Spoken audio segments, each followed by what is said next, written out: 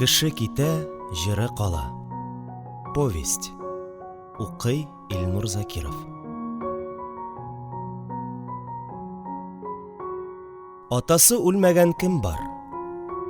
Баласы үлмәгән кем бар? Халык әйтеме. Хисмәт кода сутлашып йөрмәде.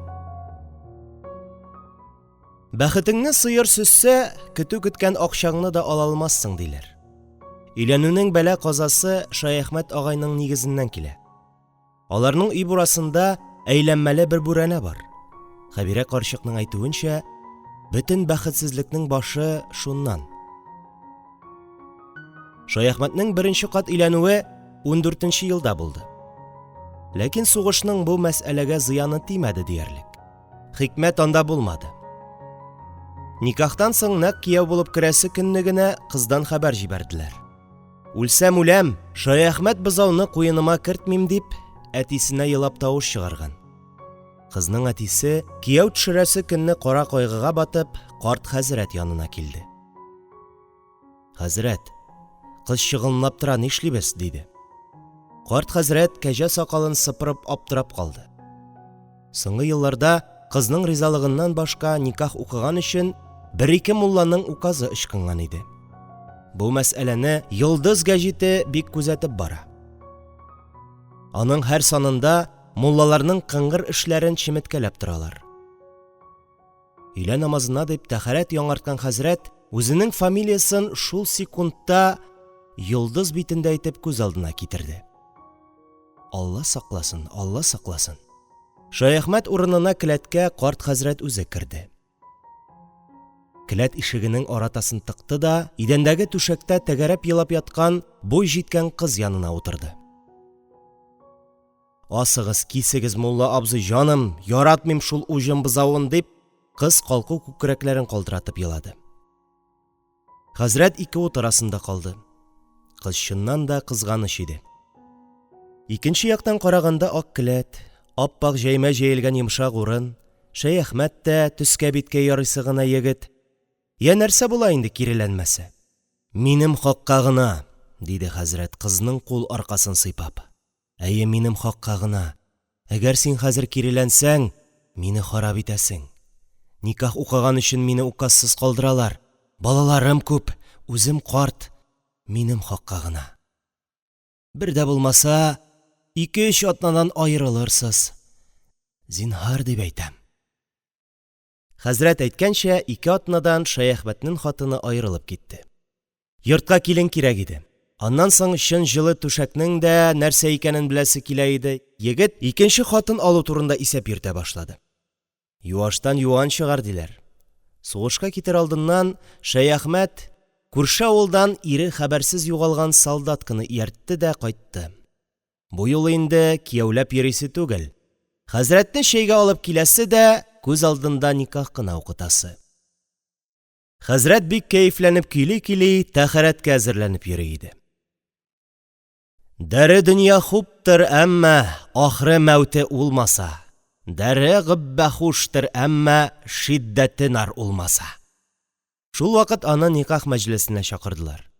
Ит исе чыккан тәбәнәк өйгә килеп кергәч, хәзрәтнең күзе чыбылдык артындарак пусып, бәлеш майлап йөргән яшь киленгә төште. Һай бу Шаяхмәт, йөр син аны юаш дип. Нинди сылу яшь солдатканы эләктергән бит. Яшь киленнең тәнендәге куәт, дәрт 2-3 адымнан сизелеп тора иде. Менә бәхетле бу Шаяхмәт. Ләкин авызыңа керергә язмаган ризык булса юк инде. Аркан белән тарттырсаң да керми. Иреңнең үлгәнлегенә белешмәң бармы? Диде хәзрәт, кулларын кызыл башлы сөлгегә сөртеп. Моны башта әһәмиятсез сорау дип белделәр. Үлгәнлеккә хәбәр юк иде. Хәзрәт чөйдәге бишмәтенә үрелде. Һич ничек булдыра алмыйм, җәмәгать, диде ул авызын ачып катып калган Шаяхмәткә һәм карт карчыкка карап. Әйе, булдыра алмыйм. Аның өчен мөфти хәзрәтләренең фәтвасы бар. Ире сугышта үлгәнлеккә белешмәсе булмаган хатыннарга никах укымаска. Әнә бүген генә гәҗиттә күрдем. Бере өязендә бер мулланың шуның аркасында указы ычкынган. Мине дә кызганыгыз. Үзем карт, 6 кызым бар. Указсыз мин нишлим, ә? Ире исән-сау кайтып, минем өстән мәхкәмәгә шикаят бирсә, мин нишлим? Алла берүк үзе сакласын. Чыбылдык артыннан мышык-мышык елаган тавыш ишетелде. Яшь хатын да, Шәяхмәт тә кызганыч булып тоелдылар. Ләкин ни хәл итмәк кирәк? Еллар үтеп, заманалар үзгәреп, соңгы хатыныннан бер артлы 2 бала тугач та Шәяхмәт: «Ну, хәзрәт, шул кадәр күңелем кергән иде теге солдаткага. Бер генә кич булса да рөхсәт итмәдең», дип, берничә тапкыр карт муллага чын-чыннан үпкә сүзен белдерде. Өйләнү хикмәтләре нәсел буенча шулай дәвам итәр дип кем уйлаган? Хәкимулла тыныч вакытта яңа заманда өйләнде. Мулланың инде кирәге юк иде, шулай да шау-шулы булды, борчулы булды. Мокыт кына егет иде өйләнгәнче, зрә генә 1-2 әкәмәт ясап ташлады. 35-нче елның кышы килде. Ел авыр иде. Районда икмәк начар булды, халык иписез калды. Кешеләр Ташлытаудагы крахмал заводыннан бәрәңге бардасы ташыдылар. Район оешканнан бирле анда РИК рәисе булып эшләгән Сәмигуллин шул елны гына озак авырудан соң дөнья куйды. Район гәзитендә аның рәсемен кара рамкалар эченә алып беренче биткә бастылар. Усал телләр колхозның икмәксез калуын шуңа бәйләп теш ыржайтып көлделәр. Имеш, Сәмигуллин үләр алдыннан аның урынбасары больницага кереп: «Синнән башка нишләрбез, иптәш Сәмигуллин?» дип борчылып киңәш сораган. Тегесе имеш: «Бу елга түзегез, барда булыр», дигән. Аның урынына калган урынбасар имеш шуны барда булыр дип аңлаган. Бераздан атлар кырыла башлады. Яшьләр икмәк биргән җирләргә чыгып киттеләр. Күрше егетләре лесхоздагы ЧТЗ тракторларына чүрки турарга киттеләр. Ләкин анда да туйганчы икмәк эләкми икән. Кайсыдыр бер шаян телле күрше егете өенә хат язган да ахырына бер җыр өстәгән. Хәкимулла, Нургалиләр нишләп монда килмиләр? Кая барсаң да бер кояш, туя икмәк бирмиләр. Шәяхмәт исә малайларын читкә чыгармады. Хәкимулланы ат карарга урнаштырды.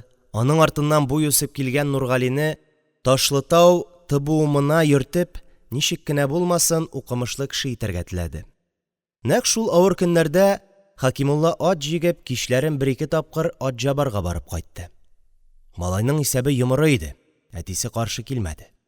Актык куәс ипине салган көнне Хәкимулла төн уртасында кар шыгырдатып ат белән ишек алдына килеп керде. Ишек пары белән өйгә мамык шәл бөркәнгән, кыска жикет кигән, битенә мул итеп вазелин сөрткән кыйгач кашлы кыз килеп керде. Йортка кершән исе, салкын һава исе таралды. Зәйнәп җиңги самаварын өстәлгә китереп утыртты да, хәл-әхвәл сорашып чәй эчкәч, карты белән ак мунчага кунарга кереп китте. Урын үзгәләпме, ниндидер йокысыз төн кичерделәр. Бигрәк тә Шәяхмәт агайның эче пошты. Бу авылда өйләнүнең нәрсә икәнен аның кадәр кем белә соң? Зәйнәп җиңгинең уң кашы эзлексез тартты. Каһәр суккан нигез.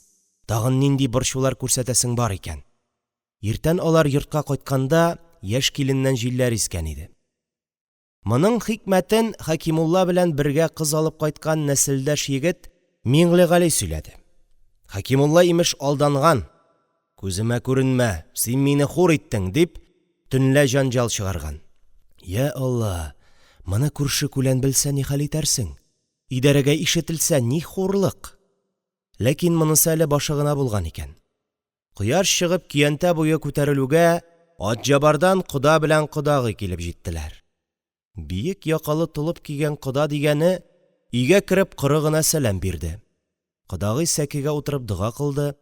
«Хәерле бәрәкәт бирсен йортка, исән-сау торамсыз», диде. Кода да, кодагый да як-якка каранып, кыз белән кияүне эзләделәр. Шәяхмәт абзый белән Зәйнәп җиңгигә шул вакытта җир тишеге генә кирәк иде.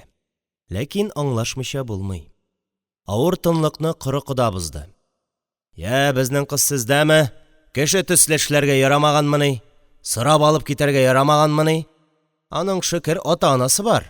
Зинадан тумаган бит ул, тио мать». Шәяхмәт дер-дер килде. Шул минутта йортка Хәкимулла килеп керде. Түбән карап кына эшне аңлатты. Миңниса үзе тавыш чыгарды.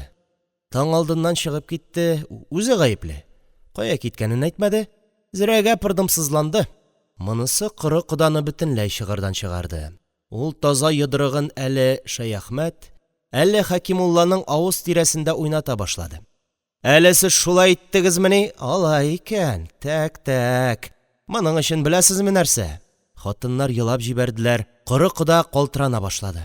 Ни смей, сез кеше баласын алай страм итәргә? Менә мин сезне хөкемгә тарттырам. Имейте в виду, әгәр сезне под суд торгызмасам, сез минем кем икәнне белмисездер әле, тио мать. Атҗабарның вит-санитары Хисмәт булырмын мин. Сезне судья алдына бастырмасам, я буду собака. Алар кызу-кызу җыенып чыгып киттеләр. Капкадан атны борганда Хисмәт кода зур йодрыгын тагын бер селкеде.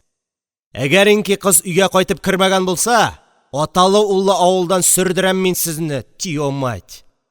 Көн уртасына таба буран котырды. Хәкимулла ат җигеп Хисмәтләрнең күрше авылдагы туганнарына китте. Кыз аларга кермәгән иде. Кайтышлый адашты. Маяктан маякка ат җитәкләп йөрде. Яшь ат юл катысын таба белмәде. Озак җәфалангач, маяк төбенә утырды да, тезгенне кулында тоткан килеш үкереп елады. Бераздан маяклар арасыннан тулып киеп, атка утырган бер адәм килеп чыкты. Бу Миңлегали иде. Әйдә, Хәкимулла абый, борчылма.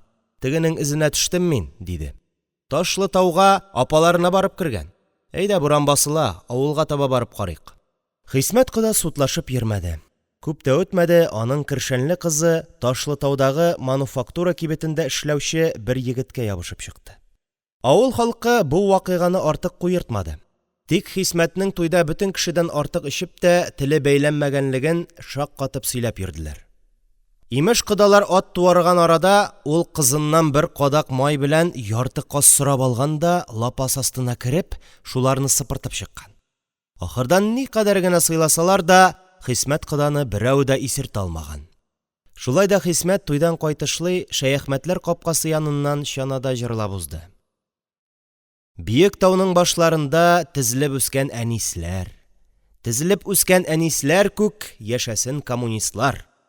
Сәнәк күтәреп ат абзарыннан кайтып килгән Хәкимулла туй чанасына юл биреп читкә карап калды. Хисмәтнең йылтырап торган үткен карашы белән очрашасы килми иде аның. Син миңа ачуланмыйсыңмы? Яз, мул сулары, җылы яңгырлары белән бик кинәт килде. Благовещение яңгырларыннан соң 2 көн эчендә елгалар бүртте, юллар бозылды. Шәяхмәтнең абзасы Шәйхи хәлфә календар битен карады. Көннең озынлыгы 13 сәгатьтән узып бара иде. 8дә сикертә, 9да туктата, диде ул идарә янында яңгырга хозурланып торган ирләргә. 10да уйната, 11дә күк табан, 12дә бук табан, 13дә җик сабан. Димәк ки көн озынлыгы 8 сәгать вакытта әдәм чыдамаслык салкыннар була. Сикергәләми хәлең юк. 9га киткәндә чана табаны ябыша. Атыңны туктата. 10да басу өстендә буран уйный. 11дә чана эзе күкселләнә. 12дә юлдагы ат тизәге күренә башлый. Ташлытаудан ипи ташу бик кыенлашты. Шәяхмәтнең кече улы Нургали ТБУМнан язгы каникулга кайтты. Нургали гаиләдә шук малай иде. Кайткан көнне үк хикмәт ясады. Хәбирә карчыкка кереп, кызың 32 кирпеч ипие белән Ташлытау үзәнендә чыга алмыйча калды, каршысына килергә кушты, дип сөйләде. Хәбирә карчык кулына озын таяк алып, күтәрмәле чабаталарын киеп, Ташлытау юлына чыгып китте. Төн уртасында муеннан батып, зрәгә күпме җирне әйләнеп кайткач кына исенә төште. Бүген искечә 1 апрель икән. Чын күңелдән рәнҗеп, ул Нургалине каргады. Карт кешене рәнҗеткән өчен бугазы өзелсен дип теләк теләде. Барысына да түзеп була, әмма шушы яз җитсә, хайван каһәрли башлыйлар. Каян башларына килә шул? Март кояшының җылысына рәхәтләнеп кенә утарда сикерешеп йөргән 40-мышларны пешә башлыйлар. Нигә тияргә? Айгыр көенчә үссәләр җигеп булмыймыни? Нигә җан каһәрләргә? Бичаралар әле кайчан гына кояшка калыгып, бер-берсенең муеннарын саргылт эре тешләре белән кырт-кырт кашыйлар, уйнашып иркәләнәләр иде. Бүген әле берсен, әле икенчесен канга батырып, аерым бүлмәләргә алып кереп биклиләр. Абзарлар янында йөрәк өзгеч ат кешнәгән тавыш. Юк, бу кешнәү түгел, атлар елавы. Пычак астына барып кергән яшь атның өзгәләнеп кешнәвенә карт атлар кушылып ярсыйлар, кычкырыналар. Инде элекке елларда ук пешелеп, дөньядан күңеле кайткан, тәртә арасына кергәндә дә, яшь бия яныннан узганда да, бер үк төрле төссез караш белән уза торган алашаларга да бу тавыш әллә ничек тәэсир итә. Алаша миенең әллә кайдагы томанлы бер почмагыннан ниндидер дәртле тормыш чаткысының бер нуры чагылып үткәндәй була. Бу тавышлар хәтәр. Бу тавышлар яман бер хәлне искә төшерәләр. Әнә шул яман тавышларның теге ягында ниндидер икенче төрле дәртле тормыш бар иде бугай. Бүген бөтен колхоз ирләре ат абзарлары янында дучат килделәр. Тимерчелектә эш кайнады, юл эзеге бетүгә РККга дигән атлар комиссия торырга тиешләр иде. Районнан килгән ветврачлар атларны шул комиссияга әзерләделәр. Монда да кансыз булмады. Аларның дага саны нинди хезмәткә билгеләнүенә карап йөри иде. Кара турының арт аякларын дагалау аерата авыр булды. Таза ат гадәт буенча ал аякларын тыныч кына тотты, монысы инде ел саен эшләнә торган эш иде. Әмма арт аякларга рашпиль тотып әле берәүнең дә үрелгәне юк иде. Кара туры монда бер хәвеф сизде. Булар бүген көне буе аның нәкъ үзе төсле ак кашкалы малайларын акыртып каһәрләгәннәр иде. Мөгаен шуны эшлиләрдер дигән шик керде. Нәкъ шул секундта дага кадагы кыек китеп, тояк астындагы иткә кагылды. Кара туры жан ачысы белән алга ыргылды. Корсак астындагы бияләй яссылыгы брезент түшлек шартлап өзелде. Шуннан бөтен гәүдәгә коточкыч куәт килде. Тагын нәрсәләрнедер шытырдатып өзеп, ул өстәге аратага сырты тигәнче арт санын күтәрде дә, бушаган арт аяклары белән бөтен куәте дөньяга таралырлык итеп тибеп җибәрде. Дагалау станогының астагы каен аратасы ике җиреннән шартлап сынып, ярты җир буе ераклыкка очты. Станокның баганалары дер селкенеп алды. Кеше өстенә кеше егылды, кара туры актык тавышы белән җир селкетеп кешнәп җибәрде. Ат абзары янында исә бу тавышны ишетмәделәр. Анда икенче бер яшь айгырны комиссияга әзерлиләр иде. Анысының урт тешләре өстенә бер артык теш үсеп чыккан да авыз эчен бозган. Шул тешне алырга кирәк иде. Бу атны бөтен күрше-тирә колхозларда таныйлар. Чөнки төсе бик кызык. Бер ягы ак, икенче ягы кызыл ямаулы.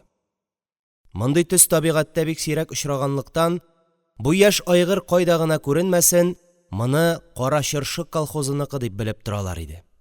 Инде бу таза, куәтле яшь айгырны абзар янында саламга егып салганнар. Өстенә 6-7 кеше атланып утырган, сүз дилбегә белән аякларын боргычлаганнар. Авызын зур итеп ачып шакмак тыкканнар.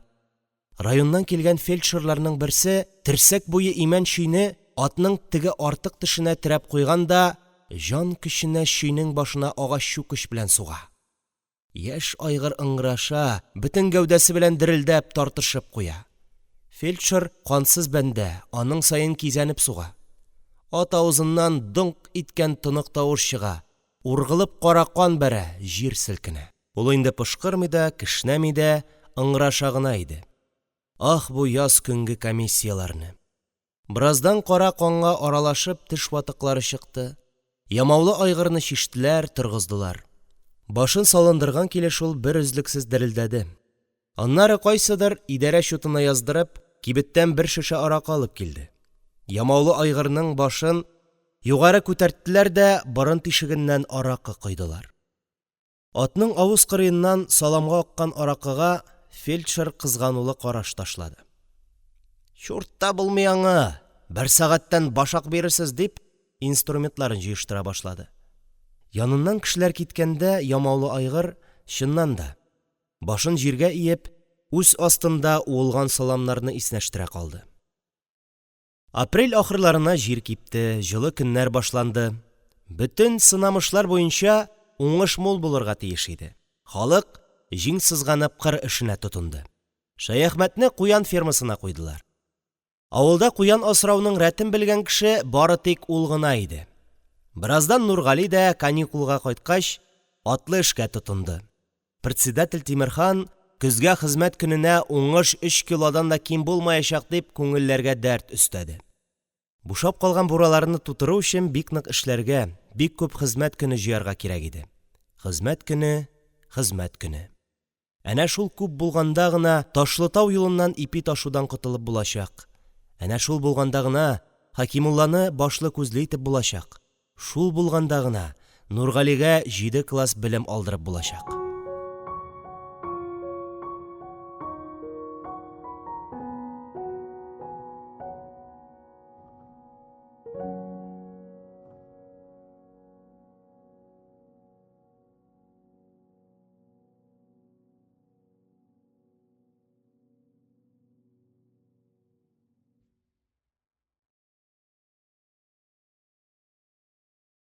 Кеше китә, җыры кала.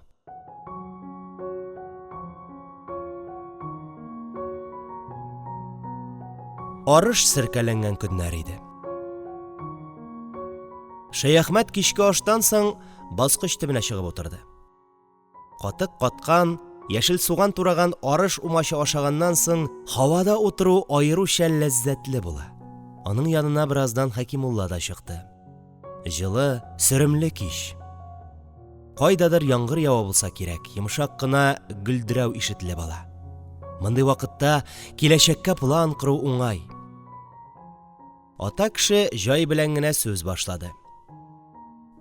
Я, син күпмегә хәтле булай галахлыкта йөрергә уйлыйсың? Ни ултара, ни пултара дигәндәй. Хәкимулла сүзнең төбен тиз аңлады. Авыр ел бит, әти, кешедән оят. Әтегесендә минем гаеп булмады, әти. Аны әнигә генә сөйләп булмый. Я, ярар. Булган эш булган, буявы сеңгән. Мин өйләнгәндә синең күк кенә күрмәдем нужаны. Әммә быел уракка төшкәнче берәр чара кылып карарга кирәк. Акыллы кеше яз өйләнә. Хезмәт көне дә бер ояга җыелыр. Күзең төшкән берәрсе бармы? Хәкимулла дәшмәде. Менә шул, барыныңны салындырып йөрисе юк. Бүген мин келәтне чистарттым. Бер капчык чамасы арыш чыкты. Яңага җитәр. Кара җиргә аяк баскач, шәт иншалла яңага барып җитәрбез инде. Җитмәсә тагын аптырама, илдә чыпчык үлми. Тик бу юлы уйлабрак инде. Җитте. Безнең нигез өйләнү мәсьәләсендә болай да кыңгыраулы булып чыкты. Хәкимулла икенче көнне Миңлегали белән Ташлытау базарына китте. Исәпләре Ташлытау ашханәсендә җыештыручы булып эшләгән Миңлебикәне күреп сөйләшү иде. Бу юантык кына көләч кыз ничектер бер көнне Ташлытау урамында очрап, Хәкимулла белән шаяртып сөйләшеп торды. Аннан соң Ташлытау кызлары элек-электән Кара Чыршы авылына убылып кына кияүгә чыгып баралар иде. Базар көнне ничек кенә булса да Миңлебикәне очратырга кирәк иде. Ләкин ничек тик торганда бер кызга «Әйдә, минем хатын буласыңмы?» дип әйтәсең. Монда бит зур кыюлык кирәк. Нишләргә? Андый чакта Миңлегали 1000 кешегә биргесез егет. «Икебезгә бер ярты», диде ул, чыбыркысын сиртмәдәге вика астына яшереп. «Аннан син күр дә мин күр. Синнән булмаса үзем сөйләшәм». Ләкин базарда аракы табуы бик җиңел булып чыкмады. Базар кайный. Дегет чиләгеннән башлап тимерле сандыкка кадәр алып килгәннәр, әммә аракы юк. Кыры законны гамәлгә керткәннәр икән. Базарның урта бер җирендә зур фанерга ач яңаклы, таза беләкле кеше рәсемен ясап куйганнар. Ул күзләрен киң итеп ачкан да базардагы кешеләргә нәрсәдер әйтә сыман. Әһә, рәсемнең астында аракы шешәсе. Теге кеше бармагы белән шуңа төрткән. Шунда ук зур хәрефләр белән язып куелган: Аракы летуннар, рвачлар дусты.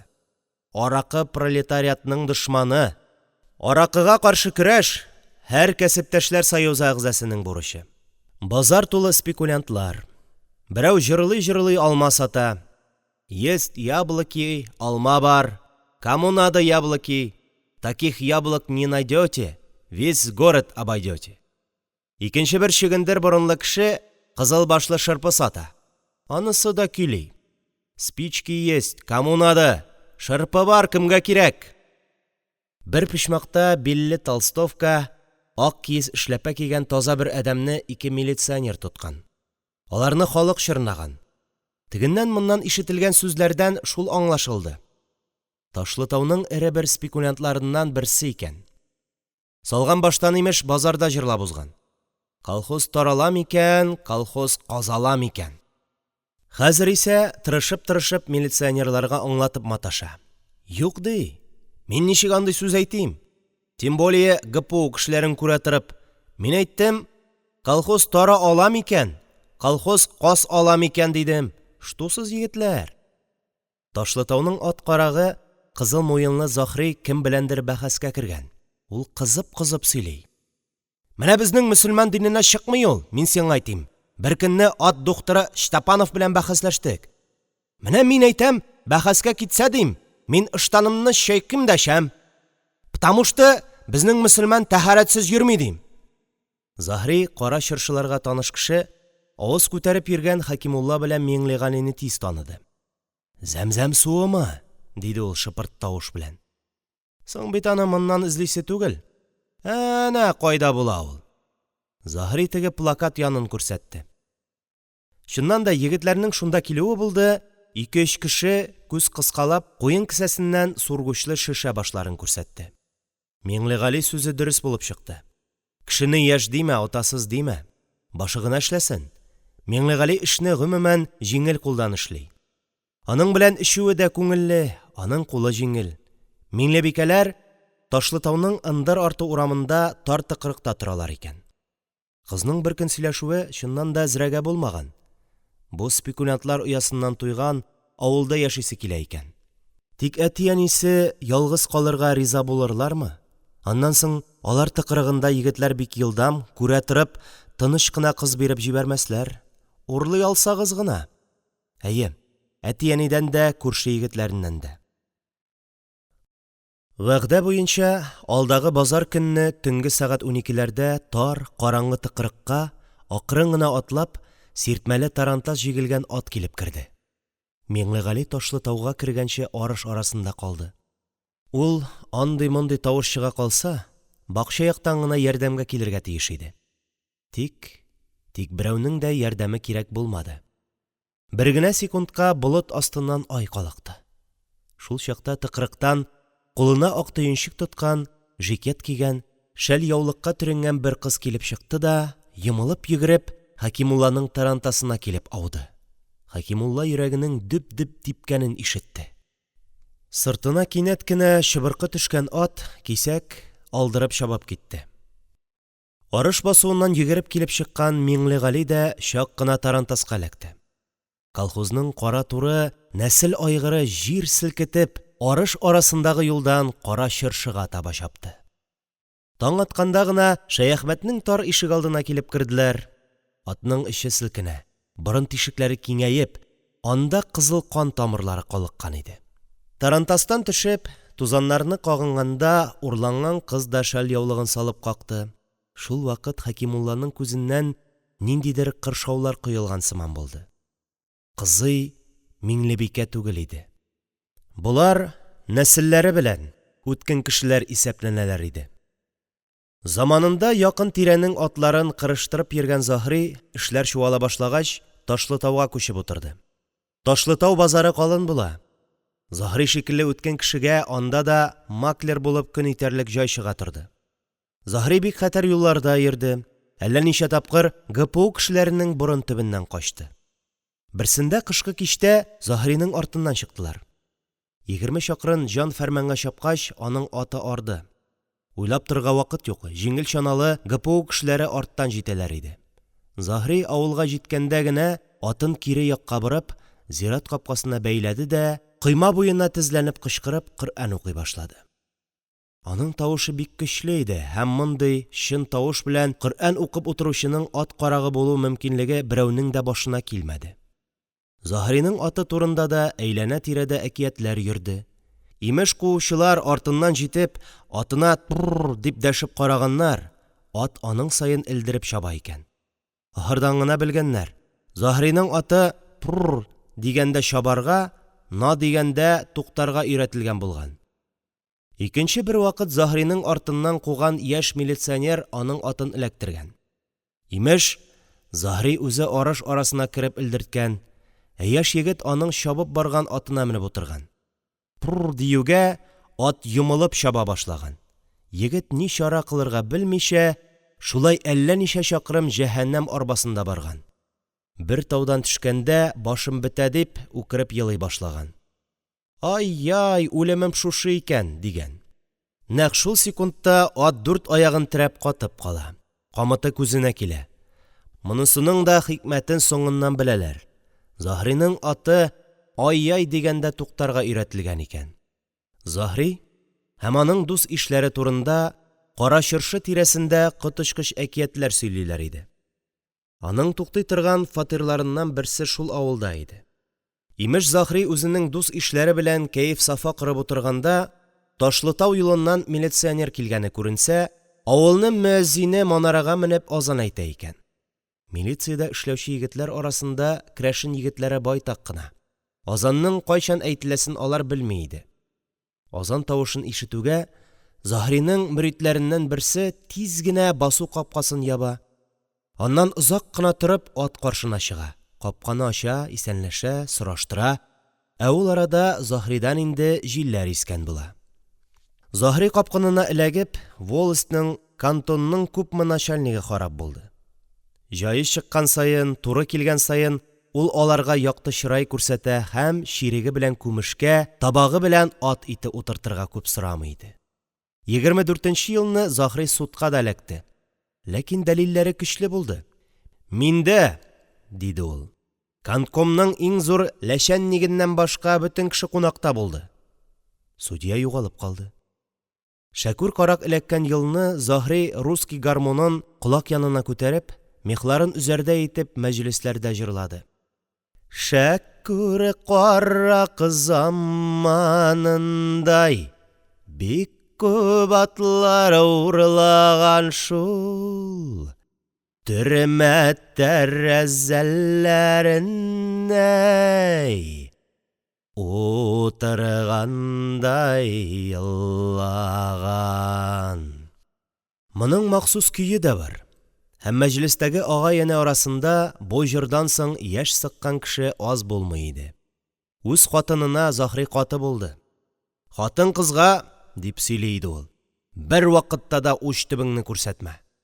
Шуны әйткәндә аның куллары йодрыклана иде. Хатынының тормыш вак-төякләре белән борчыганын да ул бер дә яратмады. Һәр вакыт өстәл янында мыекларын сыпырып уйланып утыра иде ул. Һәм хатыны берәр сүз әйтеп, аның уйларын бүлдергәндә, үткен карашларын аңа чәнчеп, «Миндә атаң кайгысы, синдә кайгысы» дип әшәке сүз белән кырт кисә иде. Атҗабар тегермәнчесенең сеңлесе Заһридан бала табып, яр буена чыгарып күмгән дип тә сөйлиләр иде.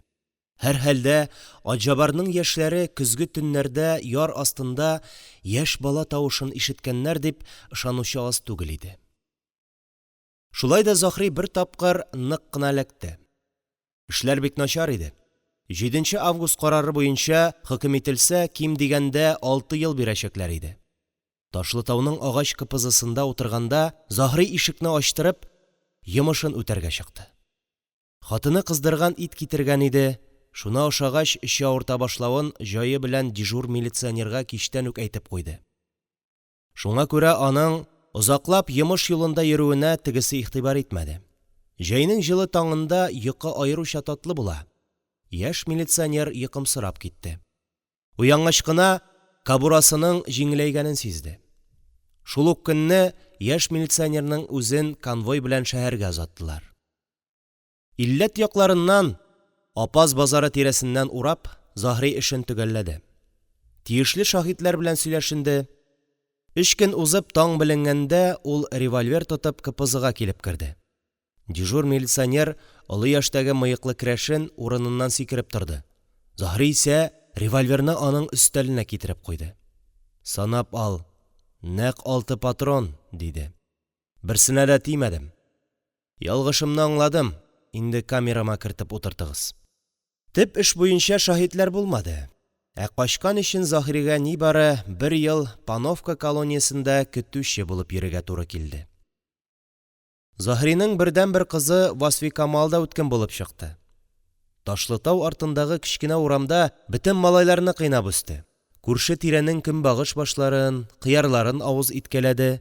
Тик 16 яшенә җиткәндә генә Ташлытау егетләре аңа күз сала башлагач кына бу гадәтләрен ташлады.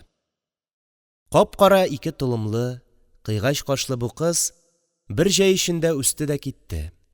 Карасалар үткен күзле, коңгырт битле бу кыз Ташлытауның иң чибәр кызларыннан берсе икән. Ашханәгә аш пешерүче булып урнашкач та, аны ГПУда опер булып эшләүче Набиуллин күреп алды. Берничә тапкырлар Заһриның бакча башында яшерен генә очраштылар.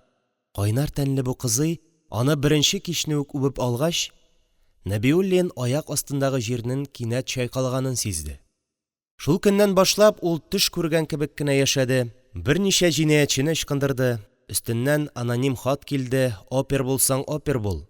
Ат карагы кызына кызыгып йөрмә», диделәр.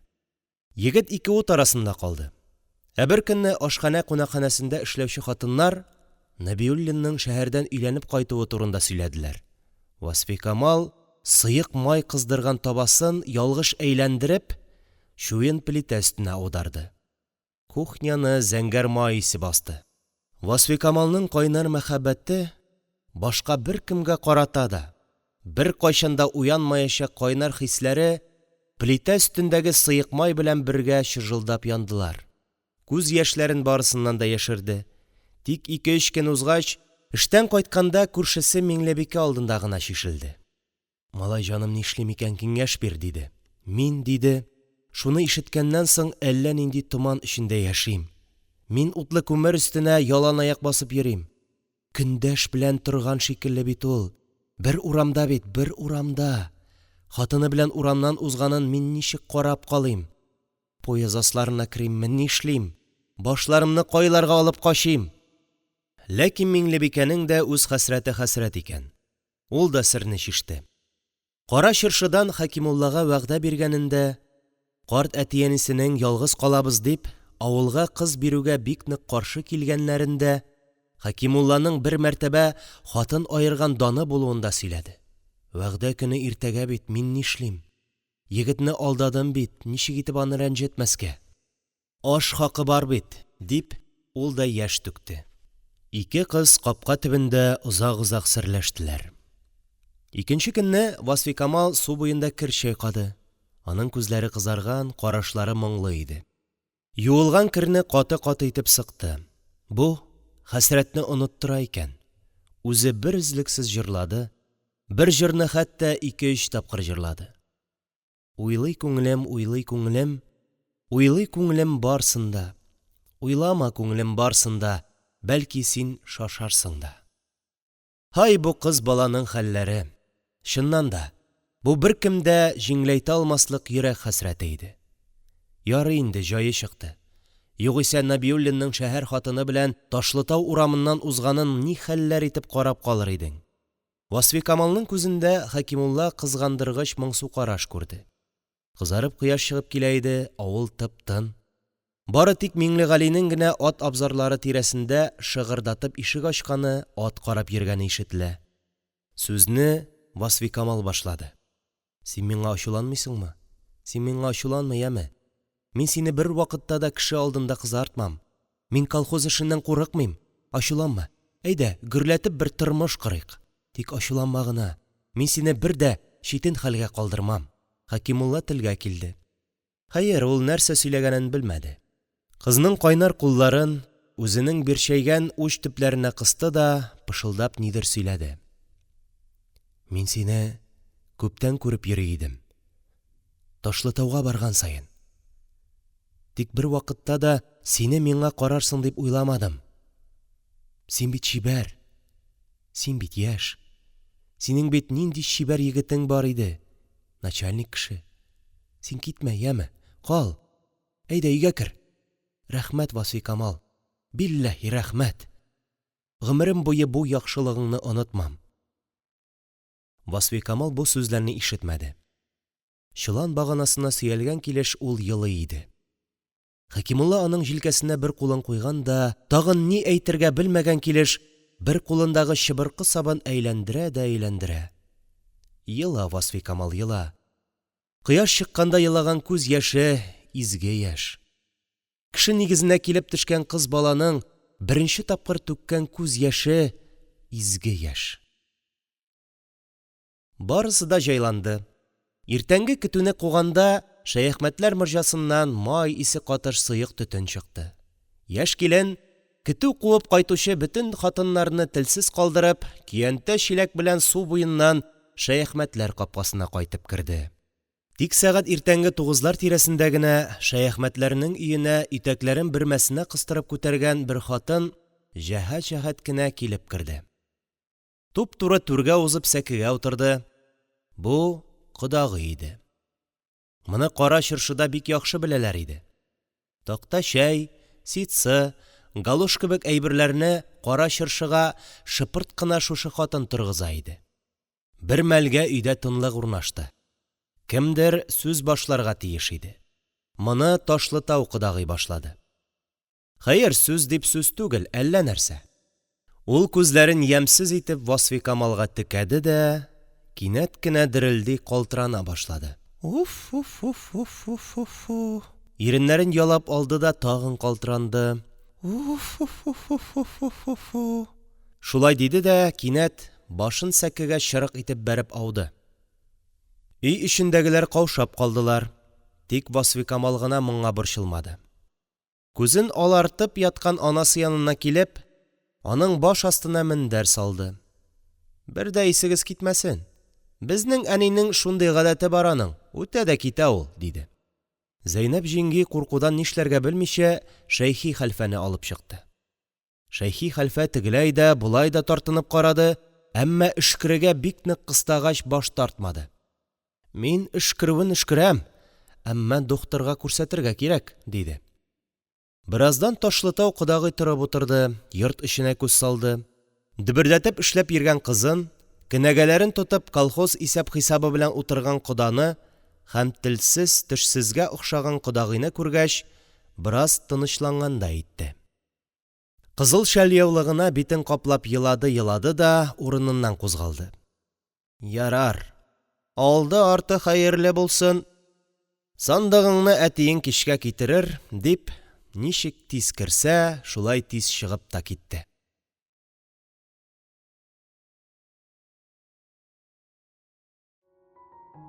Шәяхмәтләр өендә икенче тормыш башланды.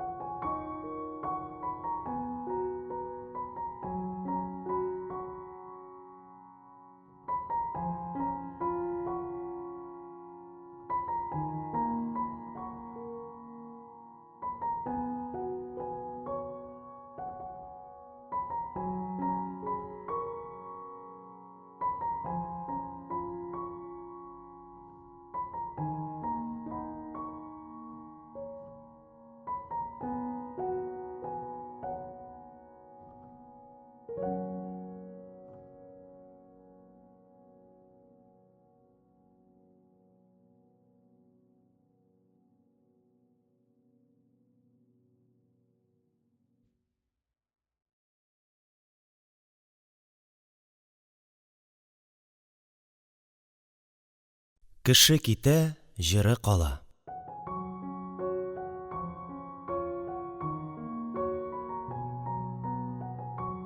Мондый авыруга сүз ярамый. Ташлытау станциясе булмаса, тормышны ничек алып барар идең? Ташлытау станциясе җирнең үзәге икән. Аннан башка тормыш, яшәеш мөмкин түгел икән. Авылдан берәү чыгып китсә, Ташлытауга. Авылга берәү кайтып керсә, Ташлытаудан. Көзге пычракта 36 пот бәрәңге заданиесен шундагы крахмал заводына илтеп тапшырасы. Бәрәңге тапшыру зур эш. Челтәрле үлчәүдә тавык йомыркасыннан кечерәк булган бәрәңге аска кыела, анысы исәпләнми. Ат йөге белән килеп кергән күпер үзе үлчәү. Имеш, карандаш салып караганнар үлчәү сизгән. Язын ипиең бетсә, Ташлытауга барып, я заготзернода, я типографияда төнге сменада эшләргә мөмкин. Гәзит баса торган машинаны кулдан бер төн әйләндерсәң, бер бөтен түгәрәк ипи. Агитбригада килсә Ташлытаудан, әле көз башында гына килеп, мәктәптә сәхнә ясап, пыр туздырып тәнкыйтьләп киттеләр. Куян фермасын урман буена салдыру планына каршы килеп, су буена салдырган ферма мөдире Шәяхмәткә барыннан да катырак эләкте. Тигез итеп киселгән кыска чәчле ике кыз сәхнәдә шәт-шәт килеп такмак әйттеләр. Кәлимуллин Шәяхмәт вредитель калдыгы. Ул куяннарның фермасын су буена салдырды. Булар Ташлытау кызлары иде. Шәяхмәт юаш кеше булып исәпләнә иде. Иң алгы рәттә утырган җиреннән торып, клубтан чыгып китте дә, өенә кайткач, җиделе лампасын яндырып, төне буе Ташлытаудагы зур кешеләр исеменә гариза язып утырды. Язды, сызды. Мин түбәндә кул куючы, мин түбәндә имзамны күрсәтүче, үтенәмен сездән шул хакта. Нәрсә хакында? Моны ул үзе дә белми иде. Тик күңел нахак сүзгә бик нык рәнҗегән иде. Гарәп хәрефләре белән тулган кагаз күңел ярасына шифа була алмады. 2 төн үтмәде, Ташлытауга задание илтергә киткән улы Хәкимулла юлда атын үтереп кайтты. Колхоз аты юлда үлгән. Шәяхмәтнең тәбәнәк өен кара кайгы басты. Аның өе мәктәпкә әйләндерелгән мәчет янында гына иде. Манарага әлвидак әйтергә менделәр. Хәер, бу инде уразаны озатудан бигрәк клуб юклык хикмәте иде. Егетләр манара башына фонарьлар, тальян гармун алып менгәннәр, авызларында тәмәке. Әлвидакның элек мондый бер җыры бар иде. Хәсәнәтләр тәбдил улып, җөмләдерлү сәйят. Телләренә шайтан төкергән яшьләр. Хәкимулланың Ташлытау юлында үтергән аты күрше Хәсәннең 30нчы елда колхозга тапшырган аты иде. Манара башыннан әлвидак көенә бөтен авылга җыр таралды. Хәкимулла Хәсән атын заданиедә үтергән. Әлвидак, әлвидак, Хәкимулла Хәсән атын. Бу җыр Шәяхмәтнең йөрәк бәгырьләрен телгәләде. Шул уңай белән гаиләдә рәт китте. Колхоз идарәсендә син юаштырасың, үзеңне вредитель дип җырлыйлар, малаеңны манарадан торып мыскыл итәләр, дип килене Васфикамал ярага тоз салды. Дөньяда 2 явыз булса, шуның берсе Васфикамалдыр. Ни әйтсә зәһәр чыга, ни сөйләсә ярага нашатыр сибә. Йортка Васфикамал килгәннән бирле күрше-күләм белән алыш-биреш бетте.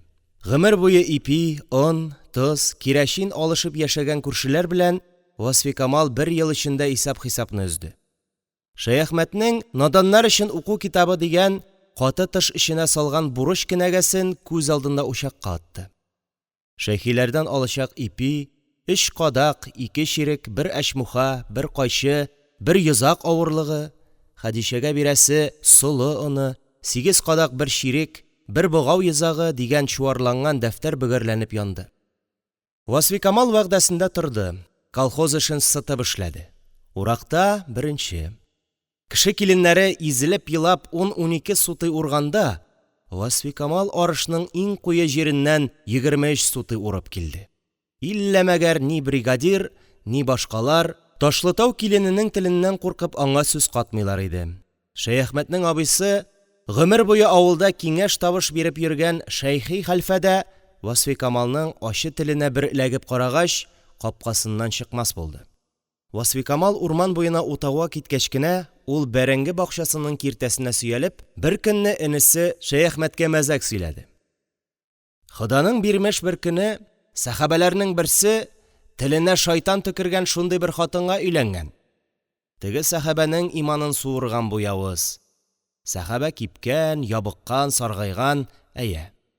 Ходаның хикмәте бер кичне ачуы чыгып, батраеп китеп, теге мәлгунәнең аяк-кулын бәйләгән дә авыл читендәге ташландык коега алып барган. Әйе.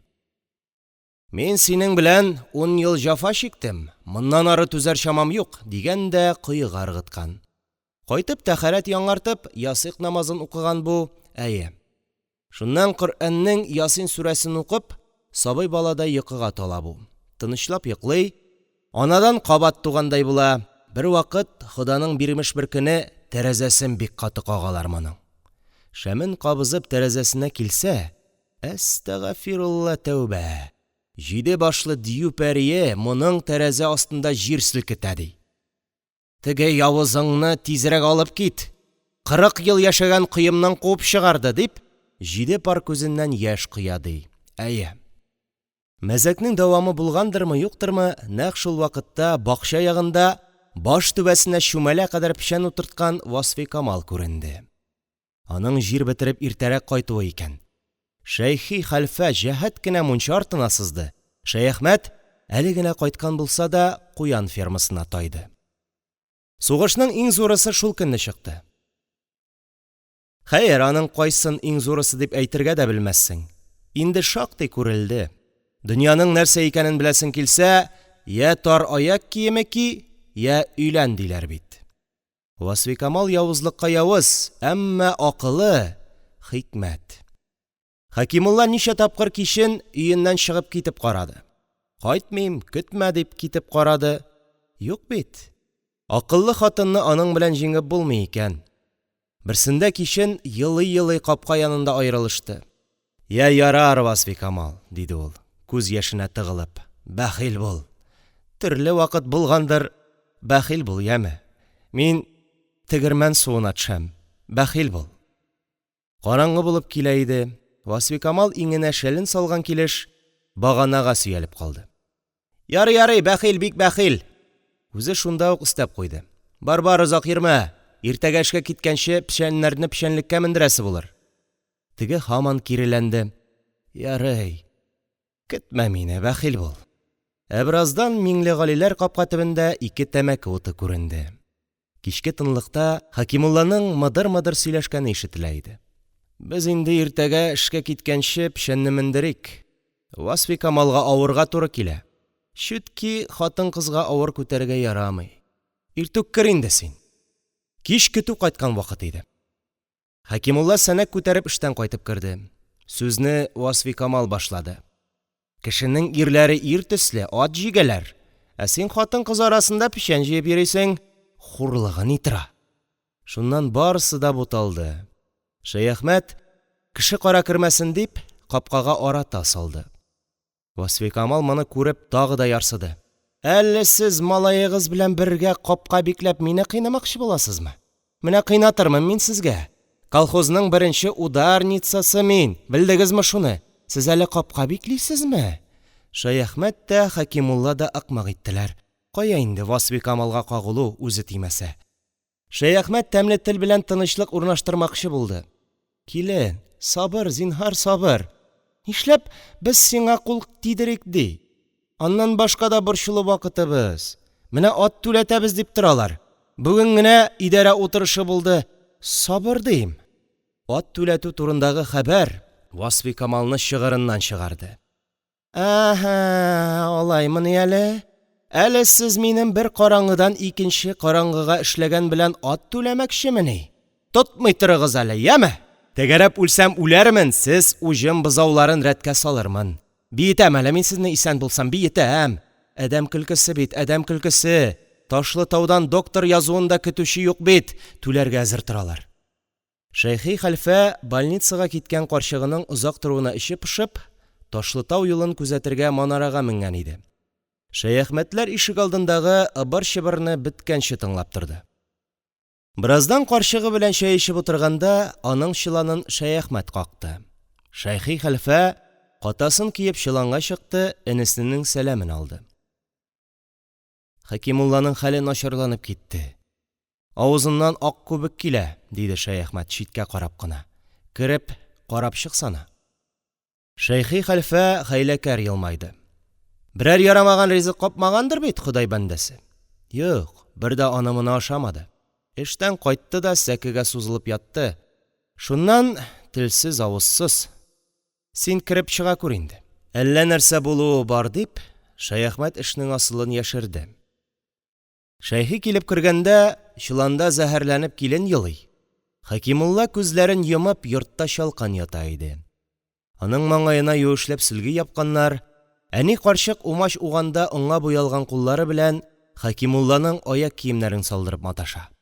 Васфикамал күзләрен тутырып зур өметләр белән Шәйхи хәлфәгә карады. Шәйхи шул вакытта бу йортта тынычлык мәсьәләсенең кинәт кенә үз кулына килеп кергәнлеген сизде. «Барыгыз да чыгып торыгыз», – диде ул вәкарь белән генә. Шәяхмәт белән карчыгы алар артыннан теләр-теләмәс кенә Васфикамал да чоланга таба атладылар.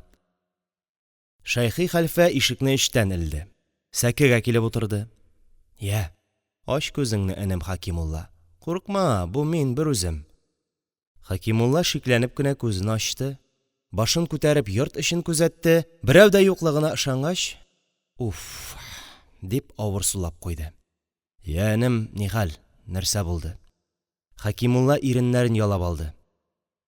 «Үләм, дәвабый, үләм. Нишлим икән, киңәш бир. Кычыткан белән бер бит, Васфикамал». «Соң, энем, нимә? Нимә дип инде? Син аны яратасыңмы соң?» Хәкимулла тагын бер уфылдады, кипкән иреннәрен тагын ялады.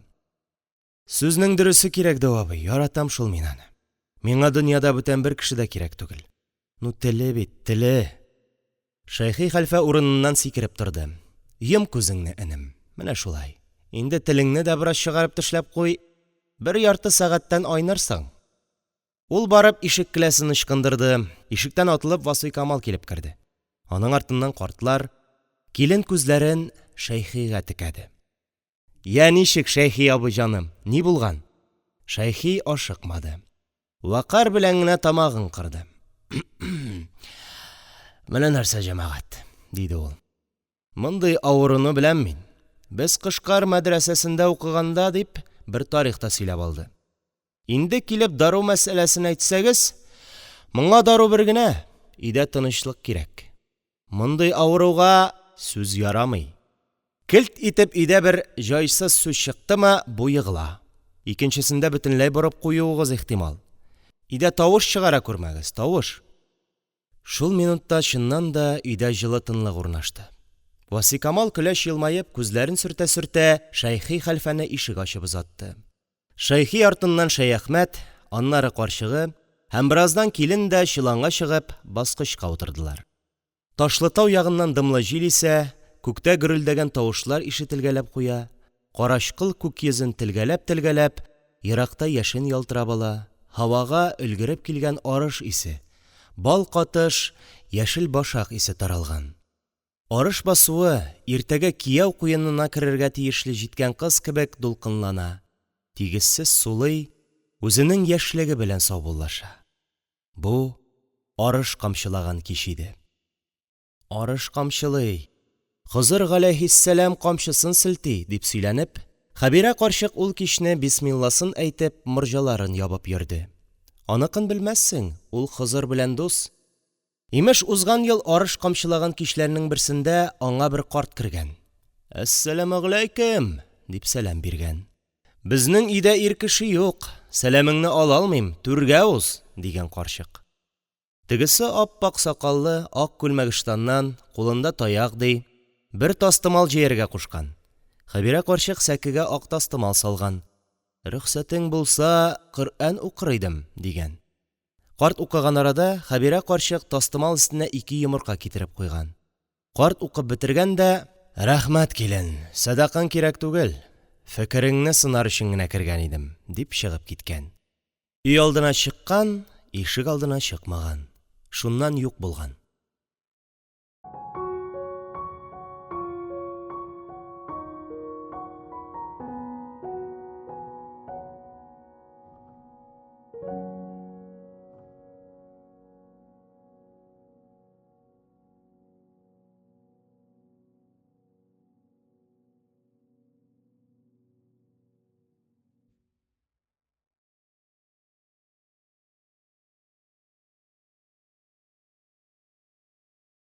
Кеше китә, җыры кала.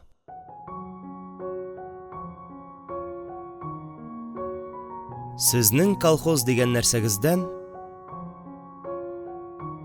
урамда әдәм аякланмаслык пычрак. Менә 3 көн инде. Сыек пычрак өстенә җепшек кар ява. Каз үрдәкләрне суярга да көн юк. Туңдырмаган ки мал-туарны уҗымга чыгарып булмый. Кичләрен куе томан төшә, әвеслек тирәсенә урманнан бүреләр килә. Шуны сизеп, авылда төн буе этләр елый. Һәрберсе оясына кереп, баскыч астына кереп, моңлы итеп елый.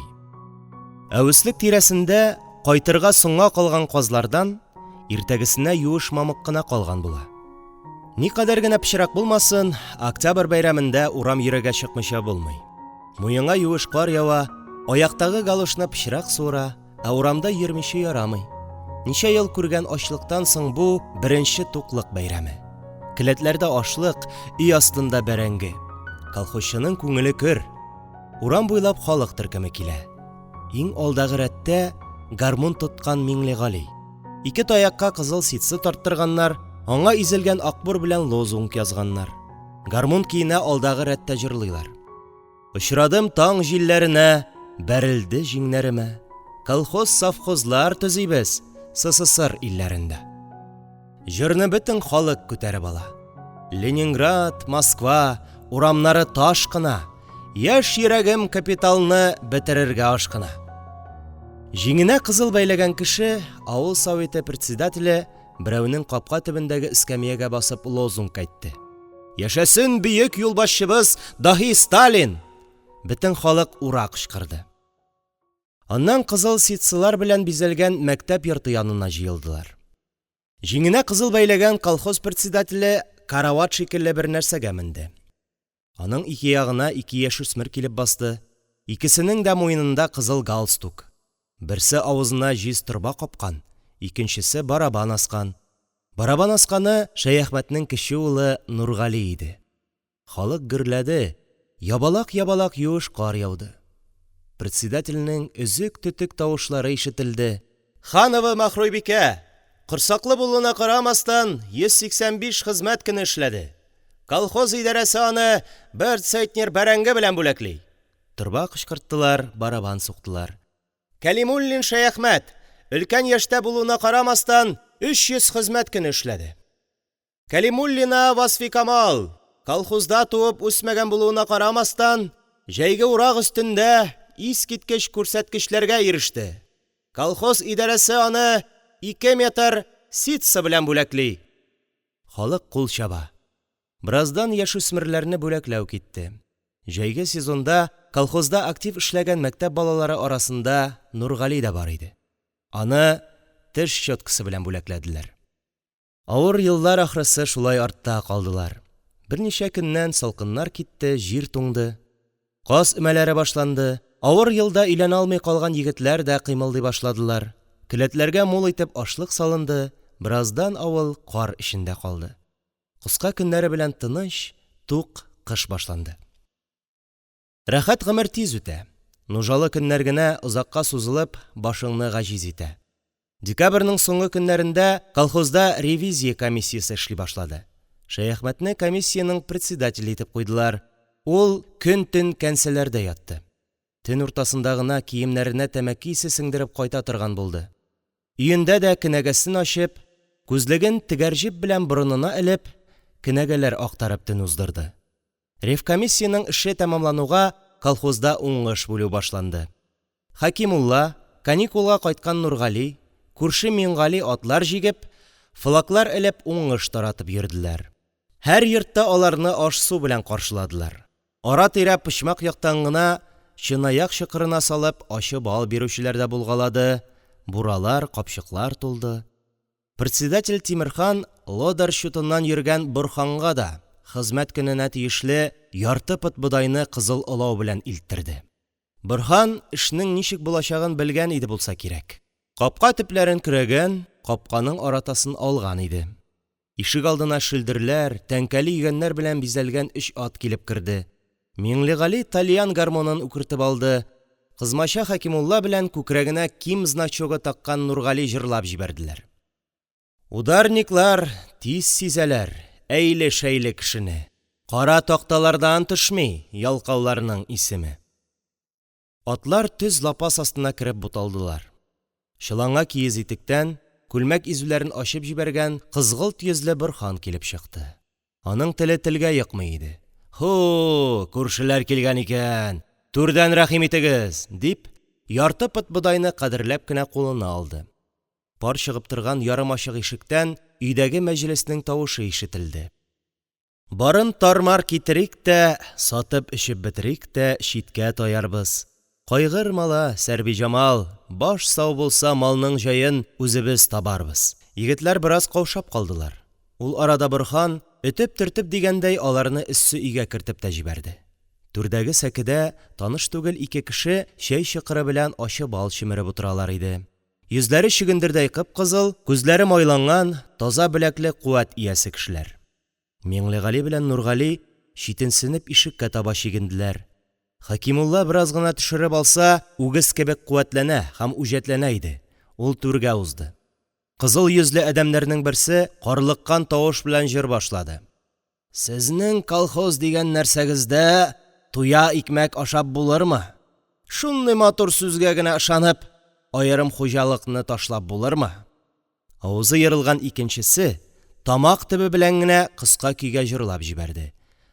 Хатын-кызлар уртак, маңгайларга. Бу җырны егетләрнең моннан 5-6 ел элек ишеткәннәре бар иде. Бу яңа нәрсә түгел, нишләргә? Председатель Тимерхан бит аларга ишек алдына кертеп бирегез дә чыгып китегез диде. Башкасын ул әйтмәде. Нишләргә? Шулай уйланып торган арада Борһан почмак яктагы аралыктан ашъяулык япкан зур яшел табак күтәреп чыкты. Чаршау ачылып киткән арада морҗага ышыкланып качып торган кешене күреп, Хәкимулла телсез калды. Почмак якта шыкаеп торган кеше Васфикамалның әтисе Кайнатай Захри иде. Алай икән. «Әйдә, сыйдан рәхим итегез!» дип, Борһан егетләрне сәке кырына утыртты. Табак өстендәге ашъяулыкны ачып, егетләргә мыскыллы караш ташлады. Табакта әле генә абзардан алып кергән туң сыер тизәге иде. Иң башта Хәкимулла сикереп торды. «Син!» – диде ул йодрыгын Борһанның борын төбенә терәп. «Син! Мин сине нишләтергә белермен! Мин синең!» Ул яман сүгенеп җибәрде. Борһан көчле кулы белән борын төбендәге йодрыкны сабыр гына урынына төшерде. Мыскыллы елмайды. «Я, күрше, син нәрсә? Борһан абыең сине сыйлый, ә син аңа кул күтәрәсең. Кешегә кул күтәрү хатын алыштыру түгел ул. Шту син?» Кызыл йөзлеләрнең берсе авыз тутырып елмаеп Хәкимуллага дәште. «Я, син, калай әтәч, әйтеп бирче, сезнең колхозыгыз атамы ул, анамы?» Хәкимулланың күзләре урыныннан купкан иде. «Ата!» – диде ул җиңеннән өстерәп маташкан Нургалине читкә этәреп. «Ата! Ну, ул синең ише ырвачларны беләсеңме нишләтә?» Хәкимулла бер сүз әйтте. «Әнә шуңа күрә ата ул, белдеңме шуны? Мин сине нишләтәсен белермен!» Ишекне дык итеп ябып, егетләр чыгып киттеләр. Атларның сыртына берәрне чиртеп, амбарга таба юрттылар. Ул кичне эштән кайткач, Хәкимулла Васфикамал белән сөйләшмәде.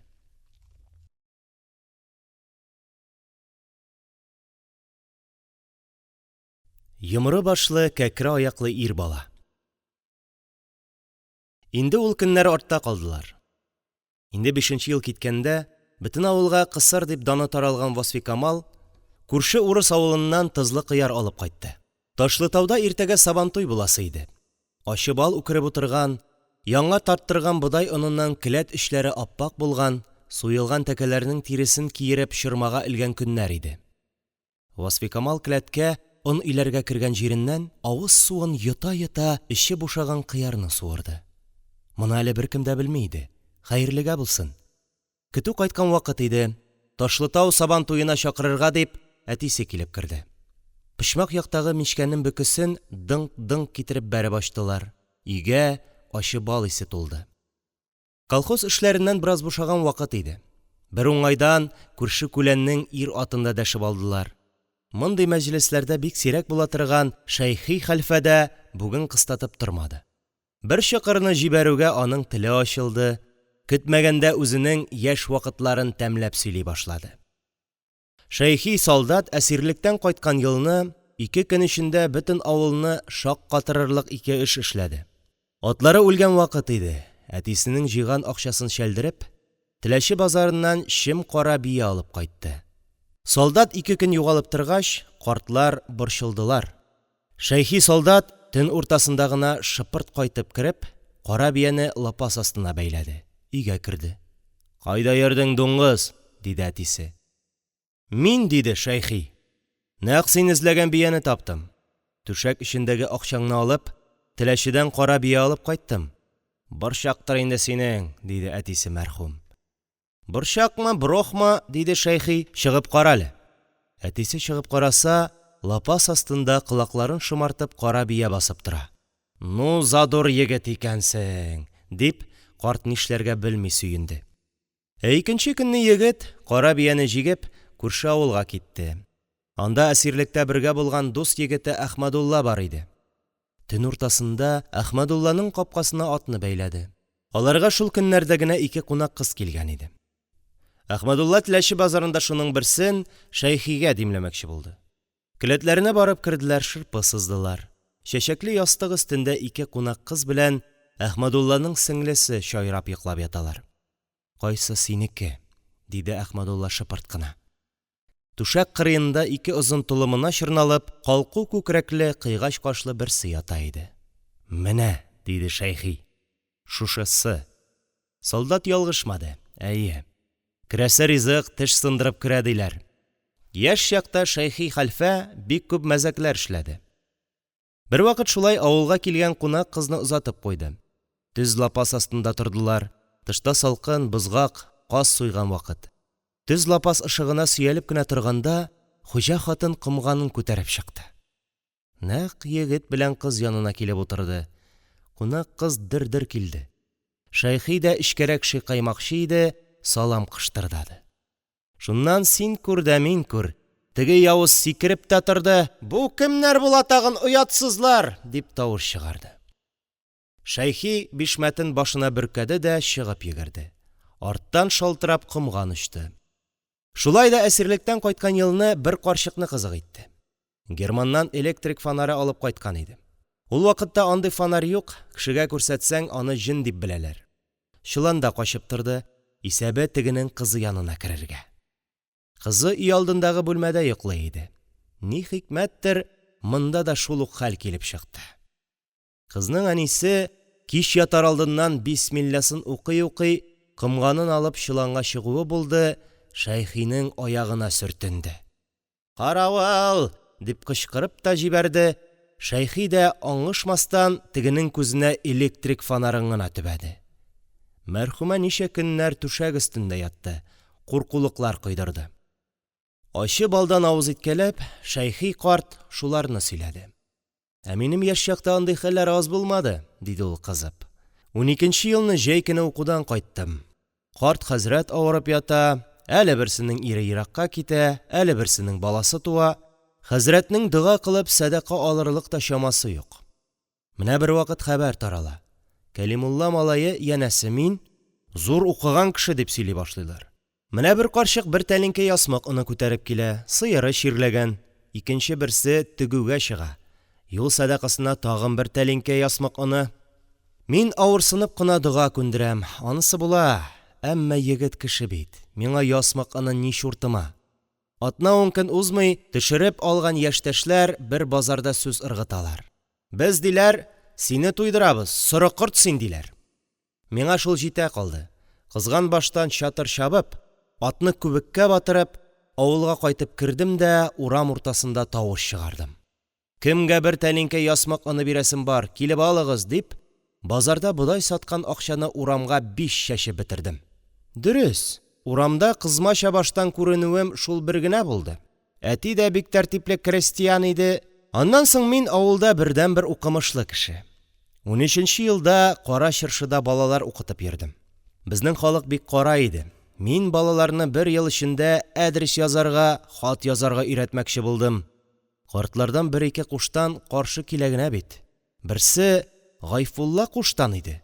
Ташлытау базарыннан кайтышлый мәктәп ишеген кагып мине чакырып чыгара. Толып якасын торгызган, авызыннан кутырган сыер сөте исе бәрелеп тора. Синме, ди, минем малайга хәрәндәш алып килергә куштың. Әйе, дим, мин куштым. Аңа хәрәндәш нәрсәгә? Мин аны язырга өйрәтәм, хәрәндәш шуңа. Аңа нишләп акча әрәм итим мин? Яза белми ул, яза белмәгән кешегә хәрәндәш нәрсәгә? Соң бит, дим, әнә шул яза белмәгәнгә күрә хәрәндәш кирәк. Теге һаман үзенекен тукый. Яза белмәгән кешегә хәрәндәш алырга мине кем дип белдең син? Әллә миндә Андрей казнасы бар дип белдеңме? Дип бәйләнә үк башлады. Мин дә кыздым. Мин әйтәм, әле син исерек баштан килеп монда мәптекне мыскыл итмәкче буласыңмы? Толып якасыннан ущылап тотып, үземә таба суырып алдым да, я Рабби, берне ияк астына җибәрдем. Теге бөтерелеп баскычтан очып төште. Икенче вакыт авыл җыенында миңа бәйләнеп ята. Беләм мин сезне, ди, укыган кеше, чукынган кеше ул, ди. Сез, ди, үзегез өйдә чәйнек борыныннан гына эчеп ятасыз. Безнең кара халык шикелле түгел, ди. Менә мин әйтәм, туты шул, дим. Сез дә менә тегенди мондый кирәге, җае булганда шулай чәйнек борыныннан гына эчә торган булыгыз, дип сүгәм тегене.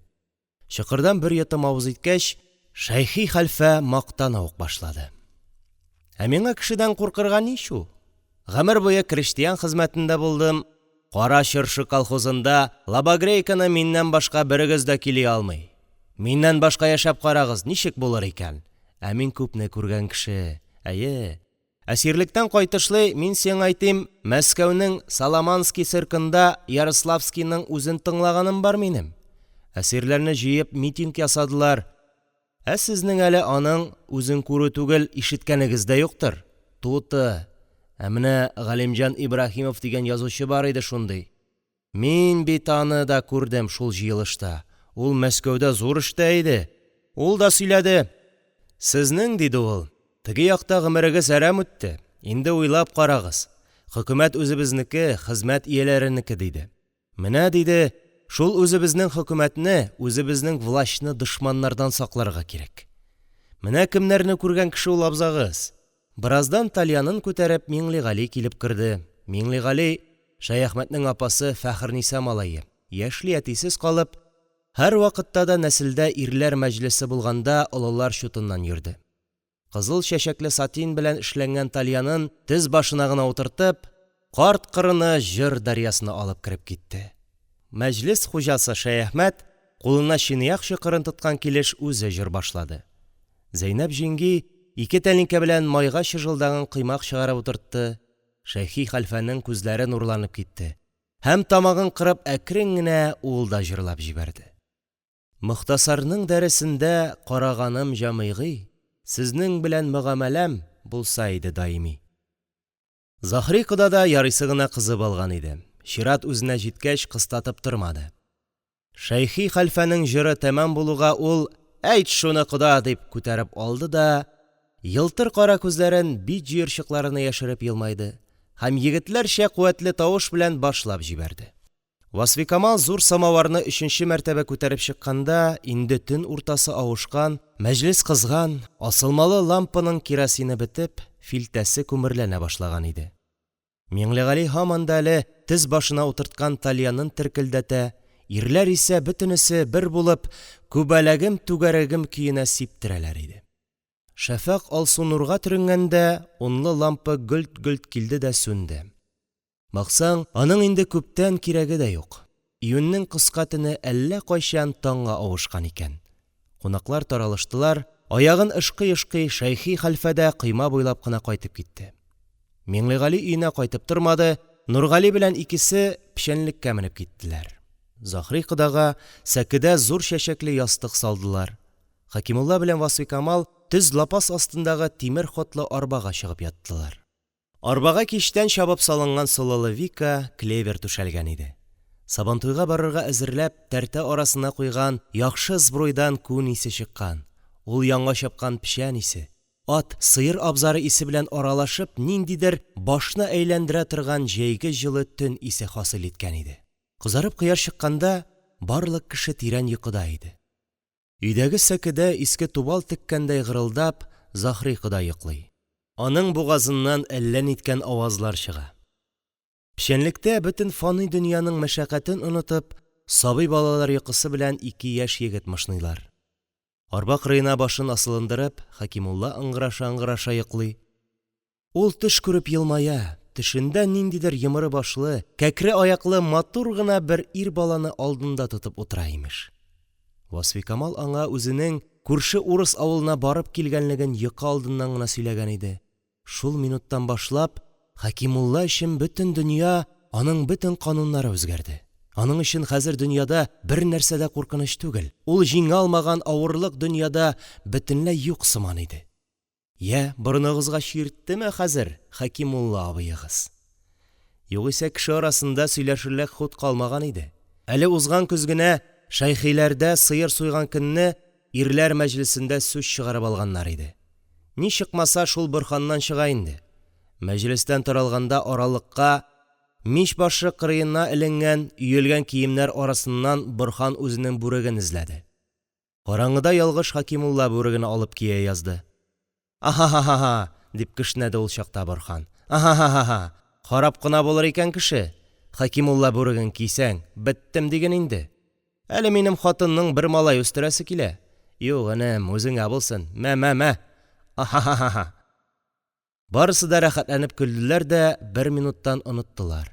Һәм караңгы чоланда тәмәке кабыздылар. Тик Хәкимулла гына юк булды. Аны бераздан шәйхи абзасы лапас астыннан алып чыкты. Хәкимулла гәрләнеп, үксеп-үксеп елый иде. Шулар исенә төшкәч, Хәкимулла анадан яңа тугандай булып китте. Менә бетте, узды ул вакытлар. Не смейсез хәзер теш ыржайтырга. Акрын гына иртәнге җил исеп куйды. Ул тәмле йокыдагы кешеләрнең өй түбәләрен сыйпап узды. «Йоклагыз, әдәм балалары», диде ул гүя, «йоклагыз. Бу сезнең тыныч иртәләрегезнең соңгысы. Татлырак итеп төш күреп калыгыз. Бу татлы төш шулай ук соңгысы. Йоклап калыгыз. Сезне зур сынаулар, кара хәсрәт көтә. Нык булыгыз, әдәм балалары». Бу җил күп юллар узып, көнбатыштан килә иде. Кара Чыршы авылы өстеннән ул үткәндә, канатларына кара тәре ясалган самолетлар үлем тияп көнбатыштан көнчыгышка юл алганнар иде инде. Төз гәүдәле, озын сыйраклы, пөхтә киемле герман армиясе фельдмаршаллары, генераллары танкларын, тупларын тыныч йокыда җәелеп яткан Россия кырларына кертә башлаган минутта Кара Чыршы авылы чыннан да татлы йокыда иде әле.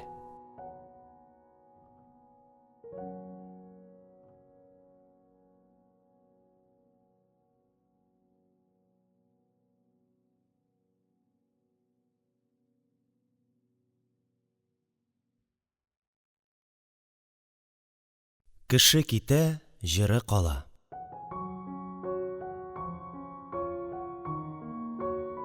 Кайтулар булмас инде.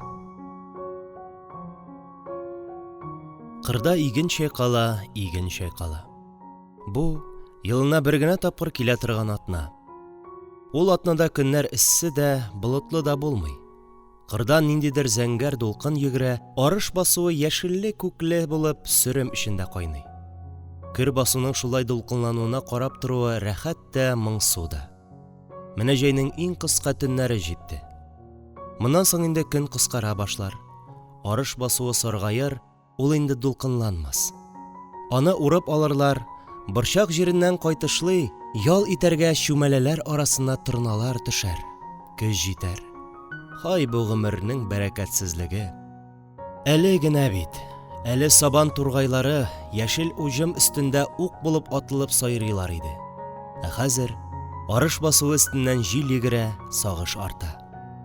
Арыш басуы уртасындагы тузанлы юлдан кара туры атында чатыр чабып Ташлытауга таба Тимерхан чыгып китте.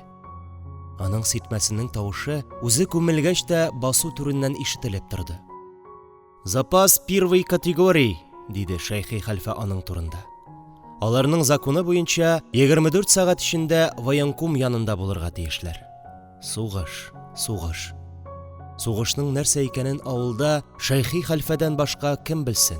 Шәйхмәткә сугыш нибары ярты ел эләгеп калды. Ә менә аның өлкән абыйсы Шәйхигә кирәгенчә эләкте. Гумбинин янындагы каты сугышта әсирлеккә төшкән Шәйхине эчке Германиягә озаттылар. Шәйхи солдат шул вакытта Хохенцоллерннарның Җануби Алманиядагы язгы сарайларын күреп телсез калды. Дөньяда Хохенцоллерннарда яшәгән, Кара Чыршының Кәлимулла Шәйхие дә яшәгән. Бу сарайның һич тә тарантас лапасы, Мукле абзар, Кәлимулла карттан калган иске келәт белән уртаклыгы юк иде. Тау башына таба сузылган мәрмәр баскычлар кырына асылынып үскән әллә ниткән җимешләр. Салават күперенең бөтен төсен чагылдырган түшәмнәр, күтәрелеп карасаң, бүрегең төшәрлек манаралар. Аяк астында им өчен бер шырпы кисәген тапмассың. Бираздан исә ул Вюнсдорфка күчерелде. Сугыш бетте, ләкин Вюнсдорфтагы татар әсирләрен өйләренә кайтару мөмкинлеге күренмәде. Шәйхи хәлфәнең мәдрәсәдә алган белеме монда кирәк булып чыкты. Аны әсирләр өчен чыгарыла торган татар газетасына эшкә алдылар. Алар әсир шәкертләр, мөгаллимнәр белән баракларда спектакльләр куеп йөрделәр. Герман профессоры Готхольд Вайль әсирләр арасында татар җырларын язып йөрде. Шәйхи солдат монда да кирәкле кеше булып чыкты. Ул мәдрәсәдә ятлаган «Тәндә җанымны» профессорга җырлап күрсәтте. Профессор буларны җыеп, китап чыгарачагын тылмач аркылы сөйләде. Апрель айында Вюнсдорф кырында алар сабантуйда ясадылар. Шәйхи солдат шул вакытта Кара Чыршы авылында бер кем дә күрмәгән һәм күрмәячәк хәлләрнең шаһиты булды. Сабантуйда алар татарча көрәш, капчык сугышы кебек милли уеннарны күрсәттеләр.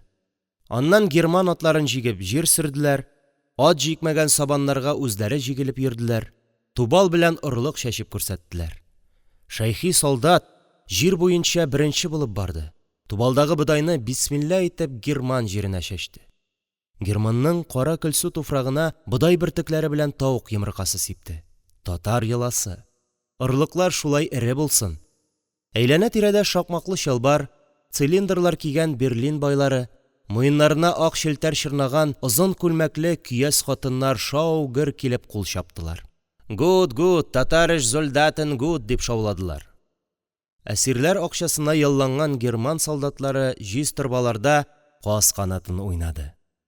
Аннары җилкәсенә ниндидер аппаратлар асып, авызына юан сигара капкан берәү нәрсәгәдер кычкырынгалап йөгереп йөрде. Моны Америкадан килгән гәзит мөхбире диделәр. Гәзитнең исеме Чикаго Трибюн икән. Кара Чыршы авылының крестьяны Шәйхи Америка корреспонденты алдында тубал асып рәсемгә төште. Аннары әсирләрнең җитәкчесе булган бер укымышлы кеше нутык сөйләде. Шәйхи солдат аның нәрсә сөйләгәнен аңламады. Ак якалы, кара казакилы, кара биек эшләпәле бу татар егете саф немецча сөйләде. Ләкин ахырдан татарча да өстәп куйды. Без үземезнең ватаныбызга безне кемнәр кайтарырга теләмәгәнен беләмез. Көнбатыш илләре безнең татар әсирләрен изге ватанымызга, мөкатдәс анамызга каршы көрәштермәкче булдылар. Ләкин берни дә барып чыкмас. Безнең егетләребез иншалла үз ватаннарына каршы көрәшмәсләр. Большевик Литвинов инде безне герман әсирләренә алыштырып, илемезгә кайтару турында Европа мәмләкәтләре белән мөсәхәбә алып бара. Кызганычка каршы, Европа мәмләкәтләренең берсе дә безнең илемездәге хәлләр турында безгә хакыйкый мәгълүмат бирми. Без үз мәмләкәтебездә чыга торган яңа гәзит-журналлардан мәхрүмбез. Ләкин күп тә үтмәс, без үз туганнарыбыз белән күрешермез. Ул көн ерак түгел, кадерле ватандашлар. Герман армиясының нәрсә икәнен, Пруссия алпавытларының Рәсәй халкына карашын, Кара Чыршы авылында Шәйхи карттан да тирәнрәк аңлаган кеше кем генә бар икән? Вюнсдорфка эләккәнче Шәйхи солдат бер немец алпавытында эшләде. Яшь алпавыт Лейпциг университетының философия факультетын тамамлаган культуралы кеше иде. Хатынын рус князьләре нәселеннән диләр иде. Алпавыт шәйхиләргә яхшы мөнәсәбәттә булды, ормады, сукмады, хәтта бер тапкыр бәйрәмдә кечкенә генә бүләкләр дә бирде. Әмма крестьян Шәйхи бер нәрсәне бик нык төшенде. Философ һич тә бу әсирләрне кешегә исәпләми, аларны эш хайваны дәрәҗәсендә күрә иде. Аның 3 ел буе бер көндә ялгыштырмыйча боларны нәкъ сәгать 5-тә уятуы, 1 минутка да ялгыштырмыйча нәкъ төнге 11-дә утларын сүндерүе, 3 ел буена ашау-эчү тәртибенә бер генә төрле дә үзгәреш кертмәве Шәйхине җәберсетте. Аның иртән кырга килеп, әсирләр белән елмаеп исәнләшүе, нәкъ бер үк сәгатьтә, бер үк минутта һәр көнне болар торган йортка кереп, тикшереп йөрүләре егетләрнең күңелен җәрәхәтләде. Бу салкын исәпкә корылган герман төгәллегенең кешене изү өчен аерым бер ысулы иде.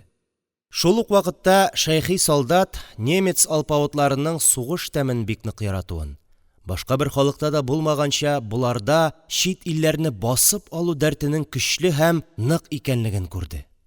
Шуңа күрә сугыш башланган көнне беренче тапкыр урамга чыгу белән ул бер генә сүзне кабатлады. «Ярманда машина күп, җәмәгать», – диде ул. «Аллага тапшырдык. Батырлыкка безнең халыкка чыкмый чыгуын, илләмәгәр тегеләрдә корал таза. Аларның карчыклары да базарга барганда бисәпилкегә генә утырып чабалар. Уйнама син алар белән». Ул көнне беркем бернәрсә аңламады. Ирләр эштән иртәрәк кайттылар, чат саен җыелышып кирәттеләр. Чыннан да нәрсә икән ул сугыш? Ни өчен бу вакытта? Сабантуй итеп булмады бит. Аннан печәнгә төшәсе, игеннәрне урып җыясы бар иде. Ни өчен шулай вакытсыз башланды? Хәкимулла шушы көннәрдә башка чыгарга тиеш иде. Морҗачы гына килеп җитмәгән иде. Ничек инде ул шундый кызу эш вакытында сугыш башлыйлар? Башында мие бармы бу германнарның? Ичмаса, морҗа чыгарганны гына көткән булсалар. Авылда иң беренче повестка Тимерханга килде. Тимерхан моннан берничә ел элек яшел фуражка киеп кайткан егет иде. Аны беренче категориялы запастагы пограничник дип йөртәләр иде. Шуңа күрә аңа повестка килү белән берәү дә гаҗәпләндермә. Шуңа күрә аңа повестка килү берәүне дә гаҗәпләндермәде. Беренче категория икән, беренче инде ни хәл итмәк кирәк. Барсын, күрсен, бәлки ул арада германны әле бәреп тә чыгарырлар. Инде бит соңгы 10 ел эчендә никадәр көчәйдек. Клуб сәхнәсендә үз җиребезне саклау турында күпме матур җырлар җырланмады. Аннан күпме егетләрнең күкрәгендә БГТО, ГТО, МОПР значоклары бар. АСА авиахимчылар, Доброхимчылар дип йөрткәннәр иде үзләрен башта. Алар сөйлиләр иде. Имеш, иптәш Ворошилов бер чакрымнан атып, инә күзенә тидерә дип. Әгәр Ворошиловча төс атучылар чик буена барып бассалар, Германың түгел, шуртым да чыдамас. Бер карышта бирмибез дип әйттек бит моңарчы. Шулай тагын 2 көн узды. Менә бер көнне кичен көтү кайтканда авыл дерт итте. Колхоз кәнсәләренә бер пачка повестка килгән иде. Моңарчы күз авыруы белән солдаттан калып килгән Хәкимулла да, машинкада басылган кыш теледәй кәгазьне кулына тоткач, әле аның чын мәгънәсенә төшенмәде. Кружка, кашык, җылы кием, 3 көнлек ризык, паспортны алырга, чабата кимичә, күн аяк киеме белән килергә тырышырга. Башка бер сүз дә юк. Авылга шундый 30 кәгазь. Кеп-кечкенә авылга 30 кәгазь. Ул кичне утлар озак янды. Кемнәрдер төн буе гармон белән йөрделәр, капкалар шыгырдады, келәтләрдә он тузгыды, морҗадан төтеннәр үрләде. Кыз кыркын ашыгыч рәвештә ак ыек башлар бәйләде. Һавада майлы күмәч исе аңкыды. Сугыш шулай башланды. Кешеләрнең әле бүгенгә кадәр өйләнешү, туй ясау, кунак җыю мөмкинлекләре бар иде. Бүген ул бетте. Моңарчы әле ир белән хатын, килен белән кайнана талашалар, бер-берсенә җәбер сүзләре әйтәләр иде. Хәзер алар бетте. Үпкәләп сөйләшми йөрүче егет-кызлар була иде. Үпкәләүләр бетте. Сугыш дөньяның вак-төяген оныттырды. Бүгенгә кадәр бөтен тормыш бер төш күрү генә булган икән. Хәкимулла кичен үзенең яңа йортында Миңлегали белән сөйләшеп утырды. Шушы йортта Васфикамал белән бер генә кич куна алмадым бит, энем җаным, дип үзгәләнде. Васфикамалга ярдәм ит, туганым, яме. Морҗаны кыелы итеп чыгарырсың. Әти белән аларның борчаклары бик пешеп җитми. Син күз кылак бул. Эх, туганым, син әле монда каласың. Нургали белән синең яшь кергәнче сугыш бетәр. Нургали бик наян булды.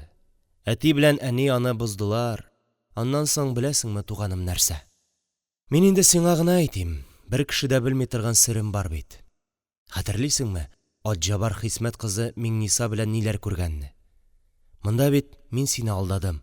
Кызның яман исеме бармы, юкмы, мин бөтенләй белмәдем. Мин ул төнне аның белән сөйләшеп тик яттым. Ә ул елап бәйләнде, дулады. Синең ирлегең кайда? Сөйләшеп ятыр өчен генә алдыңмыни мине? Дип чәчләрен йолкып елады. Марҗа кебек чәчен йолкый. Шуннан калганын син беләсең. Матур кыз иде бит ул. Ә Васфикамалны яратам. Теле зәһәр-зәһәрен. Әтиләре дә бик җәберләде баштарак. Ну, яратам. Эшкә бик булган бит. Миңлегали исә үз кайгысын сөйләде. Ул 2 елдан бирле Зөләйха исемле бер кыз белән йөри иде. Сугыш башланган көнне төшендә Зөләйханы күргән. Яңа салган өй бурасы янында йомычка җыеп йөри җанашым, дип Миңлегали башын тотып яшь түкте. Бура керсә, бетте дигән инде. Я мин үлеп калам, я мин кайтканчы Зөләйхага бер хәл була. Төштә бура күрү, тәгаен генә үләм инде ул. Төн уртасы авышкач кына, юрган мендәрләр күтәреп, Васфикамал белән Хәкимулла морҗасыз өйгә йокларга килделәр. Моңа өндәүчеләр Шәяхмәт белән карчыгы Зәйнәп булды. Барыгыз бар, диде Зәйнәп җиңги аларны озатканда. Барыгыз. Бер кич булса да үз нигезегездә кунып калыгыз. Бисмилла әйтеп ятыгыз. Барыгыз, балаларым. Я Алла, хәер рәхмәтеңнән үзең ташлама. Үзеңгә тапшырдык. Ләкин сагыз исе килеп торган яңа өйдә күзгә йокы кермәде. Хәкимулла белән Васфикамал таң атканчы серләштеләр. Аларның тора башлаганнан бирле мондый итеп сөйләшкәннәре юк иде. Васфикамал Хәкимулланың кытыршы, сөялле кулларын үзенең яңагына куеп яшь сыкты. Бер үзлексез сөйләнде. Без яши белмәдек, әйдим синең белән. Тормышның кадерен белмәдек. Күбрәк мин узындым. Юкка барга сүз чыгарып синең җаныңны каһәрләдем. Шуның киялеге бу. Сугыштан исән кайтсаң, яши белер идек. Иң матур вакытларыбызның юк-бар сүз белән кадерен җибәрдек. Без яши белмәдек. Малай туса, ни исемле кушарсың? Диде Хәкимулла авыр сулап. Мин нишләптер малай булыр дип уйлыйм. Васфикамал аңа тагы да ныграк елышты. Малай булса Нариман, кыз булса Сәрия куябыз. Тик син генә тизрәк кайт. Хәкимулла авыр сулады. Шушы төнне зур күсәк белән терәтеп торырга, диде ул ачынып. Таң атты, кояш чыкты. Ат абзарлары тирәсендә тимер хотлы арбаларны көйли башладылар. Дугаларга кыңгыраулар тактылар. Авыл ыгы-зыгы килде. Әле берәү дә еламый, берәү дә шауламый. Бары тик йөгерешәләр генә. Мунча кергән, кырынган кызмача ирләр бер-берсенә йөгерешеп керәләр, кызу-кызу тәмәке суыралар. Кайдадыр гармун тарткан тавыш ишетелә. Бу мәшәкать сәгать 10-ларга кадәр шулай барды. Повесткада сәгать 8-дә Ташлытауда булырга диелгән иде. Сәгать 10 тулды. Кемнеңдер әмере булгандай, капка төпләрендәге әсәрешкән атлар башларын селки-селки урамга барылдылар. Халык Ташлытауга чыгып китә торган юл чатына агылды. Күперне чыккач, бер арба ирләр җыр башлады. Алы кисәргә, гөл кисәргә, үтмәс кайшыларыбыз. Киләсе ел бу вакытта булмас кайсыларыбыз. Капка асларында койрыкларын кәкрәйтеп йөргән этләр күккә карап елаштылар. Талиан шилдер тавышына эт заты чыдый алмый. Койрыкларын җиргә терәп утыралар да, капка төбеннән китмичә генә күккә карап елыйлар. Бу тавыш күңелләргә шым сала. Нәрсәдер бар. Дөньяның кай төшендәдер гаделсезлек бар. Эт күңеле сизгер, ул зрәгә генә алай шыңшымый. Хәер, этләр генә түгел. Шилдер гармун тавышына атлар да борчыла. Әсәренгән атлар борын тишекләрен киңәйтеп, башларын чайкый-чайкый басу капкасына таба атладылар. Түбән эчтән дә шундый бер йөк ирләр күренде. Басу капкасы төбендә чуптарларын түбән иеп ялгыз каен тора. Юлга чыгасы атлар шул каен төбенә җыелдылар. 2-3 гармун тавышы бергә кушылды. Булар өчесе өч төрле көйгә уйныйлар иде. Мондый буталган көйләр күңелләргә тагын шым салды. Чыннан да, бу сугыш дигәннәре әллә нинди куркыныч нәрсә икән. Хатын-кыз елаша башлады, атлар тыпырчынды. Күпер аркылы тагын ике арба ирләр күренде. Булар эре сөякле, озын гәүдәле Атҗабарлар иде. Атҗабарлар элек-электән гаяр халык. Базар, станция тирәләрендә эшне ялт та йолт әйләндереп килделәр.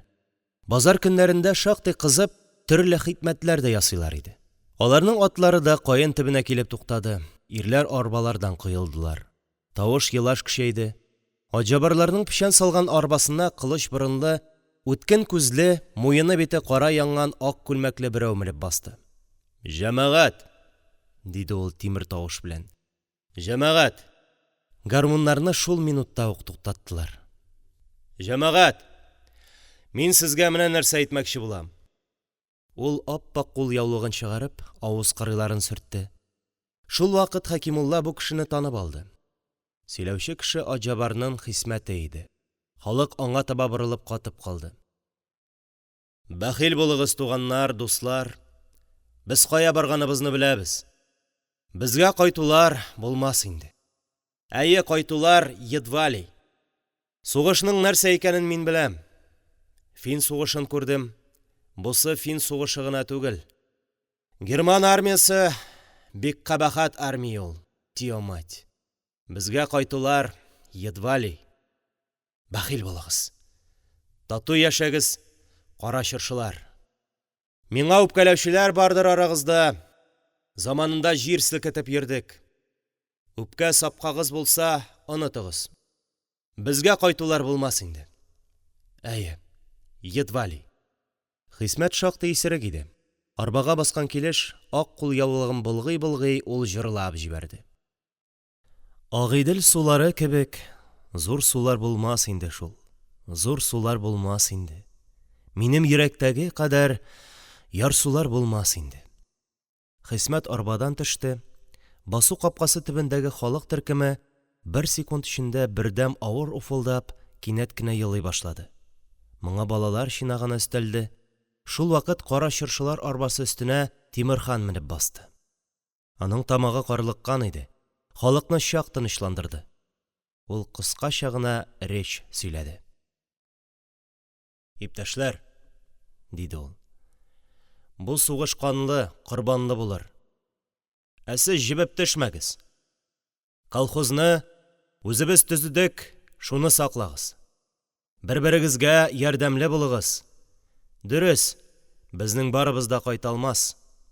Ләкин кайткан кешеләр алдында кызарырлык булмагыз. Сау булыгыз.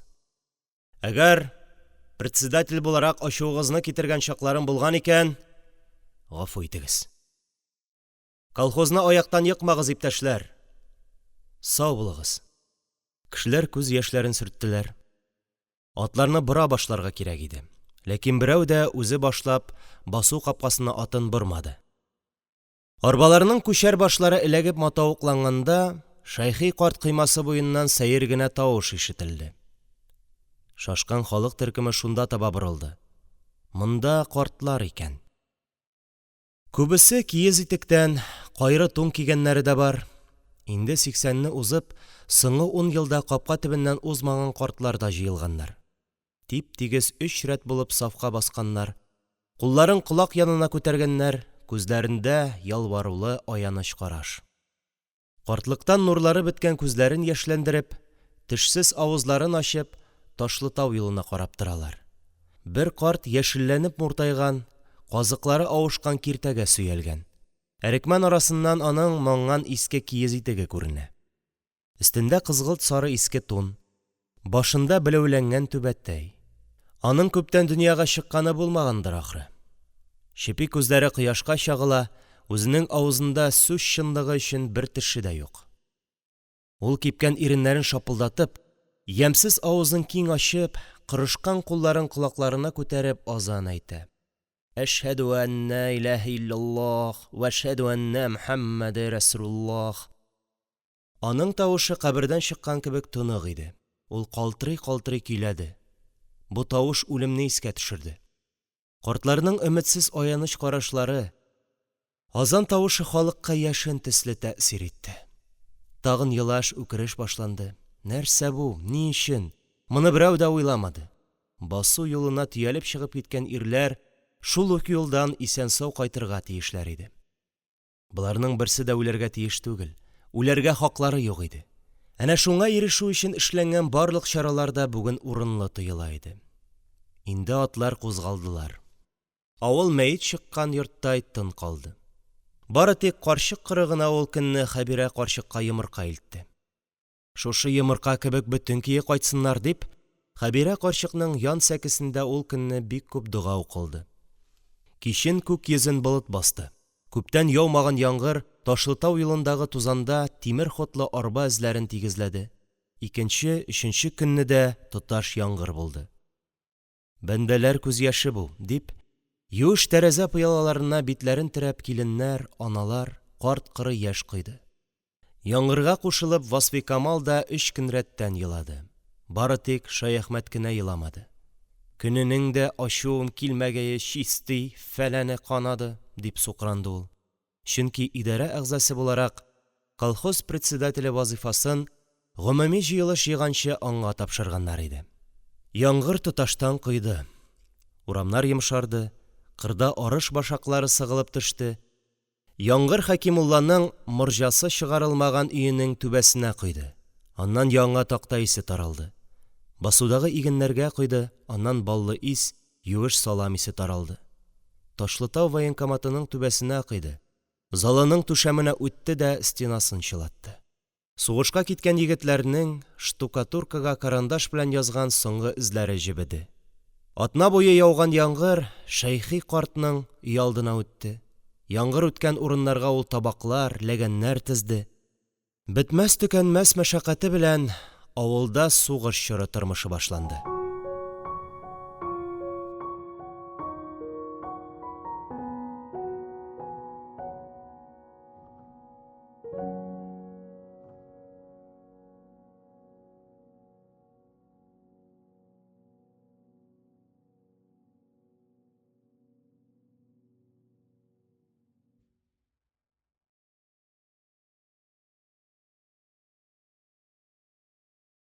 Кеше китә, җыры кала.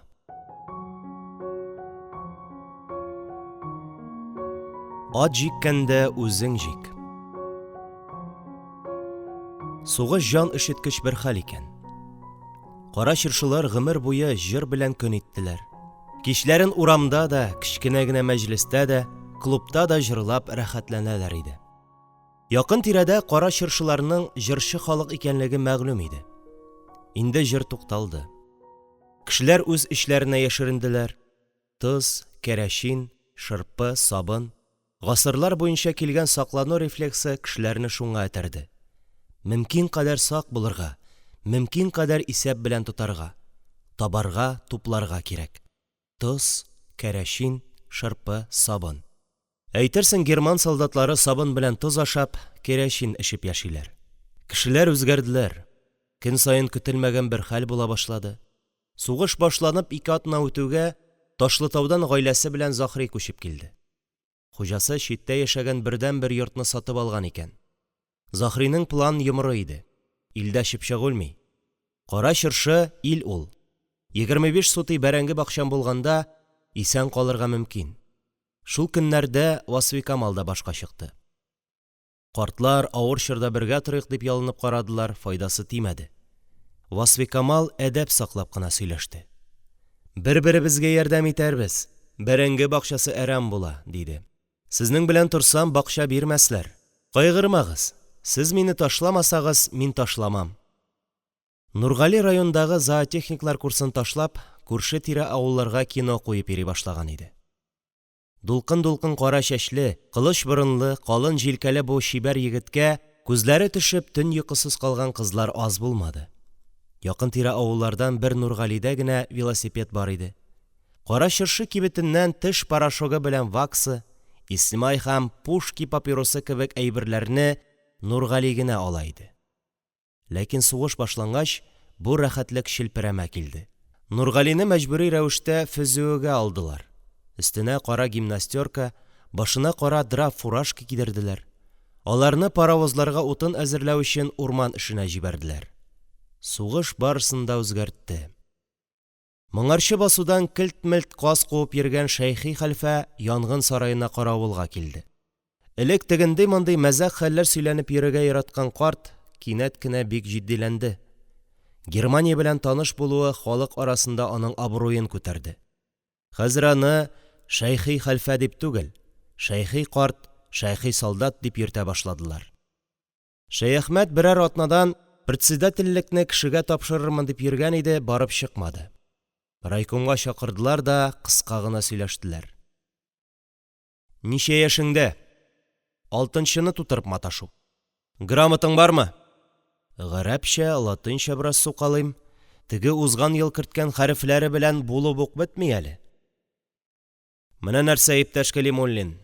Колхозның иң җаваплы постларында эшләгәнең безгә мәгълүм. Билгеле, ялгышларың да булгандыр. Ләкин сезнеке шикелле кичкенә колхозга без әллә каян председатель эзли алмыйбыз. Вакыты шундый, эшли тор. Алдагы бюрода расларбыз. Үзеңне фронтта дип бел. Синең өчен фронт иген басуы. Ялгышлар дигәннән Шәяхмәт бер нәрсәне хәтеренә төшерде. Мөгаен яшь чырайлы бу егет элегрәк булган бер хәлне ишеткәне бардыр. Коммуна төзелгән еллар иде. Коммунаны авылда Шәяхмәт оештырды. Кырстанына чыктылар. Шунда яшәделәр, шунда эшләделәр. Дөрес, һәркем үз гаиләсе белән аерым бер пичмакта йоклады. Тоташ юрган булмады. Менә бер көнне Корбан гаете килеп җитте. Нишләргә? Коммуна әгъзалары арасында ураза тотучылар, Хәбирә карчыкка фитр садакасы бирүчеләр байтак иде. Гаеткә бер көн кала булар быжгый башлады. Авылга кайтабызмы? Гает укырга ярыймы? Бәйрәм ризыгын кем пешерә? Буларны авылга кайтару коммунаның абруен төшерү дигән сүз иде. Шәяхмәт төн буе Кыргызстанындагы салам түшәгендә йокысыз ятты да, иртәгесен коммуна ашханәсендә гомуми чуттан кабартма пешертте. Гает кабартмасы тәмле булды. Шәяхмәтнең шул көннән соң халык арасында дәрәҗәсе күтәрелеп китте. Ләкин бу хәл Волостька ишетелеп, 3 көн үткәндә аны Кыргызстаннан алып авылга кайтардылар. Браздан коммуна да таралды. Райком ишегеннән чыкканда ул шул көннәрне хәтерләде. Шәяхмәт Ташлытаудан икенче кеше булды да кайтты. Кешенең эчендә ни барын кем белсен. Ул тегәрҗеп белән эләктергән күзлеген хәзер борыныннан бер дә салмас булды. Сөйләгәндә русча сүзләр кыстыра башлады, кырысланды, ләкин эчтән сызды, көйде. Чыннан да, колхоз белән идарә итәрлек сәләт чамалырак иде.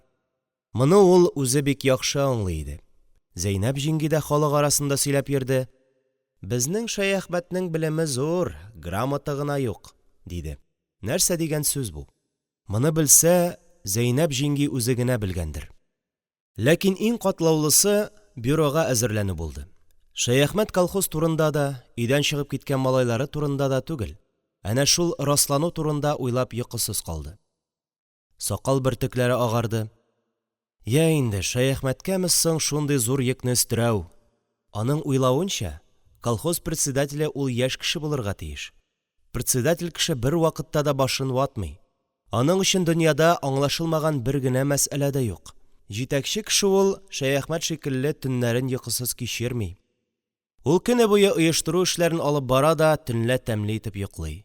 Ә Шәяхмәт нәрсә? Олы малае 2 тапкыр өйләнде. Бер туган абыйсы Шәйхи Герман пленында булган кеше. Җитмәсә, сугышка киткәнче авылда 1 ел балалар укытып йөргән. Хәлфә дигән исеме калган. Шәяхмәт аштан язды, саргайды, кипте. Юк, яңа кеше тапканчы колхоз белән бәлки ул җитәкчелек итә дә алыр. Саргайган кәгазьле кечкенә форматтагы колхоз уставын Шәяхмәт көн ятлады, төн ятлады, хатыны белән сөйләшмәс булды. Уракчылар янына кырга барганда да уйлап барды.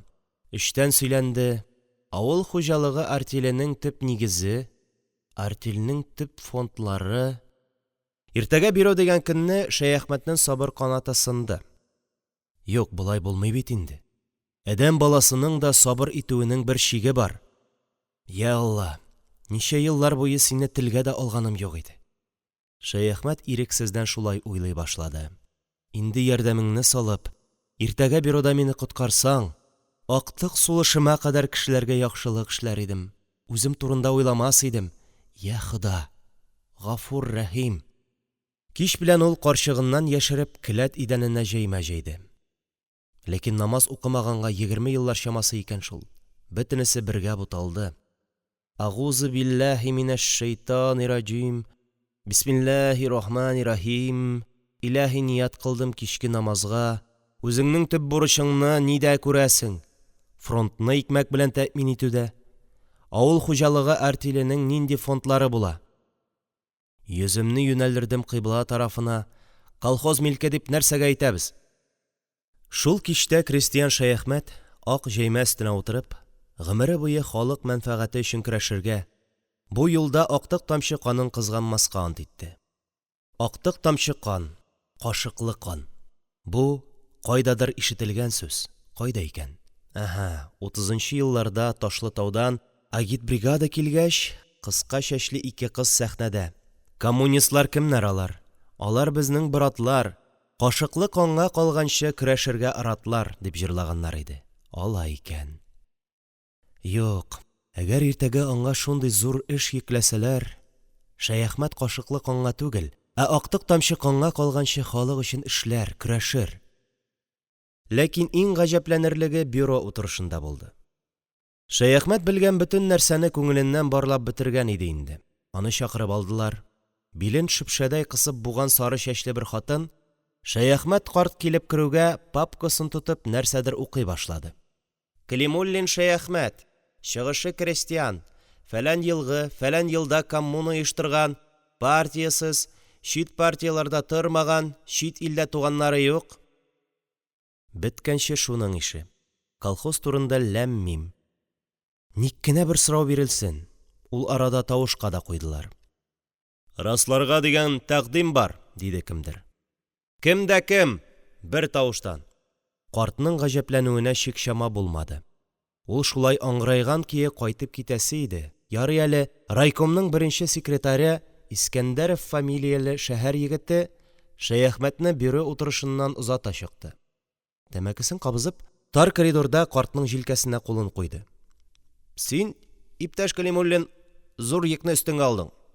Менә яшь кешенең киңәшен тыңла. Халык алдында бер вакытта да үзеңнең көчсез икәнеңне күрсәтмә. Халык алдында җибеп төшмә. Сөйләгәндә ышаныч белән генә сөйлә. Аерым кешеләрне масса алдында сүкмә. Масса алдында күбрәк мактарга тырыш. Сүгәсе кешең булса, аерым сөйләш. Ат җиккәндә үзең җик, кешедән җиктермә. Халык кара куллы җитәкчене ярата. Кешең җитмәс лодыр белән бер вакытта да кеше алдында бәхәсләшмә. Без ярдәм итәрбез, ләкин үз башың үзеңдә. Ну, бывай. Карт шунда гына аңына килде.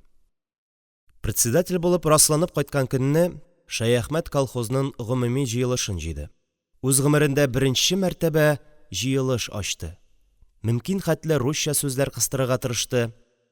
Давайте, иптәшләр, алгарак узыгыз. Бик серьезный әйберләр турында сөйләшәсе бар, диде. Клубка җыелган хатын-кыз карт-корыга дәшеп.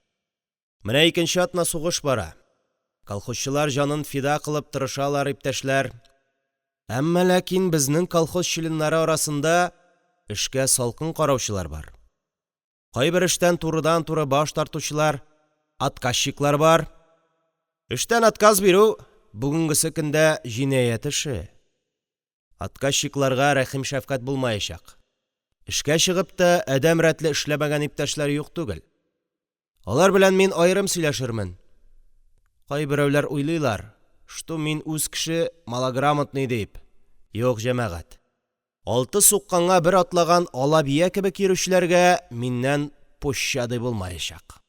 Потому что фронтка икмәк кирәк. Иптәшләр, белеп торыгыз, дип сүзен тәмамлады ул.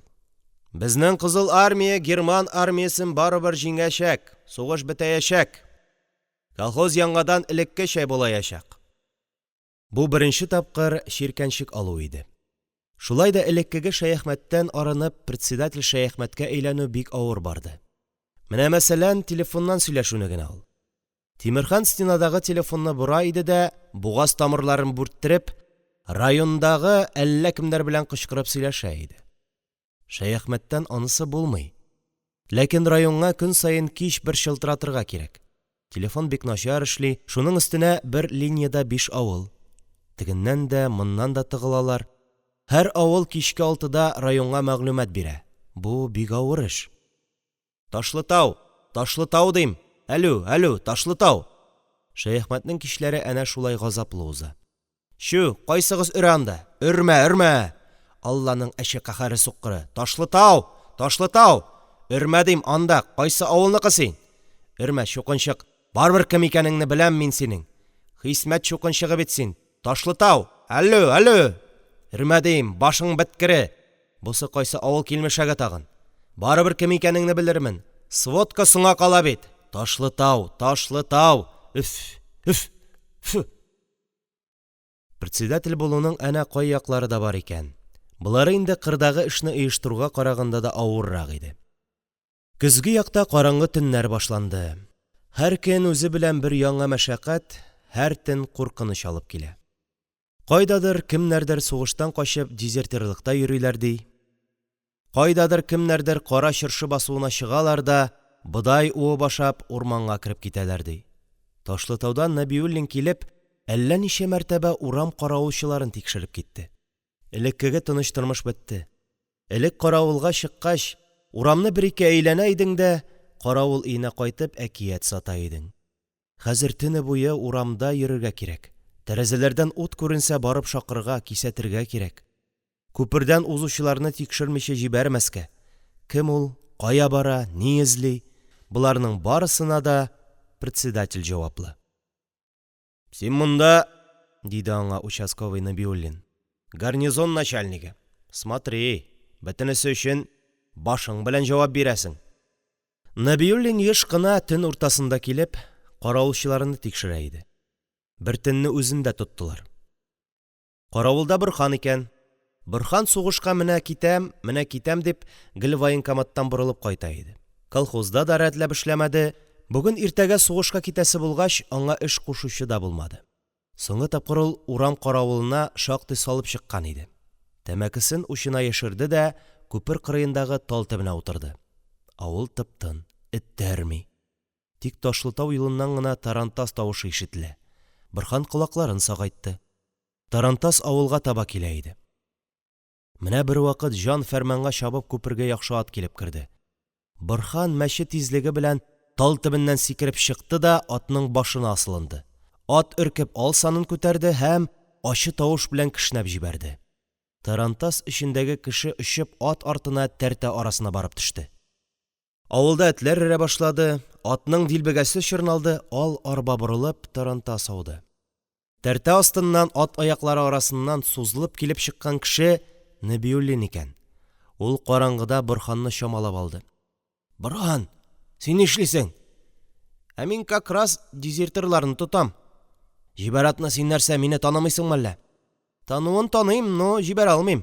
Мин бүген как раз дежур. Соң дежур булсаң бул. Мин бит Нәбиуллин. Син бит исерек, җибәр атны. Мин исерек, но мин как раз дежурыйм. Борһан, мать честная. Җибәр дим атны, син бит ләх исерек. Мин исерек, но мин как раз дежур бүген. Как раз мин дезертирлар тотам. Пчаму син фронтта түгел, ә? Менә мин дежур бүген. Нәбиуллин чак-чак кына бу бәләдән котылды. Урамда тавыш ишетеп, күпер янына Шәяхмәт төшкән иде. Ат башыннан Борһанны шул гына аерып алды. Берничә көннән Борһан сугышка чыгып китте.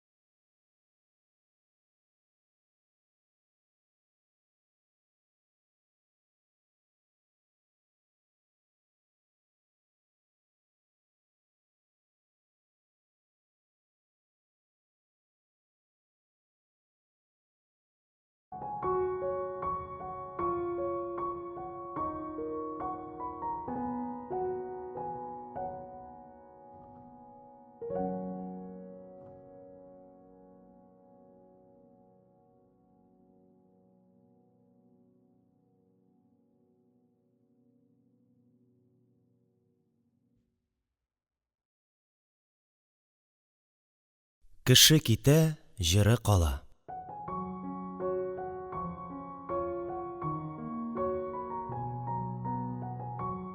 Ашау белән генә түгел. Сугыш башлангач та Заһри башта үзен кайгыртты. Улының әле сугышка яше керми иде. Райондагы таныш-белешләренә берничә түшкә сарык озатып карады. Аннан шыпырт кына районга 2 йөк каен уты илтеп кайтты. Ләкин комиссияга чакырудан туктатмадылар. Тән, теш, күз таза, нәрсә дип сугыштан калырга кирәк? Тукта, исәп кирәк, хисап кирәк, 12 пот арпа анына ничә ат кирәк диләрме әле? Берничә сарык һәм 2 йөк утын эшли алмаган эшне 2 такта чәй әйләндереп чыгарды. Дөресрәге, Хәбирә карчыкның дәвасы коткарды. Менә күрше, синең үзеңә генә өйрәтәм, диде карчык. Шушы гөмбә череген кич ятканда колагыңа өрдер. 1 көн өрдер, 3 көн өрдер, 7 көн өрдер. Колагың саңрауланыр. Мишкә тәгәрәткән бәрәңгедән башка ризык ашама, йөзең саргайыр. Иртән йокыдан торгач, 1 чыкыр тәмәке суы эч, йөрәгең кагар. Комиссияга барасы көнне 2 чыкыр эч. Инде бик тә каласың килә икән, үз тизәгеңне аша. Сугыш беткәч, буйырган булса, өемне сипләп бирерсең. Ул көннәрдә Хәбирә карчык Заһриләр белән 2 арада күп чабулады. Кара Чыршының МТСта шофер булып эшләүче бер егет әйткән имеш. Ну шушы Хәбирә карчыкның ботына счетчик куяр идем. Көненә күпме җыяр иде икән, дип. Чыннан да, аның эше авыр иде. Өрлек кадәр Заһрины чирлегә чыгарга кирәк иде.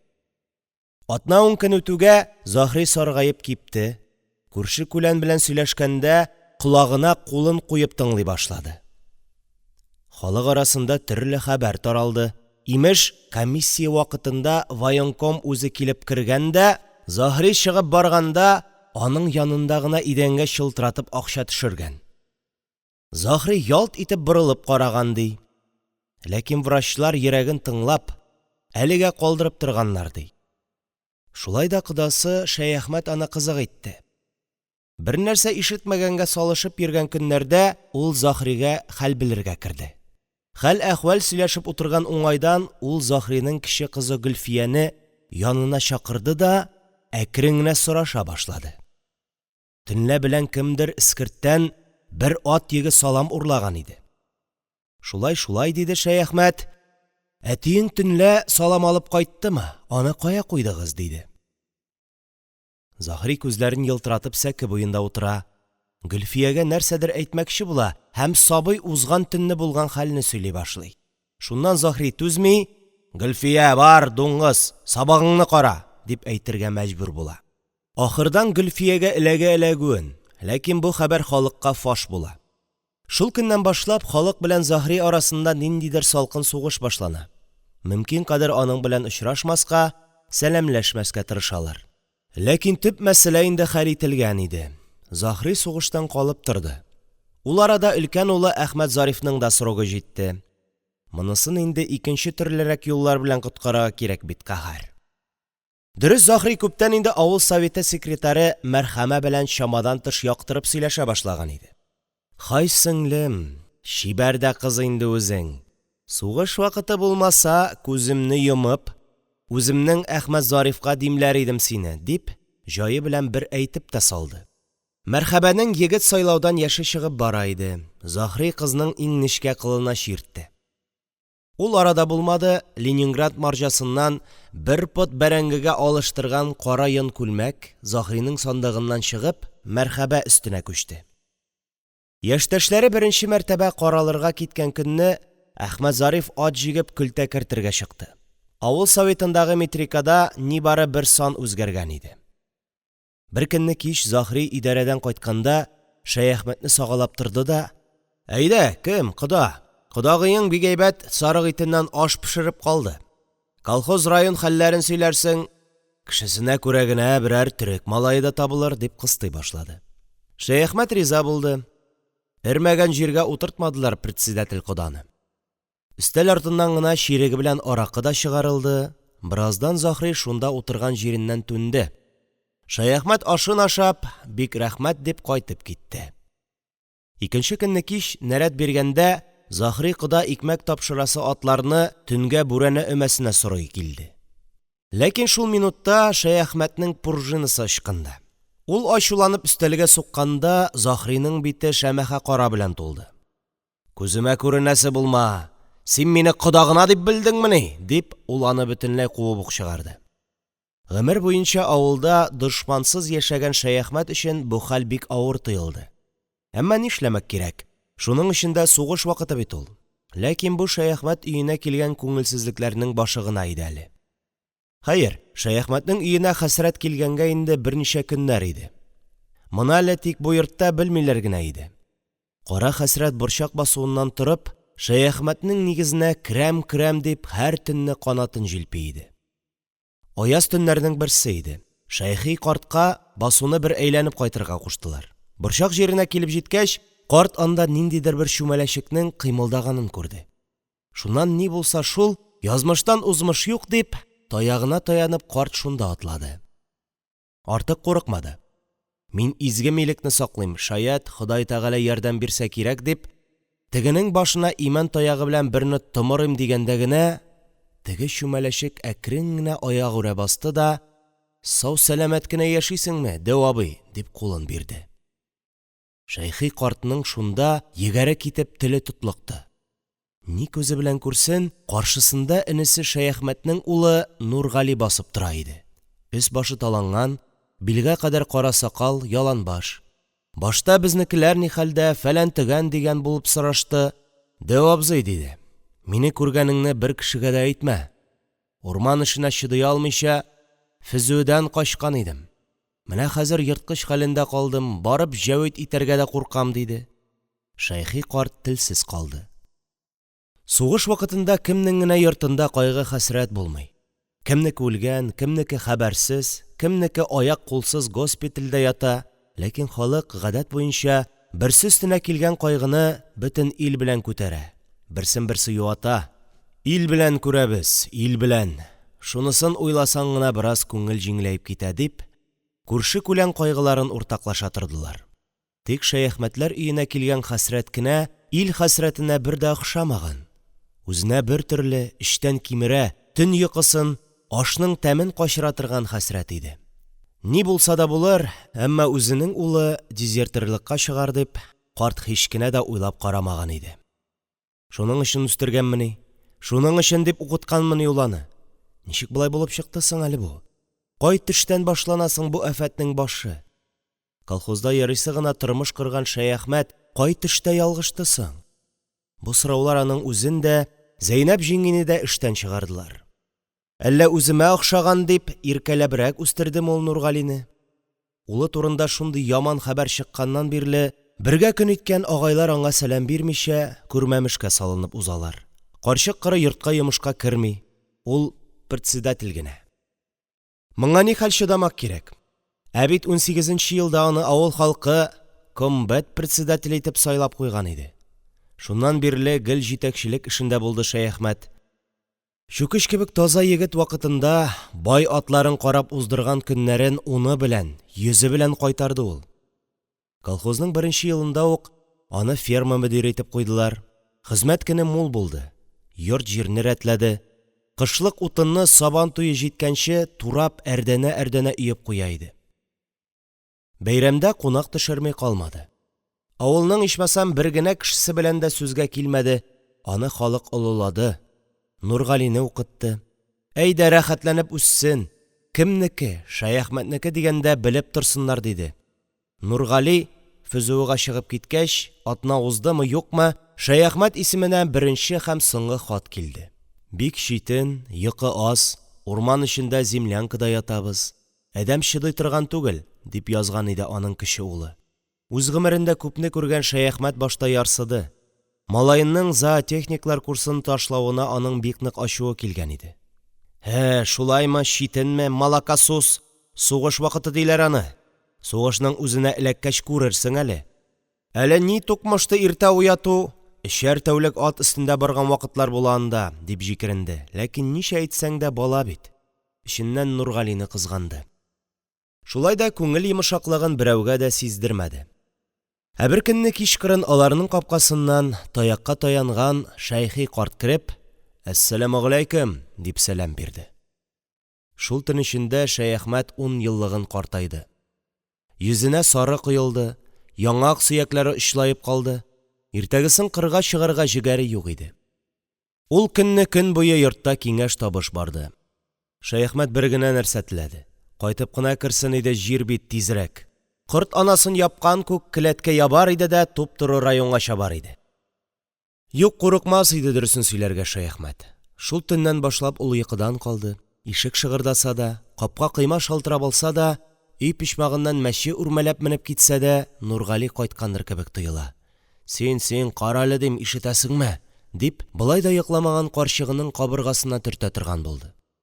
Ә Нургали алар көткән төндә түгел, чиләкләп яуган яңгырлы, әллә ниткән давыллы хәвефле бер төн узганда, таң сорылыгы беленеп килгәндә тәрәзә чиртте. Шул көннән башлап авыл читендәге зәңгәр тәрәзәле йорт кара кайгы, ачы хәсрәт эченә чумды. Келәткә өстерәп чыгарып бикләргә картның тәвәккәллеге җитмәде. Бик кәектең әле, энекәш. Әллә 32-гә кыстырырга саегып барамышлар дип, аны бер көнне Шәйхи карт дәшеп туктатты.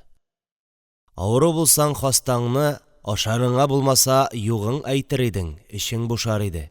Юк бит. Кешенеке төсле түгел. Ашарга эчәргә дә әле ярыйсы гына, абый. Әммә ашау белән генә булмый икән әле.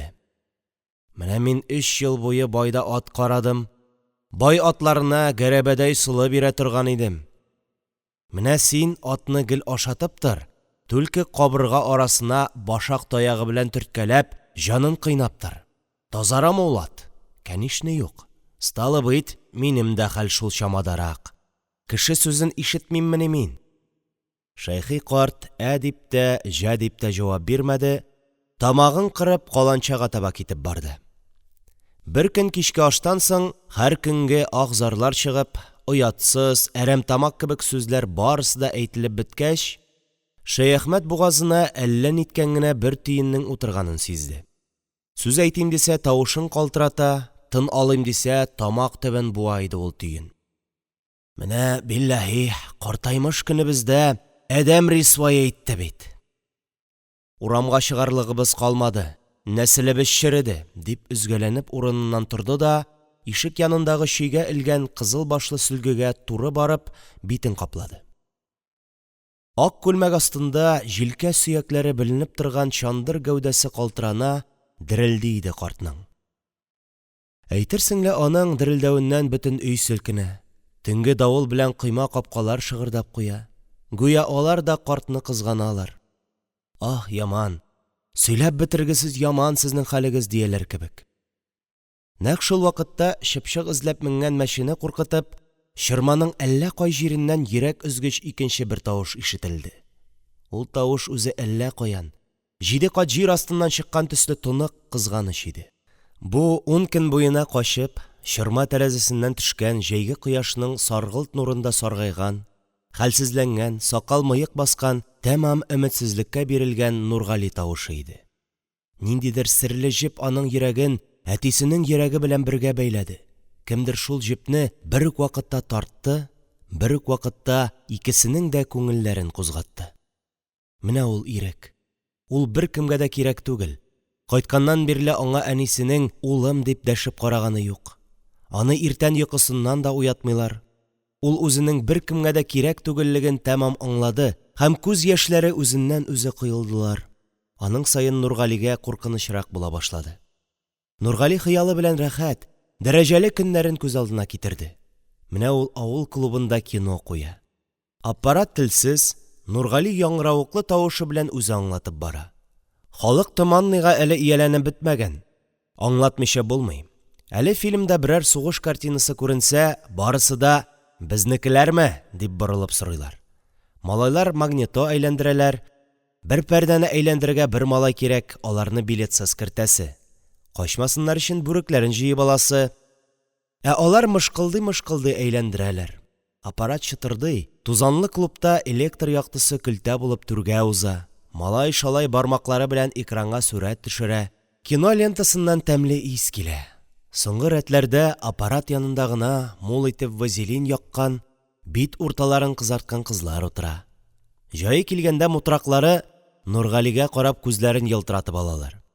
Ә ул сихерче кеше аңламастай аппаратны үз кулында уйната. Ах, ул кичләр! Нигә генә башланды соң бу сугыш? Кем уйлаган шундый егет чормада качып ятар дип? Авыл читендәге зәңгәр тәрәзәле йорт эчендә давыллы, караңгы төндә үксеп-үксеп аталы-уллы ике ир елый иде.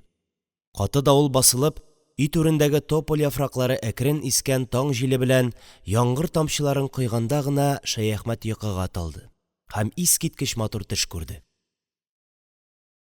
Ялт иткән кояшлы көн имеш. Ниндидер асфальтлы юлдан строй белән баралар икән. Юлның ике як читендә бөгелеп-сыгылып утырган чияләр, алмагачлар, тагын нәрсәләр, барысы да кардай ап-ак чәчәктә. Шәяхмәт 2-3 адым алда стройга борылып баскан да арты белән бара. Үзе кулларын җәйгән дә аяк басу уңаена айт-два дип команда бирә. Яшь, таза, бөтерелеп торган мыеклы, өстендә пыстау френч имеш. Ә алда, беренче рәттә, гармунда марш уйнап барганы Нургали. Ул да яшел гимнастеркадан, ялтырауклы итектән. Үзенең күзләре гел әтисендә генә. Әтисе айт-два дигән сайын гармунын катырак тартып куя. Алгы рәттәге солдатлар барысы да әле Шәяхмәткә, әле Нургалигә карыйлар. Ә ул аның сайын дәртләнеп кычкыра, җитезрәк атлый. Айт-два, айт-два. Шатлык дигәннең нәрсә икәнен оныткан Зәйнәп җиңги сыер савып кергәндә картының елмая-елмая нәрсәдер русчалап сөйләнгәнен күреп көлемсерәп куйды. Аңа да ничектер бераз җиңел булып китте. Табигать ул көнне көне буе дулады. Ул нәрсәгәдер риза түгел. Кешеләрдән нәрсәдер сорый кебек. Аның җир йөзенә тагын нидер күрсәтәсе килде һәм кичкә таба кояш кызарып батты. Бу инде бер дә юньлегә түгел иде. Авыл халкы элек-электән урман ягыннан килгән болыт хәвефле була дип ышанып яши иде. Бүген дә шулай булды. Кичен мал-туарны ябып ут алуга имәнлек ягыннан аксыл зәңгәр болыт күренде. Якынайган саен читләре каралды, дымлы җил исеп китте. Кешеләр тәрәзә капкачларын, морҗаларны яптылар. Я Хода, хәвеф-хәтәрдән үзең сакла дип, Зәйнәп җиңги дә морҗа ябарга чормага менде. Чорма тәрәзәсе янында сандык өстендә киң арык җилкәләрен калкытып Нургали утыра иде. Яшен яшнәде һәм шул яктылыкта ана улының аш яңакларын, зур түгәрәк күзләрен шәйләп алды. Малай әнисенә борылды. «Әни», – диде ул, – «мин сезгә шактый борчу ясадым. Миңа рәнҗемәгез. Мин сезгә моннан соң тырнак очы кадәр дә борчу салмам. Әни җаным, минем йөрәгем уйный. Зинһар, соңгы үтенечемне тыңла. Миңа бер стакан, бары бер генә стакан аракы табып бир. Шул яхшылыгыңны гомергә онытмам, әни. Бу көнгә каласымны төшемдә дә күрмәгән идем». Кинәт яшен чытырдады, җир дерелдәде. Тәрәзә пыялалары зыңгылдады, кайдадыр ачы тавыш ишетелде. Чиләкләп яңгыр кыя башлады. Давыл бәпкә киштәләрен чытырдатты, өй түрендәге топольнең ботакларын сындырып күккә күтәрде. Зәйнәп җиңги үзе белгән бердән-бер дугасын кат-кат укыды. Ла хәүлә вә ла кувата илля биллаһи галиyyil азим. Ла хәүлә вә ла кувата. Шулай диде әле уң, әле сул култык астын сыпыра-сыпыра ул сәке буенда утырган Шәяхмәт янына керде. Ләкин аның яшенгә исе китми. Бүген аның Нургалидә дә эше юк. Иртәнге якта гына кортчылар умарталарны карабудай басуына күчергәннәр иде. Менә бит. Ә карабудай басуы үзәнлектә. Бу давылга умарталар чыдармы, аумаслармы? Үзәнгә су төшсә, нәрсә булыр? Син, карале, диде ул Зәйнәп җиңгигә, кисәк кенә урыныннан торып. Бар, бер кәнергә бер капчык алып киләле. Умарталар башына бу, җүнлегә түгел. Бар икән күрәселәр, монда бит тагын мин гаепле. Кеше күзенә ничек күренерсең? 10 еллык хезмәт бит. Менә билләһи. Шәяхмәтне туктатып булырлык түгел иде. Капчыгын беркәнеп таякка таянды да, яшен яктысында пычтырдап урман якка таба атлады. Авыл уртасындагы инештән шарлап аккан ташу тавышына кемнеңдер ачы авазы кушылды. «Ярдәм итегез! Агабыз!» Бу аваз әдәмнәрнең йөрәкләренә үтеп керде. Капкалар ачылды, фонарьлар, таяклар тоткан кешеләр су буена таба йөгерештеләр. Бары тик Нургали генә буларны ишетмәде. Аракы аның миенә тиз йөгерде, батырлык кертте. Бер мәлгә ул үзенең үткән бөтен тормышын күз алдына китерде. Барысы да ялгыш иде. Җитте. Менә хәзерге минутта ул икенче кеше. Иртәгә ул военком каршына басачак, шулай мин гаепле диячәк. Димәк, иректә бүген соңгы төн. Иректә? Тфу, тукта. Мин гаепле. Хәзер мин синең яныңа барам. 1941 уку елында Кара Чыршыга укытучы булып Рәмзия исемле чибәр бер кызый килгән иде. Халык Нургали белән Рәмзия арасында ниндидер серле, ни өчендер бик тә яшерен мөнәсәбәтләр булуын сөйләде. Рәмзия яшьли ата-анасыз калып, балалар йортында үскән һәм аннан соң педтехникум бетергән чибәр генә кызы иде. Быел җәй башында Рәмзиянең бик нык үзгәргәнлеген сиздиләр. Мендәренә капланып, күп тапкырлар яшь сыкканын күрүчеләр булды. Моңа Нургали дуңгыз гаеплеме әллә? Халыкта әле Нургали кайгысы да, Рәмзия кайгысы да юк иде. Ләкин кызу арыш урагы өстендә Рәмзияне гәзит тотып уракчылар янына барган җирдән атка салып Ташлытауга озаттылар. Больницада 3 көн аңсыз яткан Рәмзия үле бала тапты. Үзе дә озак тормады. Кан эчендә бер көн газапланып ятты да җан бирде. Аны Кара Чыршыга алып кайтып күмделәр. Хатын-кыз үзара: «Бичара, кешедән уялып гел эчен буып йөргән шул. Шуның белән генә харап булды», – дип сөйләнде. Тапса гына ярыйсы булганда бит. Ләкин Кара Чыршының тарихында әле атасы билгесез бер баланың да туганы юк иде шул. Рәмзиягә кабер казыганда Шәяхмәт тешләрен кысып эчтән яшьсез елады, күтәрелеп кеше күзенә карый алмады. Хәер, Нургали ул вакытта буларны белми калды. Ә бүген... Рәмзия, гафу ит җаным, мин гаепле. Хәзер мин синең яныңа барам. Хәзер без күрешәбез, таң атканчы, туйганчы сөйләшербез. Ләкин мин озак тора алмыйм. Яктырганчы мин синең яныңнан китәм. Хәтереңдәме? Син миңа сак-сык бәетен укыган идең. Син шул вакытта еладың, ә мин көлдем. Менә сак белән сокның берсе мин ул. Хәзер җаным, хәзер. Зират астындагы басмадан Нургали йөгереп чыкты. Теге таудан менгәндә бер йыгылды, бер тәгәрәде. Ләкин аның бөтен тәненә искиткеч җиңеллек, куәт тулган. Анда хәзер әллә нинди тауларга менәрлек көч бар. Менә яшен бөтен дөньяны ап-ак итеп яктыртты. Күршедәге берничә авылның тегермәннәре, зиратлары ялт итеп бер секундка күренеп алдылар. Шул ак яктылыкта зират читендәге кабер өстендә ап-ак сын күренде. Бу Рәмзия кабер өстендәге ак таш иде. Нургалигә ул Рәмзиянең үзе булып күренде. Кичен Рәмзия нәкъ шул ап-ак күлмәген кияр иде дә, аның бүлмәсеннән Нургали чыгып киткәндә толымнарын сүтеп, көзге алдында басып калыр иде. Җаным, исәнме? Син мине гафу итәсеңме? Туктале, син нигә салкын? Туңдыңмы, җаным? Тукта, мин сине җылытыйм. Хәзер, җаным. Син аракы исен яратмыйсың бит. Нишлим соң? Ләкин мин аны актык мәртәбә эчтем. Сиңа монда күңелсездер. Юешләнгәнсеңдер дә, ник дәшмисең, Рәмзия? Мин бераз гына елыйм инде. Күз яше кешене җиңеләйтә. Син мине көт, яме? Сугыштан кайткач, мин сиңа чәчәкләр алып килермен. Хуш, җаным. Мин яктырганчы китим инде.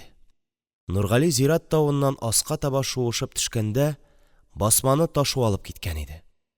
Ул ярдан төшкән уңайга су эченә таба атлады.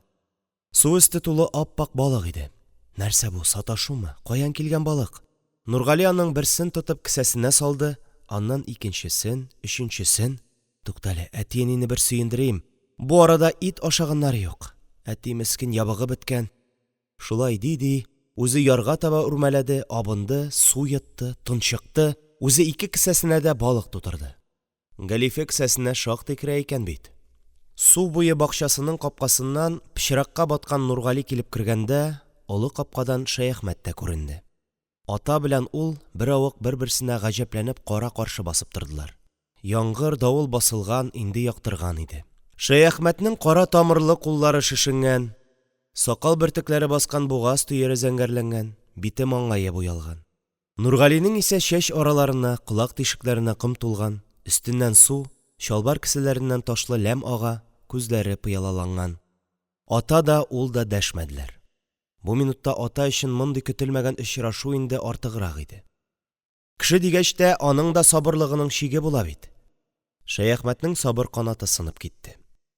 «Я, син нәрсә шамакай шикелле гурлаңны киереп торасың, авызыңа төкерим!» дип, Нургалинең юеш бугазыннан учлап тотты да төз лапаска таба этеп җибәрде. Нургали сөрлегеп, абзар кырыендагы сыер тизәгенә авызы белән барып төште. Ул тончыга-тончыга чайкалып, әтисе каршына яңадан килеп басты. Нәрсәдер әйтергә теләде, ләкин авызын ачып телен әйләндерә алмады. Тавышка Зәйнәп җиңги йөгереп чыкты. Ләкин болар барысы да башы гына икән әле. Шул вакыт капкадан Заһри кода килеп керде. «Ярамый, ярамый кода, айнысын тимә малайга!» дип, Шәяхмәтнең арык беләгеннән тотты. Шуннан соңгысын карт аңышмады. Аңа хәзер кемнедер тукмарга кирәк иде. Менә тукмардай кешеләр аның каршында бер юлы икәү.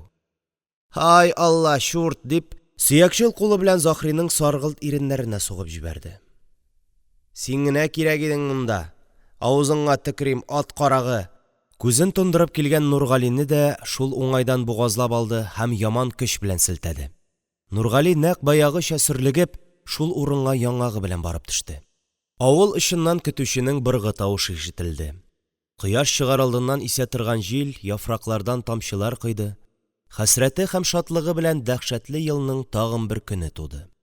Яңгыр бик каты яуганлыктан ул көнне көлтәләр сугарлык булмады. Карт-коры давылда кузгалган салам искертләрен рәтләп йөрде. Тик алар янына бүген председатель генә килмәде. Кичкырын аның үзенә беркетелгән туры атны янгын сарае янында сиртмәгә җигеп ятканын күрделәр. Әммә төнгә таба кая барырга җыенганлыгын берәү дә белә алмады.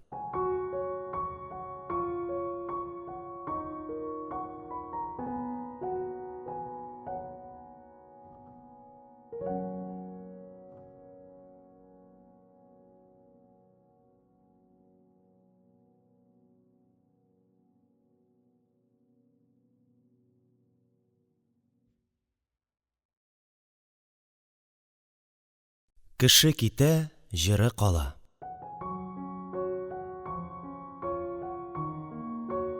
Миңа бит нибары 44 яшь.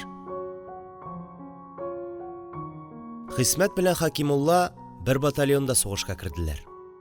Батальон беренче бәрелештә үк кырылып бетә язды. Алар Суслангердан килгәннәр иде. Суслангер лагерында бер ай агач кистеләр, землянка казыдылар да бер төнне кинәт кенә товар поездына төялеп фронтка чыгып киттеләр. Суслангер кешеләрне бик йончытты. Ашау-эчүнең рәте булмады, мунчалар салып аларны рәтләгәнче кирләнеп беттеләр. Хәрби кием алганчы шактый гомер узды. Аяк киемнәре тетелеп бетте. Болай да йөрәге селкенеп кенә торган Хисмәт бу хәлләргә түзмәде. Бер көнне политинформация вакытында үзен фронтка җибәрүләрен сорап тавыш чыгарды. Икенче көнне землянкада төн утырып, ул үзенә чабата ясап киде. Взвод командиры булган грузин егете моны күреп шаккатты. Шуннан соң хәрби обмундирование алганчы Хисмәт бөтен взводка чабата ясап торды. Инде Хисмәт үлем белән тартышып ята. Бар иде дөньяның йөрәкле, таза чибәр бер егете. Аны Аҗабарның Камали Хисмәте дип йөртәләр иде. Инде ул җан бирә алмыйча ята. Кан тама.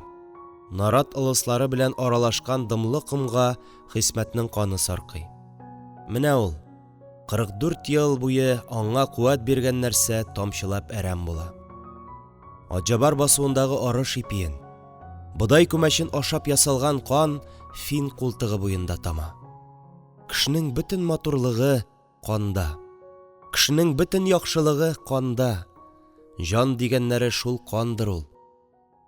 Тукта, җаным, тукта, акма. Тамма каным, мине сакла. Ах, бу кыйпылчыкны. Каян килеп эләкте соң бу? Ичмасам, бер генә фашистны да терәп атып булмады бит. Сугышка килеп йөрүеңнән ни файда? Чылганышта калган яралы Хисмәт фин култыгы буендагы нарат урманы эченнән озак шуышты. Ничә сәгать? Ничә көн? Моны ул белмәде. Беренче көнне шуышканда кая таба барганын белмәде. Беренче бомбежка, беренче курку, беренче мәет күрү барысын да оныттырган иде. Аларның батальонына каршы диңгез буеннан танклар һөҗүм итте. Снаряд кыйпылчыгы Хисмәтнең тез башын чәлпәрәмә китерде. Иптәшләре белән йөгереп барган Хисмәт нарат астындагы чокырга гөрселдәп барып төште. Иптәшләре яр буендагы зур валуннар артына йөгерделәр. Хисмәт алардан чокырда аерылып калды һәм бераздан аңын югалтты. Аңына килгәч шуышты да шуышты. Сугыш тавышы бөтенләй ераклашкан иде. Кара тәреле самолетлар нарат башларына тияр-тимәс кенә очып йөрделәр. Аларга атучы булмады. Димәк, фронт линиясе чигенгән. Төн узды. Икенче көнне Хисмәт валуннар арасыннан шуышып диңгез буена килде. Диңгез тыныч кына чупылдап утыра. Ләкин бу ни хәл? Хисмәт үз күзләренә ышанмады. Дулкын белән чыгарылган иске камыш чүпләре арасында йөзләгән фуражкалар, бескозыркалар чайпала иде. Я Алла! Күз күреме җирдә шулай баш киемнәре чайпала. Ә диңгез акчарлаклары бер ни дә булмагандай чыелдыйлар, уйныйлар. Хисмәт тешләрен кысты, сүгенде. Флягасыннан бер йотым су эчте. Бүгенгә җитәрлек су бар. Ничек тә алга, үзебезнекеләргә таба шуышырга кирәк. Кояш чыккан як үзебезнеке. Ул көнне кич кояш бик кызарып батты. Диңгез буенча алтын күпер сузылды. Биек наратларның эре ылыслары алтын төсенә керделәр. Тукта, бу кайсы ай? Август ахырымы, сентябрь башымы? Урман эче салкыная башлады. Тәнне дерелдәү басты. Бераздан эссе булып китте. Аннан төн җитте. Урманда ниндидер бер кош төне буе кычкырды. Ул гел Хисмәт өстендә генә кычкырды. Бу кошның тавышы бик таныш иде. Бу кош, бу козгын. Хисмәтләрнең авылында ул мәчет аена кунып кычкыра иде. Камали карт шул козгын кычкырса, бөтен тынычлыгын югалта. Мәет өмет итә ул каһар дип, мәчет ишегалдына кереп козгынны куркытып йөри иде. Тукта, бу фин култыгы түгел, Атҗабар икән бит. Менә Хикмәт. Менә мин сезгә сөйлим әле беренче бомбаның ничек төшкәнен. Хисмәттә гангрена башланган иде. Шул төнне ул аңын җуйды.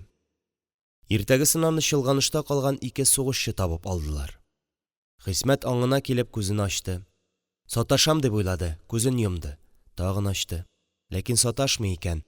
Аның авызына су тиереп торган сугышчыларның берсе Кара Чыршының Хәкимулла иде.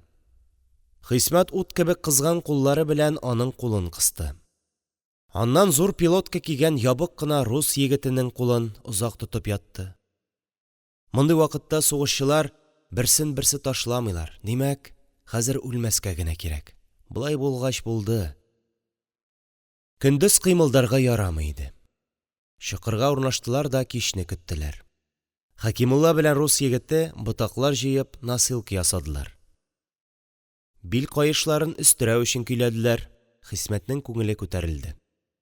Рус егетенең әйтүенә караганда, фронт линиясе 10 чакрым чамасы ераклыкта иде. Бу сүз күңелләрне җылытты.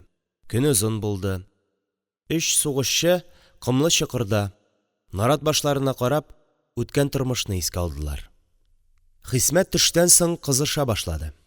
Күзен йомгалап ятты. Иртәнге дәрте сүрелгәндәй булды. Берничә тапкыр үлем турында сөйләшеп алды. Минем, диде ул, Миңнисамның 2 айлык кызы бар, Зөлфия исемле. Син исән сау кайтсаң, безнекеләрне күр. Безнең авылга бар, Ташлытауга да бар, минем ничек үлгәнемне сөйлә. Ә син теге вакытлар өчен бер дә уялма.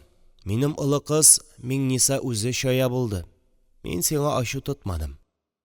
Теге көнне генә әтиең белән сүзгә килеп алдык та, минем кыз чая булды. Үземә охшаган. Мин бай күңелле булдым. Үлсәм дә үкенмим, теләгәнчә яшәп калдым. Сабантуй саен батыр калдым. Әти юаш, фақир күңелле кеше иде мәрхүм. Әни үткен хатын, мин шуңа охшаганмын. Мин усал булдым.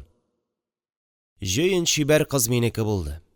Бер кунак кыз янына кем барасына бәхәс чыккач, мин җиңдем.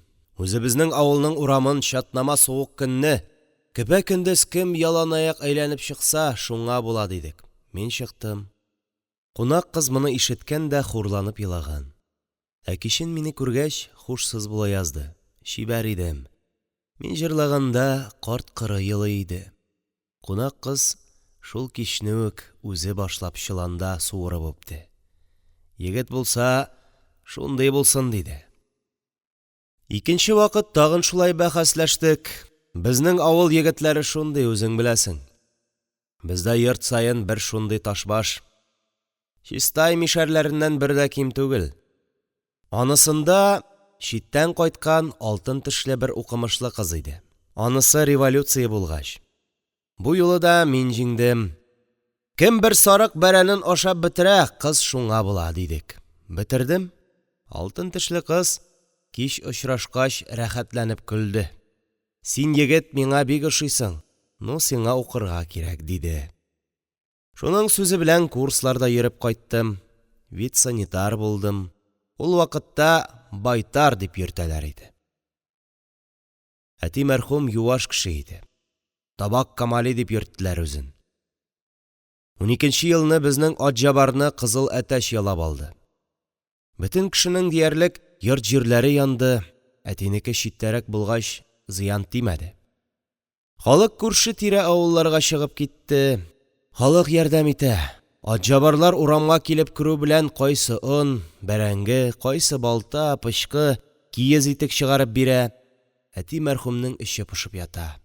Бер көнне ул да тәртә башларын күмерләндерә дә Кара Чыршыга китә. Кайсы авылдан? Дип сорыйлар. Атҗабар ди бу, күзләрен сөртеп. Шуннан тегенгә бер табак биреп кайтаралар. Шул көннән башлап прозванҗа бирделәр. Үлүе дә кызык булды мискеннең. Бездә колхоз оештырырга килгән бер шәһәр егете фатирда торды. Көн саен иртән бәкегә төшеп су коена теге. Әти карт тегеннән сорый: "Нәрсәгә кирәк бу хикмәт?" ди. Егет әйтә: "Минем ди озак яшисем килә ди. Коммунизмны күрәсем килә ди." Әти үлүдән бик курка иде. Гомерен озынайтырга теләгән, күрәсең. Бер көнне бу да бәкегә төшеп чумган, йөгереп кайткан, хут белән мич башына менеп яткан. Шул ятудан тормады мәрхүм. Юк, мин алай яшәмәдем. Колхозда минем кадәр хезмәт көне эшләгән кеше булмады. Бәйрәмдә кунак җыймыйча калмадым. Минем әрдәнәгә өйгән 2 еллык каен утыным гына калды. Ә син безнекеләрне күр, минем карт әнине күр, мин аның яраткан улы идем. Син чыгарсың, чыгарсың. Кояш батар алдыннан Хисмәт саташа башлады. Яман сүгенде. Ну, бу Аллада нәрсә карый икән, Миңа бит нибары 44 яшь. Әнә безнең авылның Габделхәер карт әле дә яши. Революцияга кадәр үк карт кеше иде инде. Бер кеме юк, үлем көтеп яши. Ник мине үтерә бу Алла, Миндә ни дәхиле бар аның, тио мать. Ну, теге дөньяга баргач, шукынып үлсәм үләм, Гитлерны эзләп табам. Сукыр тәре. Әле минем җырлап яшәр вакытым бит. Едвали ул исән калыр миңа ләксә. Едвали, едвали. Сапер көрәкләре белән юеш кымны казып, Хисмәтне күмделәр. Кабер өстенә нәкъ тегермән ташы төсле түгәрәк бер валунны шудырып бастырдылар. Караңгы төшкән, көн чыгышка таба барырга вакыт иде. Ә теге кыш нарат башында һаман кычкырып калды.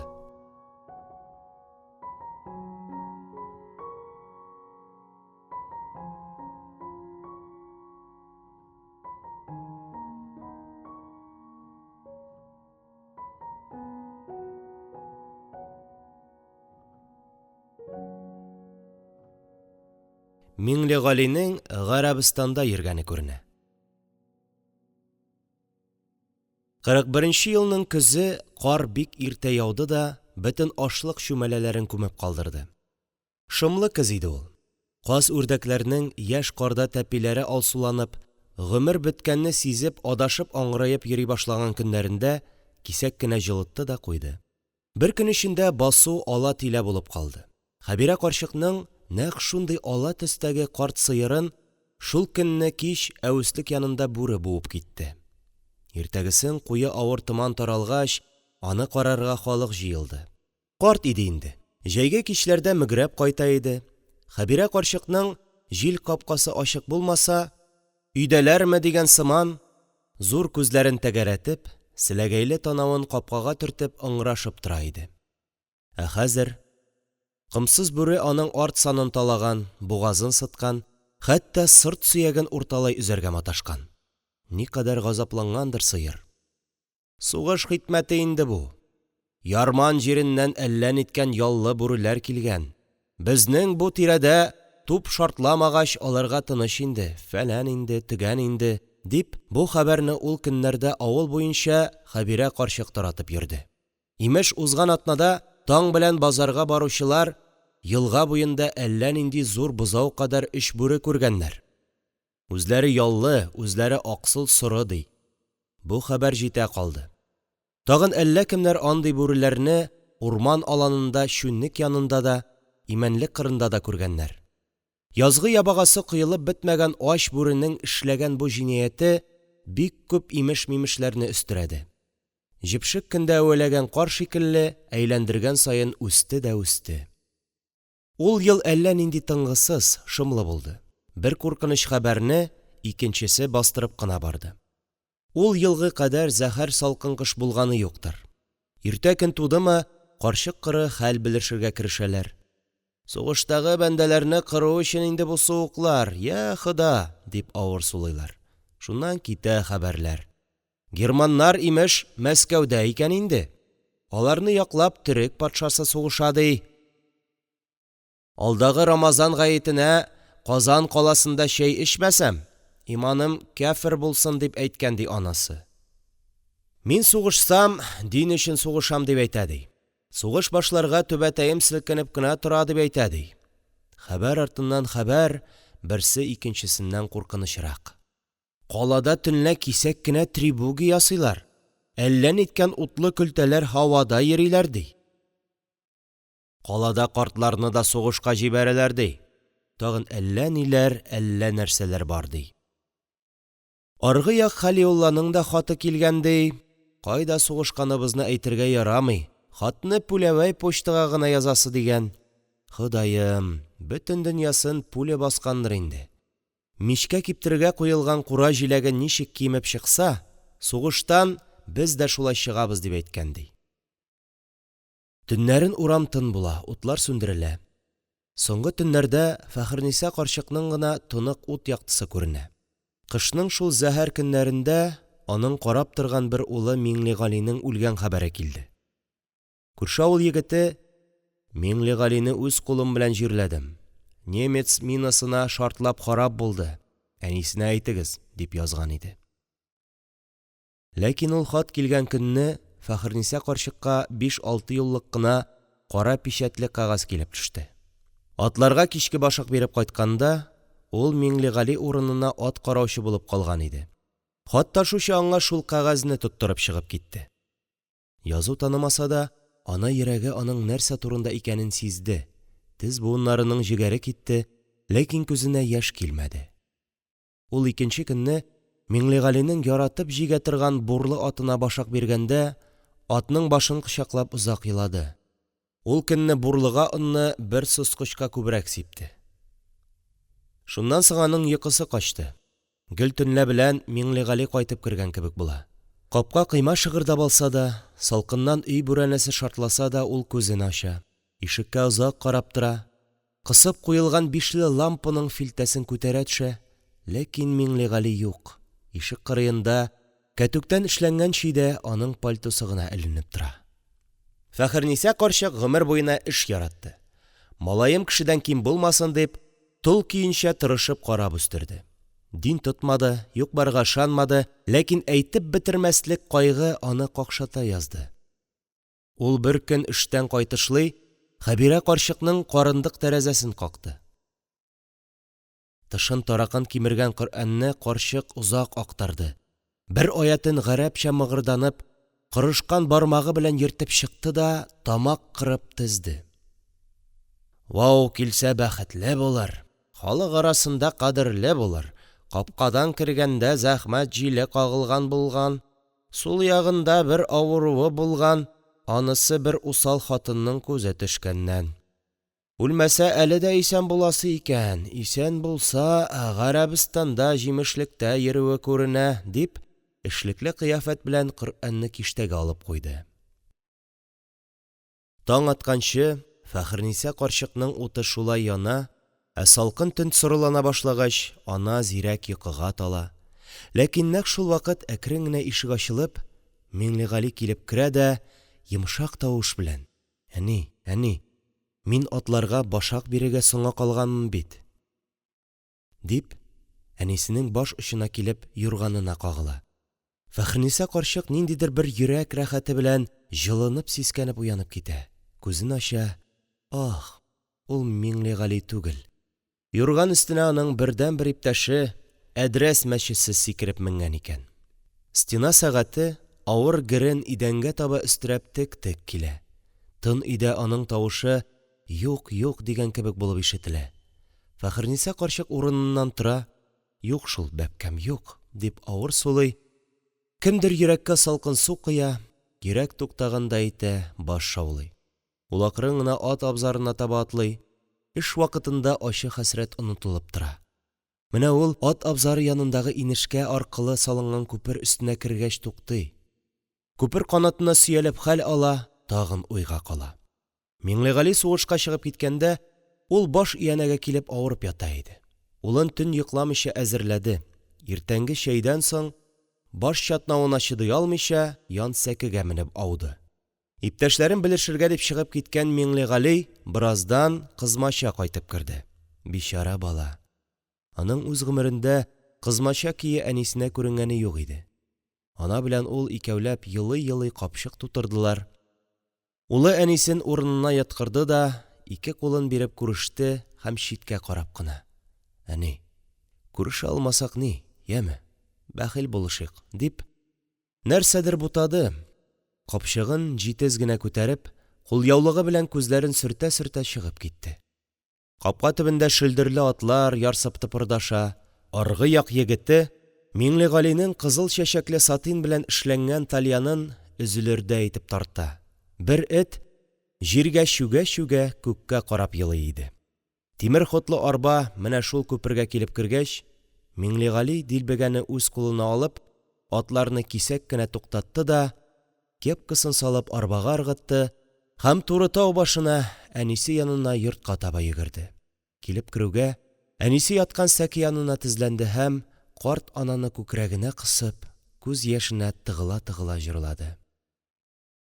Без китәрбез ахырлай, чуен юллар аркылы шул, чуен юллар аркылы. Өстемдәге ак күлмәгем кәфен булыр ахыры. Шулай җырлады да йөгереп үк чыгып китте. Өйдә коточкыч шомлы тынлык урнашты. Тик мәчегенә ишек яңагына үрелә-үрелә тырмаша иде. Яңгыр булыр, ахрысы, яңгыр. И бала, бала. Арбада утырган иптәш егете 6 айдан соң аның кулларын, аякларын җыеп күмәчәген ул чакта кем уйлаган? Юньле бала иде Миңлегали. Үләренә бер атна кала гына командирыннан Фәхерниса карчыкның үз исеменә хат килгән иде. «Әби», дигән иде командир, «бик батыр ул үстергәнсең, командование сиңа кат-кат рәхмәт укый. Андый егетләр белән бу сугышта без һичшиксез юлбасарларны дөмөктөрәбез». Ул көнне Фәхерниса карчык мичкә мул якты. Кәрзин сандык төбеннән күптән салып куйган 1000нче чәйнең пычмагын китеп алды да, лепердәп кенә самавар кайнагач, күрше күләнне чәйгә дәште. Күңелле иде ул көн. Әй гөнаһ шомлыгы Гитлер, муеның чыксачы, актык минутларыңда авызыңа су тидерүчедән мәхрүм булсаңчы. Я Рабби, дөньядан имансыз үтсәңче. Шул вакыт әче таң җиле исеп китә. Еракта карның таң кызыллыгы белән тоташкан җирендә ниндидер шөбһәле тавыш ишетелеп куя. Та-та-та, та-та-та дип кили. Ул тавыш әллә ничек шунда, сугыш кырыннан килгәндәй тоела. Бәлки чыннан да, тын куыра торган җил ул тавышларны монда сугыш кырыннан ук алып киләдер. Та-та-та, так-так-так. Бәлки ул сугыш тавышы да түгелдер, күрше колхозның төнге сменадагы молотилкасы тавышыдыр. Ләкин нигәдер ул тавыш бик шомлы, бик куркыныч булып ишетелә. Шул тавыш колакка килеп кергән саен кар өстенә бер кеше егыладыр. Кар өстенә кып-кызыл булып кан саркыйдыр кебек тоела. Тишек чиләгенең суы агып беткәч, җиңеләйгән кое сиртмәсе авыр шыгырдап икенче якка авыша. Коры агач тавышы салкын төн тынлыгын кистереп еракка яңгырый. Шулайдыр дигән кебек ишетелә. Чорма тәрәзәләрен алландырып таң сызылганда, Фәхерниса карчык ат абзарларына барып җитә.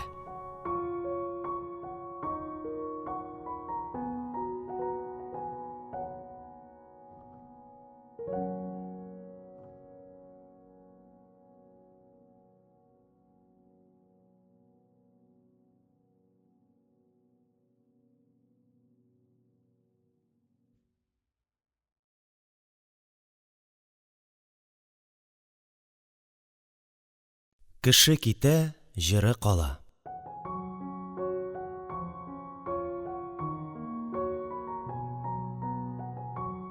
Игеннәрне кем җыяр?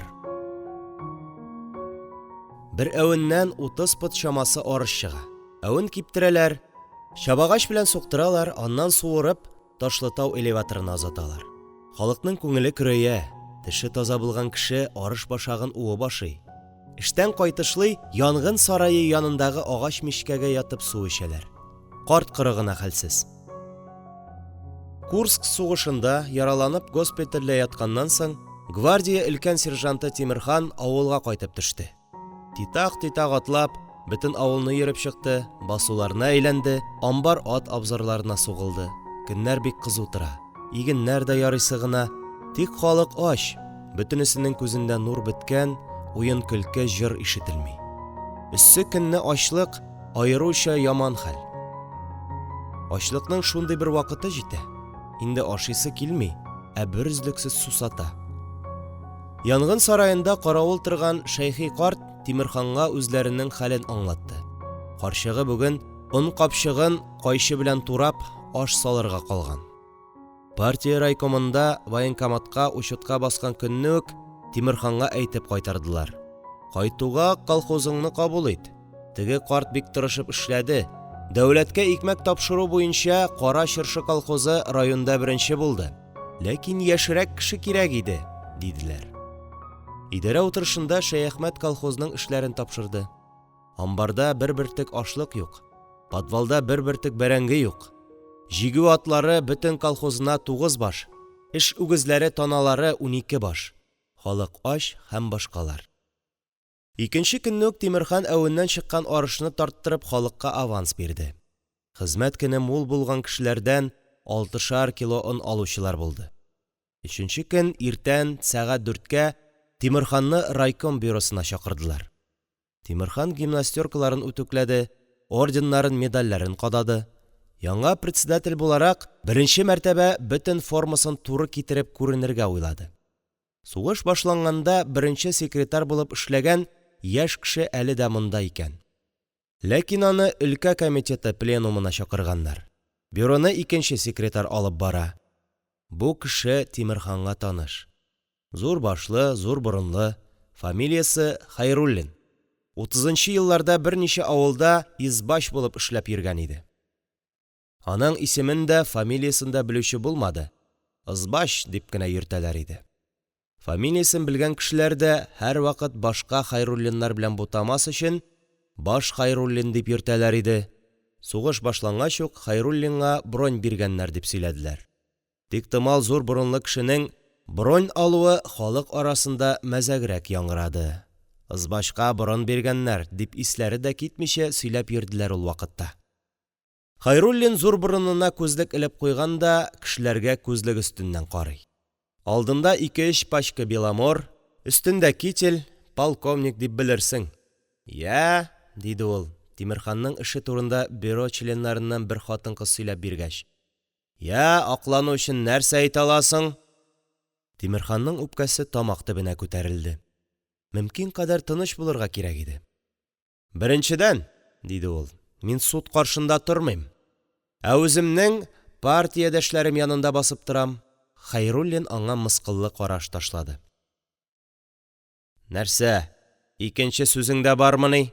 Әйе бар, иптәш секретарь. Мин 2 ел ут астында йөрдем.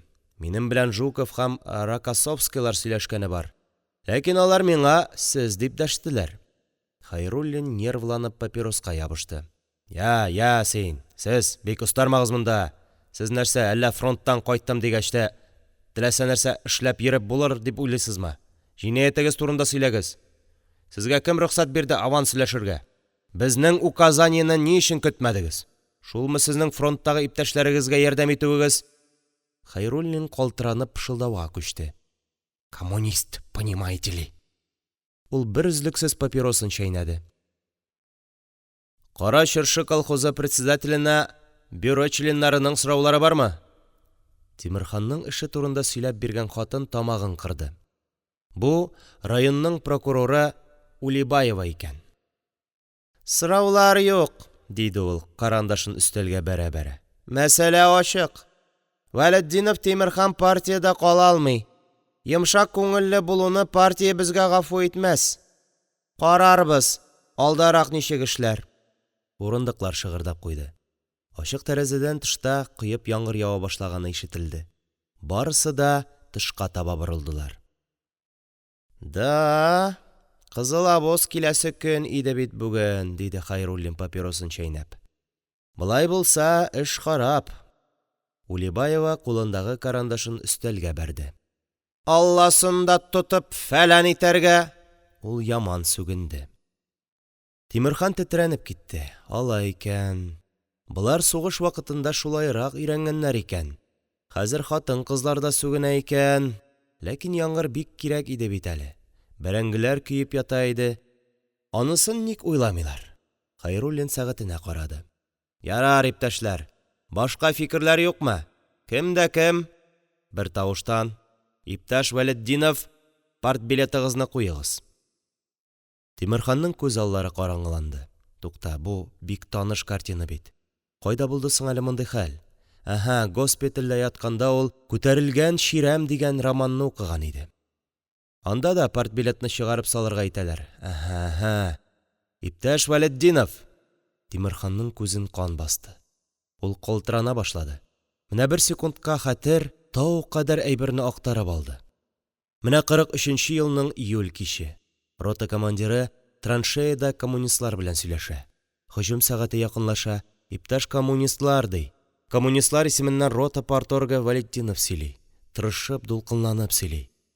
Өйдә калган аналарыбыз, сабый балаларыбыз хакына актык сулышыбызга кадәр көрәшербез.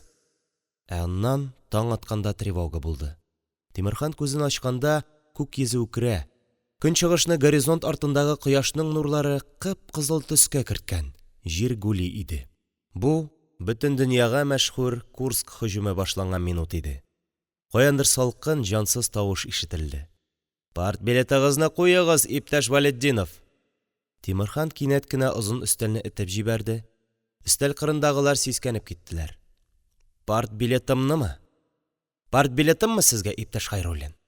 Ул үз тавышын үзе танымады. Минем партбилетым кирәкмени сезгә, тыл герое? Менә сиңа, Хәйруллин, менә! Кулыңны башта Гөлҗиһан сабыны белән ю. Менә сиңа. Күрдеңме? Райком кыймасына бәйләп куйган атына сикереп менгән Тимерхан Ташлытауны ничек чыгып киткәнен белмәде. Җылы яңгырдан соң ялт итеп кояш чыккан, урамда пычрак, җан фәрманга чапкан ат туягыннан чәчрәгән сыек балчык әллә кайларга оча иде. Ул көнне идарәдә әвенне тәүлегенә 2 тапкыр куярга дип карар кабул ителде. Шәяхмәт әвен киптерүче итеп билгеләнде. Элеккегә председатель өчен яңа тормыш башланып китте. Ул төнлә мич яга, әвен ташы өстеннән башакларны җыеп ала, мичкә ут җибәрә. Әвен өеп бетергәч, кай вакытта аның янына янгын сараенда торучы абыйсы Шәйхи карт та килеп утыра. Пажар фәләннән берүк үзе сакласын, чамалап эшлә, дип башта кырыс кына сөйләшә. Әвенне бер кат әйләнеп чыга, мич алларын тикшерә. Мич каршына утырып, гадәт буенча сугыш хәлләре турында сүз куерта башлыйлар. Шәйхи карт сугыш башланганнан бирле Германия турында гына сөйли. Ярманда түлке машина күп инде анда, ди. Батырлыкка безнең солдатка чыкмый инде чыгуын. Әмма ләкин тегеләр машина күп булу белән алдыралар. Аларның биттегендә монда барганда карты карчыгы да бисәпилкә генә утырып чаба. Мичтә ак чыршы утыны шартлап яна, ике туган берсен-берсе бүлдермичә генә сугышка кадәрге тормышны, мул ризыкны, рәхәт көнне, тыныч төнне искә алалар. Шәйхи карт матур сөйли. Аның бик кызык бер гадәте бар. Ул чиктән тыш арпа кыймагын ярата. Хәзер шуны сагына. Сүзгә керешсә, шуны телгә алмый калмый. Эй Алла! Эштән кайтышыңа һәйбәт такта чәй пешеп, табада арпа кыймагы чыжлап утырсын иде, ди. Әйтүен дә ул аны үзенчә арпа кыймагы дигән төслерәк итеп әйтә. Менә бу тормыш нәрсә инде? Ашарга утырсан, мин сиңа әйтим, алдыңда кычыткан ашы. Бүтән нәрсә юк. Илләмәгәр күзе чаккыра Гитлерны әйтәм, җимерде тормышны. Сугыш беткәч менә әйткән иде диярсең, иртәнге чәйне кайнар арпа кыймагыннан башка эчмәм. Ут янында утырып Шәйхи картның буыннары йомшый. 70-ны узган картка каланча башына менеп сәгать сугуы көч җитмәслек эш булып тоела. Бар улым, вакыт җиткән булса, берәрне бәреп төш әле, дип, ул аны җае килгәндә янындагы малай-шалайга куша. Төннәрен ул зирәк була, әммә иртәнге якта аны йончыта, вата башлый. Кайчакларда аны сәгать исәбендә буташтыргалый дип сөйлиләр. Имеш 11-12 тирәсенә китсә, астагы кешеләргә санап торырга әйтеп менеп китә икән. Шулай бер чак җитте дип кычкырырга онытканнар да, ул берне артык суккан. Җитте, артык булды, дип кычкырулары булган. Шәйхи карт чигереп алам дип тагын берне суккан. Барлыгы әллә 14, әллә 15 булган. Ләкин коры, җилле көннәрдә каланча башыннан аны чакырып та төшерә алмыйсың. Әле бер якка, әле икенче якка борылгалап, ул акрын гына көйләп утыра. Атланыдым атының биленә, киттем ярман җиренә. Ярман җире яшел үлән, әллә кайтам, әллә үләм. Янгын сараендагы атларның фураж аз булу аркасында бик ябыкканнарын ул әрнеп сөйли.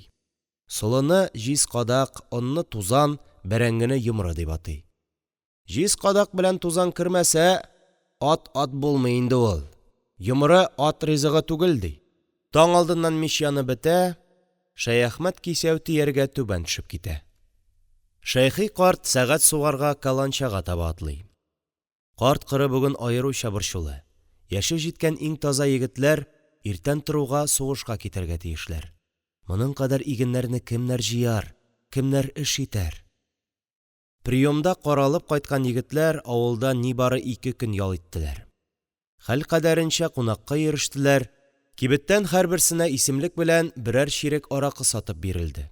Яңа гына мыек тибә башлаган яшь чырайлы бу малайларның бүген иртәгә ут эченә барып керәчәгенә ышану бик кыен иде. Хәер, алар үзләре дә егет булып әллә ни кыланып йөри алмадылар. Бар ятканнары ат абзарлары тирәсе булды. Үзләренең атларын яшь малайларга тапшырдылар, атларның холык-гадәтләре турында тәмләп сөйләделәр, збруйларын караштылар. Бары тик иртәгә фронтка китәсе кичне генә түбән очта Әхмәтзарифны туры китереп, кайсыларыдыр дөмбәсләгән. Нәрсә өчен булган ул? Тегенең туган елын үзгәртеп сугыштан калганы өченме, әллә башка сәбәп беләнме, моны берәү дә белә алмады. Иртәгесен бөтен халык кырда вакытта рекрутлар атка тиялеп бер тапкыр урам әйләнделәр. Аларның күбесе әле урамнан гармон белән үз гомерендә беренче тапкыр җырлап узгандыр. Шуңадыр ахрысы тавышлары бик сыек ишетелә иде. Ничектер аларның тавышы сентябрь башында кычкыра башлаган яшь әтәчләр тавышын хәтерләтте ул көнне. Аларның ак кул яулыклары, арыш басуы эченнән шактый вакыт күренеп барды. Әвен янында Шәяхмәт кулын каш өстенә куеп: «Хәерле юл, балакайлар, сугышны бетереп кайтыгыз», – дип озак карап торды. Каланча башында Шәйхи карт яшьләр киткән юлга карап шактый моңаеп утырды. Ат дугасы күмелерлек арыш эченнән яшьләрнең соңгы җырлары ишетелде. «Эй алма бит, алма битләр кала бит, алма битләр калмас иде, вайны камат алла бит». Авылда кемдер өздереп тальян тартты. Ераклашып барган тальян тавышы белән ул тавыш бергә кушылып, тыныч замандагы сабан туйны хәтерләтте. Ишек алларында, капка төпләрендә нәселсез авыл этләре күккә карап еладылар, шыңшыдылар. Көн бөркүләнде, иген басуы эчендә чумып утырган авыл тагын да ятимләнеп моңаеп калды. Дөньяны авыр тынлык басты.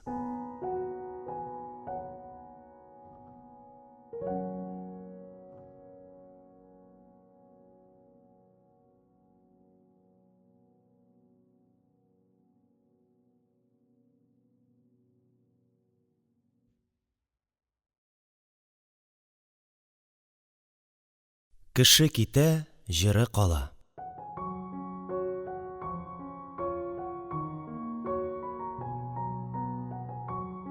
Мәйсүфә карчыкның башы шаулады.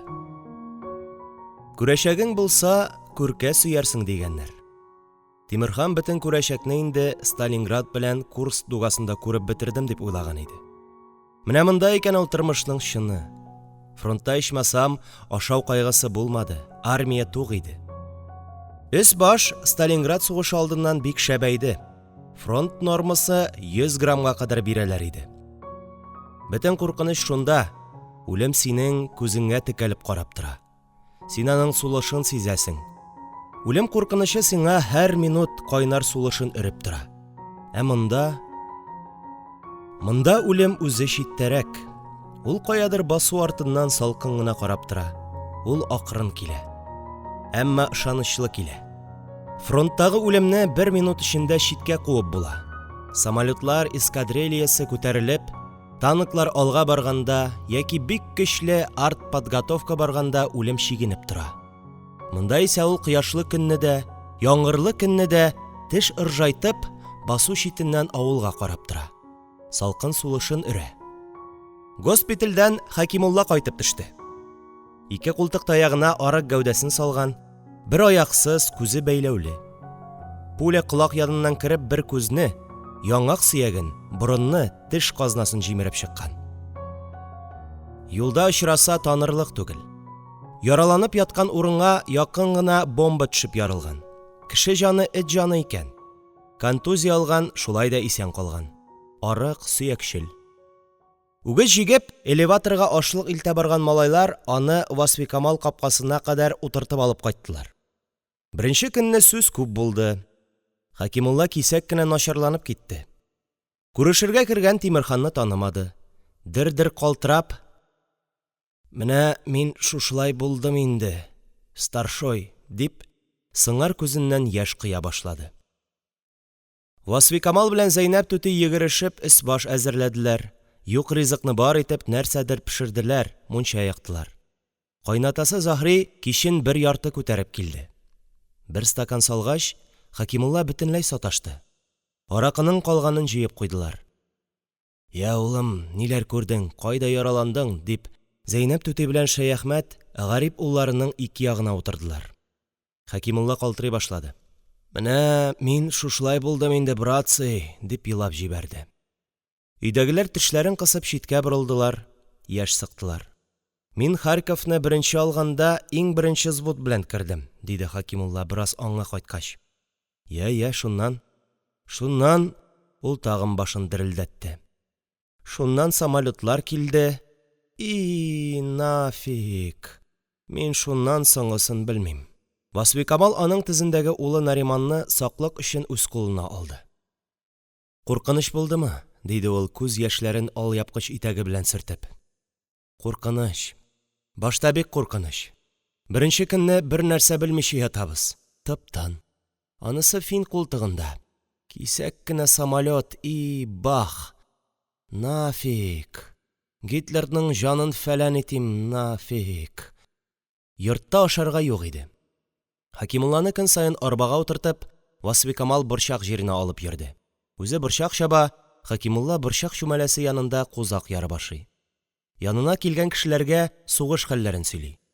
Мин Харьковны беренче азат иткәндә беренче взвод белән кердем, ди. Шуннан самолетлар килде дә, мин шуннан соңгысын белмим. Кырда эшләгән берничә карчык ураза тотып маташалар. Сәхәргә алабута кушылган арыш оныннан талкан болгаталар да, көне буе кырда ашка кибегәләр. Шәйхи карт буларны бик кызгана. Арыш белән бодай башы уып ашаганнан ураза ачылмый, ди ул халык янына килгәч. Илләмәгәр инде тоз белән таракан җимешен авызга да алырга ярамый. Алар инде уразаңны чәнчелдереп кенә куялар. Бу мәсьәләдә борчылырлык урын юк. Тоз да җимеш тә сугыш башланганнан бирле күренмиләр иде. Заһри да ураза тотты. Бер көнне авыл аркылы узучы хәрбиләр машина белән туктап, аларда әбәт ашадылар. Арадан берсе татар егете иде. Мә, абзый, тот безнең хөрмәткә бер стакан, дип, өлкән лейтенант уразалы Заһриның кулына аракы бирде. Заһри бисмилласын әйтеп стаканны алды да, өстенә кагаз каплап шкафка яшерде. Мин, энекәш, ураза шул, диде ул төкереген йотып. Ну, кич белән авыз ачкач, җип бәрәбез аны, боерган булса җип бәрәбез. Хәер, Заһриның уразасы да кешенеке төсле түгел иде. Август урталарында Тимерханны өлкә комитетына чакырдылар. Юлда барганда Тимерхан борчылмады. Чөнки беренче секретарьнең бу эш өчен Хәйруллинны кыздырганын, гомумән бу эшне ашыгыч рәвештә әвәләп ташлаган өчен бюро членнарына ризасызлык белдергәнен ишеткән иде. Тик озак тотмасалар гына ярар иде. Шушы атнада арыш искертләүне хәл итәргә кирәк. Искертләгән арыш яртылаш амбарга кергән арыш. Бер көндә эшне бетерсәләр ярар иде. Бюро башланырга 2 сәгать кала аны ак чәчле бер хатын-кыз чакырып алды. Буфетта ашарга талон бирде. Комиссиядә өчесе дә өлкән яшьтәге кешеләр. Берсе кителенә 3 рәт орден шапмаклары таккан, сыңар куллы иде. Я инде, иптәш Вәлетдинов, нигә алай җитәкче работникны мәсхәрә итәсез, дип сүз башлады сыңар куллы. Сезнең белән безгәме соң инде алай кыланырга? Кайсы участокта булдыгыз? 62-нче армияданмы ни? Ну, генерал Радимцевның штабында булгаладым. Менә бит кайда йөргәнбез. Аванс мәсьәләсендә сез нәкъ менә коммунистларча эшләгәнсез. Шулай, һәр нәрсәнең чиге бар. Без өлкә комитетында ул турыда сөйләштек. Безнең өчен бүген һәр колхозчы фронтовик. Ә Хәйруллинны аскар бит иткәнсез. Теге действиегыз мальчишество. Без бит фронтовиклар. Маркаңны төшермәскә иде. Өлкә бюросында эшне шушы сыңар куллы аңлатты. Тимерхан ишек катында күзлеген ялтыратып пуфылдап утырган кешене танып алды. Хәйруллин икән. Өлкә комитеты секретаре түрдә үк иде. Тимерхан аның йөзен ныклап күрмәде. Бюро членнарыннан ул 1-2 генералны гына күреп алды. Калганнары күз алдында бөтенесе бергә кушылдылар. Барлыгы 3 минут вакыт үтте. Аңлашылды, диде өлкә секретаре. Аңлашылды. Иптәш Хәйруллин, без сезне 3 ел өйрәттек. Бер файдасы да тимәгән күрәсен.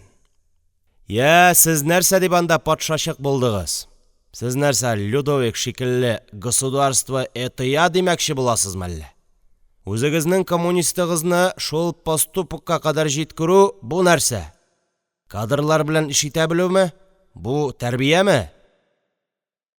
Кайтыгыз, иптәш Вәлетдинов, эшләгез. Икмәкне дәүләткә күбрәк бирегез. Ләкин колхозчының да ашказаны барын онытмагыз. Әйе, колхозчының да нәкъ беренче секретарьныкы кебек ашказаны бар. Ләкин нервларны авызлыклый белергә дә өйрәнегез. Суга төшкән тавык кебек калтыранган, агарынган Хәйруллин кием элгечләре янында Тимерханның җиңеннән тартты. Слушай, диде ул. Слушай, Вәлетдинов, син ир кеше, мин дә ир кеше. Давай, баба булмыйк. Анытык без моны. Безгә киләчәктә дә бергә эшлисе бар. Әйдә, поездга кадәр берәр җиргә кереп утырыйк, ирләр булыйк. Бергә яшисе бар. Тимерхан каршы килмәде. Ләкин ресторанга кереп утырып, тәмәке кабызгач та сүз ябышмады. Тимерхан элек-электәннән бу кешене яратмый иде. Әле 40-нчы елларда ук бу кеше Кара Чыршыга килеп лекциялар укып йөргән иде. Бер килгәндә ул ислам дине һәм хатын-кыз дигән темага лекция укыса, икенчесендә дуңгыз ит фабрикасы яки Ворошиловча төз ату оборона куәтенең нигезе дигән темага укый иде. Калын муенлы таза ир җилкәсенә ак сөлге салып өстәл янына килеп басты. Колак артына карандаш кыстырган, кызыл битле, уятсыз карашлы. Шул вакыт Тимерханның башына бер хәтер план килде. Менюны карап чыкты да, ул шунда булган бөтен нәрсәгә заказ бирде. Официант гаҗәпләнмәде. Фронттан кайткан гимнастеркалы егетләр арасында мондый заказчиклар очрый иде. Ул ашыга-ашыга язды. Так, 1 литр коньягың 250 тәңкә, 2 тавыгың 120 тәңкәдән 240 тәңкә, 1 кило алмаң. Кыздылар. Ни район бюросы турында, ни өлкә бюросы турында ләм-мим сүз булмады. Хәйруллин сугыш вакытында курортка бару мәсьәләсенең бөтенләй кыенлашканын сөйләп утырды. Ул күп шимерде, исерде. Без тегеләй иттек, булай иттек дип, үзенең тылдагы хезмәтен мактады. Иң авыры бездә булды, диде. Сездә нәрсә ул? Орден тагып кайтучыларның складта сабын биреп торып, сугышны уздырганнары да бар, дип Тимерханның йөрәгенә тоз салды. Тимерхан сәгатенә карады. Поезд китәргә 1 сәгать вакыт бар иде. Ул урыныннан торды. Ну, ярый, иптәш Хәйруллин, диде ул. Гаеп итештән булмасын. Мин хезмәт көненә эшлим, үзегез беләсез. Расчет мәсьәләсен онытмагыз, дип җил-җил чыгып китте. Ахырдан Ташлытауга кайткач, тар бер мәҗлестә Хәйруллинны хурлыгыннан үкереп елаган дип сөйләделәр. Хәер, ул вакыйгадан соң бер атна үттеме, юкмы, аны секретарьлек эшеннән азат иттеләр. Күп тә үтми, ул тишекле бер тиен кебек Кара Чыршыга лекция белән килде. 2 көн рәттән кичен лекция укыды. Беренче көнне «Башка планеталарда тереклек бармы?» дигән темага лекция укыды. Көндез уракчылар янына барып, төшкә ышанырга ярыймы дигән темага нәрсәдер сөйләп кайтты. Китәсе көнне командировочный кәгазенә кул куйдырырга Тимерхан янына керде. Бер ни дә хәтерләмәгәндәй, зур авызын йырып елмайды, киң каеш белән буып куйган гимнастеркасын артка таба җыя-җыя күреште. Менә мин монда да килеп чыктым әле, диде. Тимерхан дәүләткә ашлык тапшыруның барышын өйрәнеп, төтенгә чумып утыра иде. Аңа күтәрелеп карады, кашларын җыерды. Әй, иптәш Хәйруллин, диде ул. Сез нәкъ ачлык афаты кебек, бөтен җирдә дә бар. Әйе, башка планеталарда тереклек мәсьәләсенә кадәр Кара Чыршыдагы тереклекне сакларга кирәк иде. Кичә ферма көтүчеләре шешенгәннәр. Бүген аларга аванс он бирмичә ярамый. Хәкимулла авыр хәлдә ята. Аңа каяндыр бодай оны юнәтергә кирәк. Бал суырткач 1 кило бал җибәртмичә булмас. Әйе, үз планетаңны рәтләргә кирәк. Ипи мәсьәләсе уен түгел. Шәйхи карт бүген ач. Бер көн алган авансның соңгы бөртек оны кичә кичке ашка тугланды. Бүген иртән карт келәт буеннан кычыткан җыеп алып керде. Карчыга аны кайнар суда пешекләде, аннан соң аны чапкага салып балта белән турадылар. Сугышка кадәр бу чапкыда сарык ите турала иде. Әй язмыш, тагын ниләр күрсәтәсең бар икән. Бүген бөтен колхоз клевер җыя, яңгырга киткәнче эш итәргә кирәк. Югыйсә Тимерхан улаңа бик авырга киләчәк. Юк, Шәйхи карт мондый вакытта өйдә утыра алмас. Каравыл торып көч чыкмый. Ни битең белән шундый көндә ял итәргә кирәк. Ул арык җилкәсенә сәнәген салып, ындыр артыннан гына ат абзарларына таба атлады. Бригадирның кереп аерым рәвештә үзенә эшкә әйтмәвенә бераз гына гарьләнде. Я ярый, тегендә баргач күрсәтер әле ул куәтне. Бригадир үзе дә үкенер әйтмәгәненә. Ни буш? Менә тик ипи ашасаң иде. Тик бер генә телем арыш ипие булса иде хәзер. Басу юлыннан клевер тиягән бер ат килә. Йөк өстендә Заһриның олы улы Әхмәтзариф. Ул аякларын салындырып утырганда бер ни хәсрәтсез кыяфәт белән җырлап кайта. Тукта, бу нәрсәле? Ничек? Көн уртасында шундый таза егет колхоз аты белән үз хуҗалыгына клевер ташыймы? Бүгенге көнне моннан да оятсыз эш булырмы? Нәрсә, булар әллә өй эшләре белән безне мыскыл итмәкчеләрме? Шәйхи карт ат башына ничек ябышканын үзе дә сизми калды. Ул сәнәген ташлады, аның күзен кинәт кенә ниндидер элпә каплады. Шул элпә аркылы ул үзенең каршында ниндидер дошман, ерткыч дошманны күрде. Бу дошман саргылт мыек типкән, сары кашлы, шома битле Әхмәтзариф. Моны бетерергә кирәк, һич югында рәхәтләнеп бер дөмбәсләргә кирәк, шунсыз күздәге пәрдә ачылмаячак. Төш, имансыз! Карт үз тавышын танымады. Төш диләр сиңа, көзән баласы! Ул Әхмәтзарифның чалбар балагына сөякле бармаклары белән чытырдатып ябышты да, бөтен көче белән аны аска өстерәде. Менә йөк янында алар икәүдән-икәү кара-каршы бастылар. 70-тән узган карт каршындагы егетнең итләч битенә карап алды һәм шүрләде. Бу бер этеп җибәрсә, карт мәңге аякка басмаячак. Шулай да ул Әхмәтзарифның халат чабуын кулына чорнап тотты. Хәзер үк пожарныйга илтеп бушат йөгеңне! Алланың нәгъләте төшкере! Тагын нәрсәдер әйтмәкче иде карт, ләкин нәкъ шул вакыт аның борынына ипи исе килеп керде. Әйе, җылы арыш ипи исе. Ул мөгаен кәрәс кебек күзәнәкледер. Аның аскыягы бераз гына көлледер. Менә ул ипи кисәге картның авызыннан бер виршок кына ераклыкта. Ул менә шушы шома битле, йомшак сары мыеклы егетнең халат кесәсендә гәзиткә төргән. Бир син аны картка. Ярты телемен генә бир. Шуны ашаса, ул бер үзе бер бригада өчен эшләр бүген. Картның тамагы кибеп китте. Юк. Менә тамак төбен җыерып, әллә каян гына авызга су тулды. Борын тишекләре киңәйде. Ләкин 1-2 секундтан карт айныды. Таптаза егетнең бер сүз әйтмичә куркынып үзенә карап торган күргәч, ул ипиисен онытты. Каршыдагы егет аңа үзенең шомалыгы һәм елтыр күзләре белән нигәдер бурсык сыман тоелды. Карт халат чабуын ычкындырды һәм тын ала алмыйча газапланып: «Хәзер үк илтеп бушат йөгеңне! Алланың ачык каһәре суккыры!» дип гыжылдады. Ул егәрсез аяклары белән үз юлына таба атлады. Әхмәтзариф исә атын кирегә таба бора калды. Бу карт белән Әхмәтзарифның соңгы очрашулары иде. Икенче көнне Әхмәтзариф сугышка китте. Шәйхи картның да аяк астыннан гына әллә нинди бәла-каза чыкты. Бәла дигәнең агач башыннан түгел, әдәм башыннан йөри бит. Бер көнне кайсыдыр юньсезе ындыр артында Шәйхи картның киртәсенә тавык үләксәсе элеп куйган. Элеп кенә түгел, муенына элмәк киертеп аскан да, тәпиенә шәмәхә кара белән язылган бер кәгазь кыстырган. Кемнәрдер моны күргәннәр, язуны укыганнар, бу язу каядыр барып җиткән, анда менә мондый сүзләр булган: «Җынымны алалар, түзәм, итемне ашыйлар, түзәм, налогымны түли алмыйм, асылынам да үләм».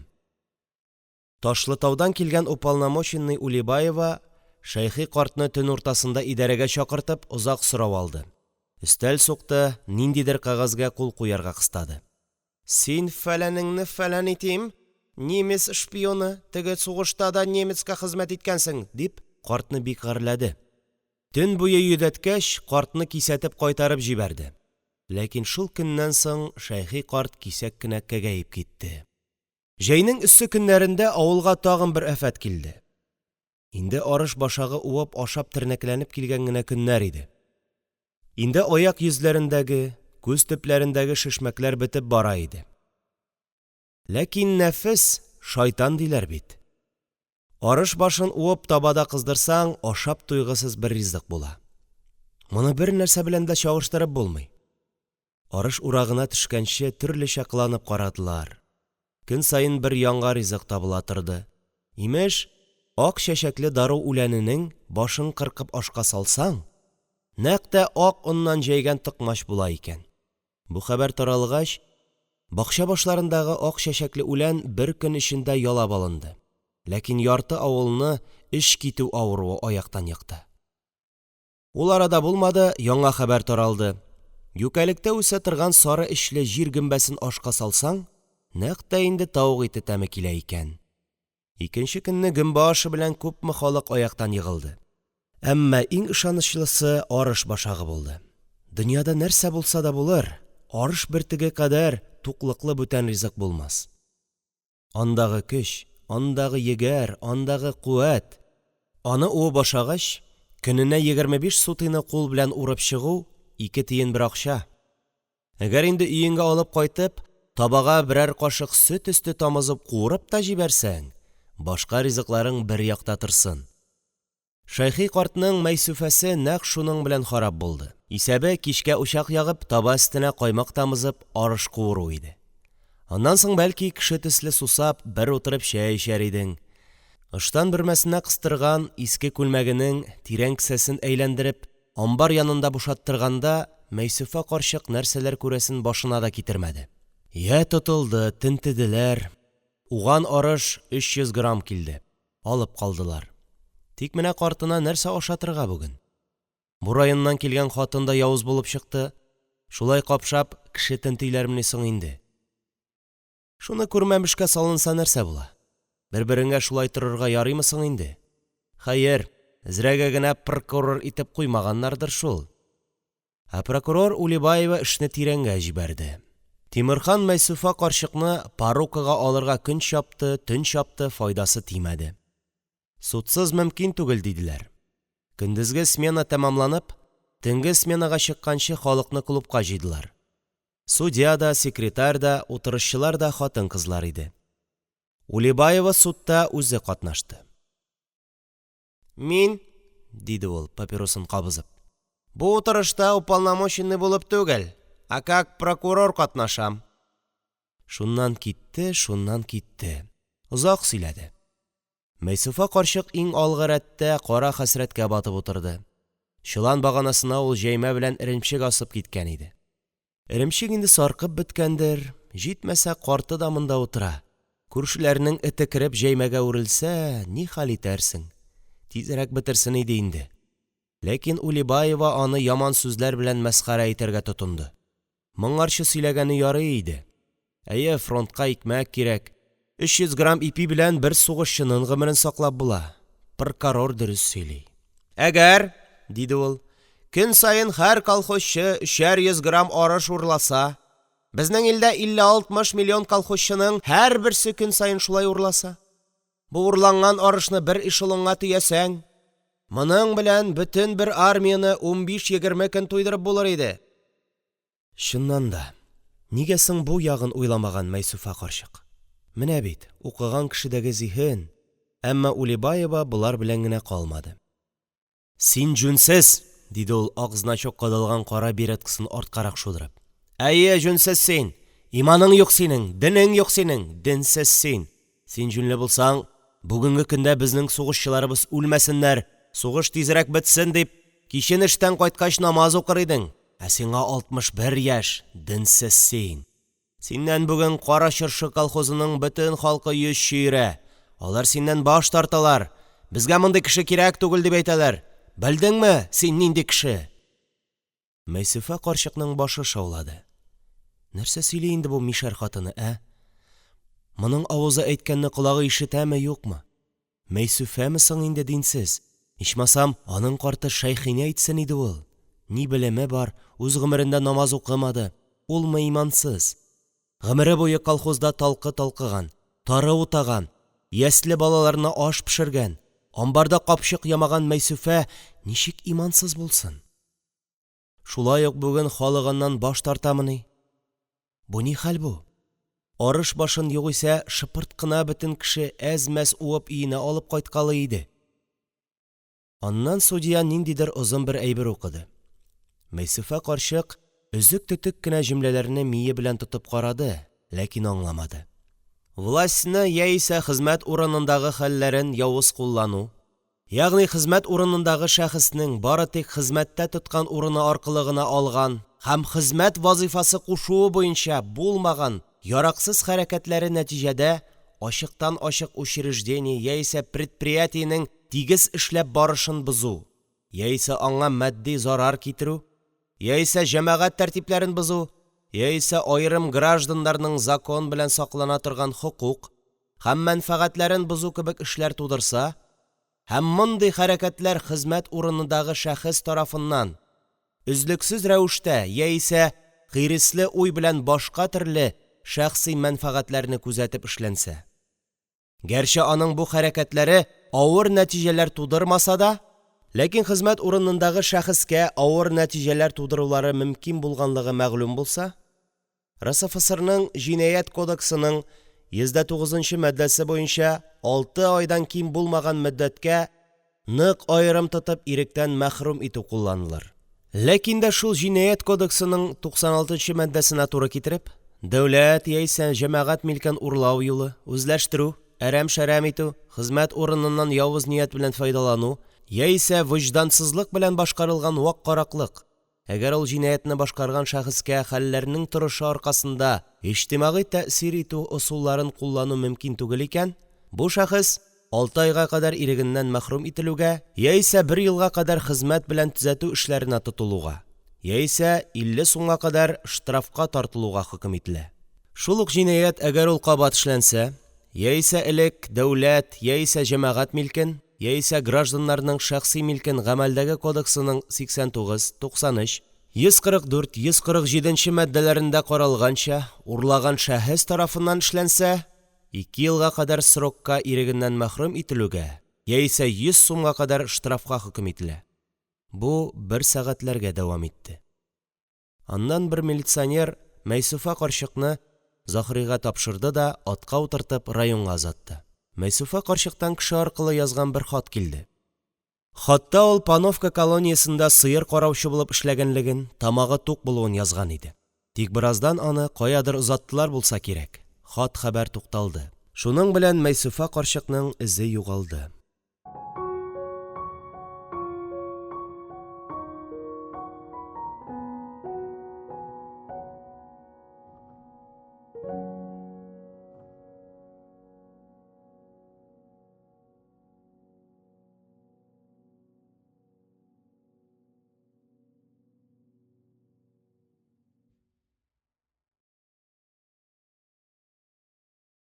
Кеше китә, җыры кала.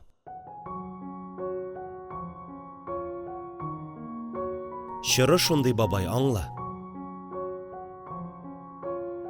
Улибаева агач мәчет өстендә таш манара сыман булды. Кеп-кечкенә колхозга бу явызны ничек турылап җибәргәннәр диярсең. Ни ул Тимерхан белән кара-каршы утырып сөйләшми, ни ул киңәш кырмый, ни сүзгә колак салмый.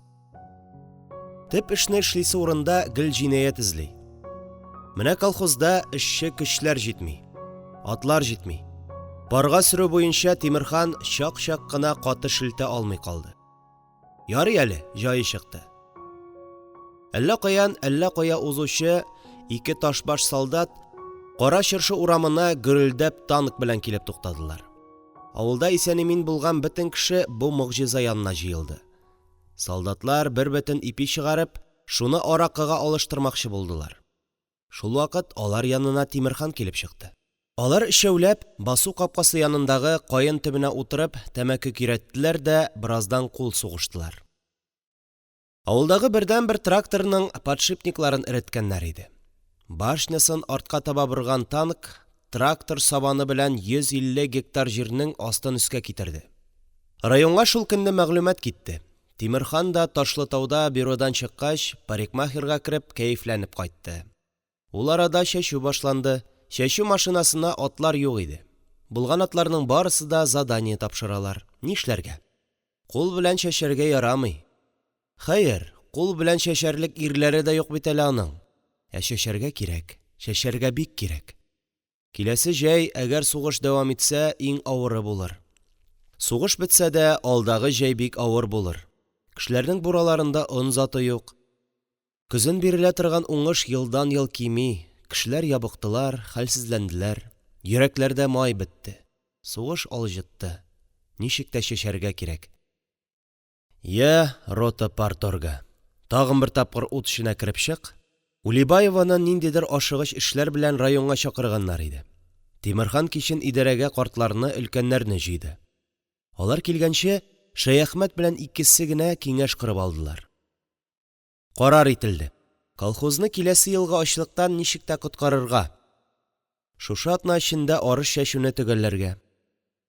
Киез катасын ышкый-ышкый атлап, янгын сараеннан Шәйхи карт килде.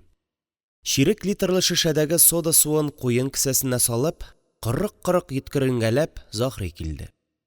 Сул кулын кендек турысыннан салындырып Борһан килде. Ул яраланып кайтканнан бирле җиңел эшләргә генә йөри иде. Тагын исемлектән әллә кайчан төшерелгән 2 карт килде. Идарәнең алгы бүлмәсенә тәмәке исе сеңгән. Стеналары сары, мүкләр сары. И дөнья! И бу дөньяның колхоз идарәләре. Аларның стеналары, аларның мүкләре. Сезнең телегез булса, сез ниләр сөйләмәс идегез. Элек бу бүлмәгә сыймаслык булып ирләр җыела иде. Кырын ятып тәмәке көйрәтәләр иде. Монда төннәрен тегендәй-мондый мутлык эшләп кайтучы егетләр тукталалар иде. Бүлмә уртасындагы озын агач өстәлгә кырын ятып, кайсы тирәдә ниләр эшләп, ниләр күреп кайтуын кешегә сөйләү, сөйләмәү хокукы үзендә генә булганга, горурланып шушы өстәлдә кырын яталар иде. Иренмәсәң, пәкеңне чыгар да өстәлнең бер читенә чыгып яз, истәлек булып калыр. Бәлки, син бүген үз гомереңдә беренче тапкыр җаның теләгән кызны үпкәнсеңдер. Бәлки, син үз гомереңдә беренче тапкыр салкын капка төбендә торганда яшь кызның жикет тимәләрен чишеп, кайнар кочагына чумып басып торгансыңдыр. Нигә ул көнне пәке очы белән шушы өстәлгә билгеләмәскә? Бәлки, син үз гомереңдә беренче тапкыр бүген... Хәер, өстәл өсте болай да тулы. Кайда сез, монда эзләрегез калган егетләр? Сезнең кайсыларыгыз исән? Кайсыларыгыз бүген дошман өстенә ут яудыра? Кайсыларыгыз дошман лагерьларында тоткынлыкта? Кайсыларыгызның инде сөякләре туфракка әйләнә? Идарә бүлмәсе өчен әйтерсең тарих туктаган, сугыш башланмаган. Аның стенасында сугышка кадәрге үк картина. Бүреләр авыл хуҗалыгы дошманнары, аларны бетерегез, дип язганнар да үлгән бүре өстерәп кайтучы бер аучы рәсемен ясаганнар. Ах, авыл хуҗалыгына зарар китерүчеләр әгәр дә шул 4 аяклы мәхлуклар гына булса, әгәр дөньяның явызлыгы шул 4 аяклы соры койрыкларда гына булса, билләһи, барысын да җыеп, Тукай әкиятләрендәгечә итле ботка гына ашатып асрар идең. Менә шул сугыш башланасы елны төшерелгән карта. Колхозның туфрак картасы. Тыныч вакытны хәтерләтеп әле дә эленеп тора. Туфрак төрләре дип язылган. Аннан процентлар белән күрсәтелгән. Типик көчле һәм уртача көчле кара туфрак. Көлсу уртача көчле һәм көчле кара туфрак. Көлсу һәм аз көчле кара туфрак. Кара кучкыл, сыры урман туфрагы. Сыры урман туфрагы. Көрән сыры урман дала туфрагы. Кәзле карбонатлы көрән сыры туфрак. Ачык сыры урман туфрагы. Кәзле көлсу туфрак. Ах, бу фән кешеләре. Кара син аларны. Халык өчен бары тик җир дигән сүз генә бар иде. Булар нишләтеп ваклап бетергәннәр. Кәзле карбонатлы имеш. Менә алай бүлгәләп өйрәнеп торырга вакыт юк хәзер. Шәшәргә кирәк, вәссәлам. Шулай да бу картадан тыныч заман исе килә. Әйе, бар иде шундый заманнар. Бар иде туфрагын да, чишмә суының составын да өйрәнә башлаган тыныч еллар бар иде. Түр стенада гына кешене айнытырлык, бүгенге көнгә кайтарырлык бер кәгазь бар. Бу татар халкының фронтовик сугышчыларга язган хаты. Шул кәгазь ябыштырылмаган булса, сугыш икәнен беләсе дә түгелсең. Тиешле кешеләр җыелып беткән иде. Тимерхан уйларыннан айнып киткәндәй булды. Борһан дуңгыз башта шактый аяк чалып маташты. Что син, иптәш Вәлетдинов? Кул белән чәчү упшымда тыелган эш бит. Анысы синең эш түгел, дип бүлдерде аны Тимерхан. Җаваплылыкны мин үз өстемә алам. Киләсе ел уңышы турында сүз бара, аңлыйсыңмы, юкмы? Борһан бирешмәде. Анысы, диде ул, хөкүмәтнең абзары киң. Безгә инде уңыш булса да 300 грамм, булмаса да 300 грамм. Менә мин үзем ранный кеше. Тимерхан аны туктатты. Синең ничә балаң бар? 4-үме? Әнә шуларны киләсе елга хәер сорашырга чыгарырга ризамы син, юкмы? Шулар алдында нәрсә дип җавап бирербез, әгәр бер сыелкага гына ышанып ятсак? Син беләсеңме районнан телефонограмма килгәнен? Бер атнадан яңгырга китәчәк. Тимерхан тавышын үзгәртте. Борһан абый, сүземне тыңла. Минем хәлне дә аңла. Мин хөкүмәт алдында, партия алдында да җаваплы кеше. Минем шушы колхозның сугыштан кайтачак ирләре алдында җавап бирәсем бар. Мин шушы колхоздагы бөтен карт-коры, хатын-кыз, бала-чага алдында җаваплы. Эх, әгәр дә минем кулымнан килсә... Борһан биреште.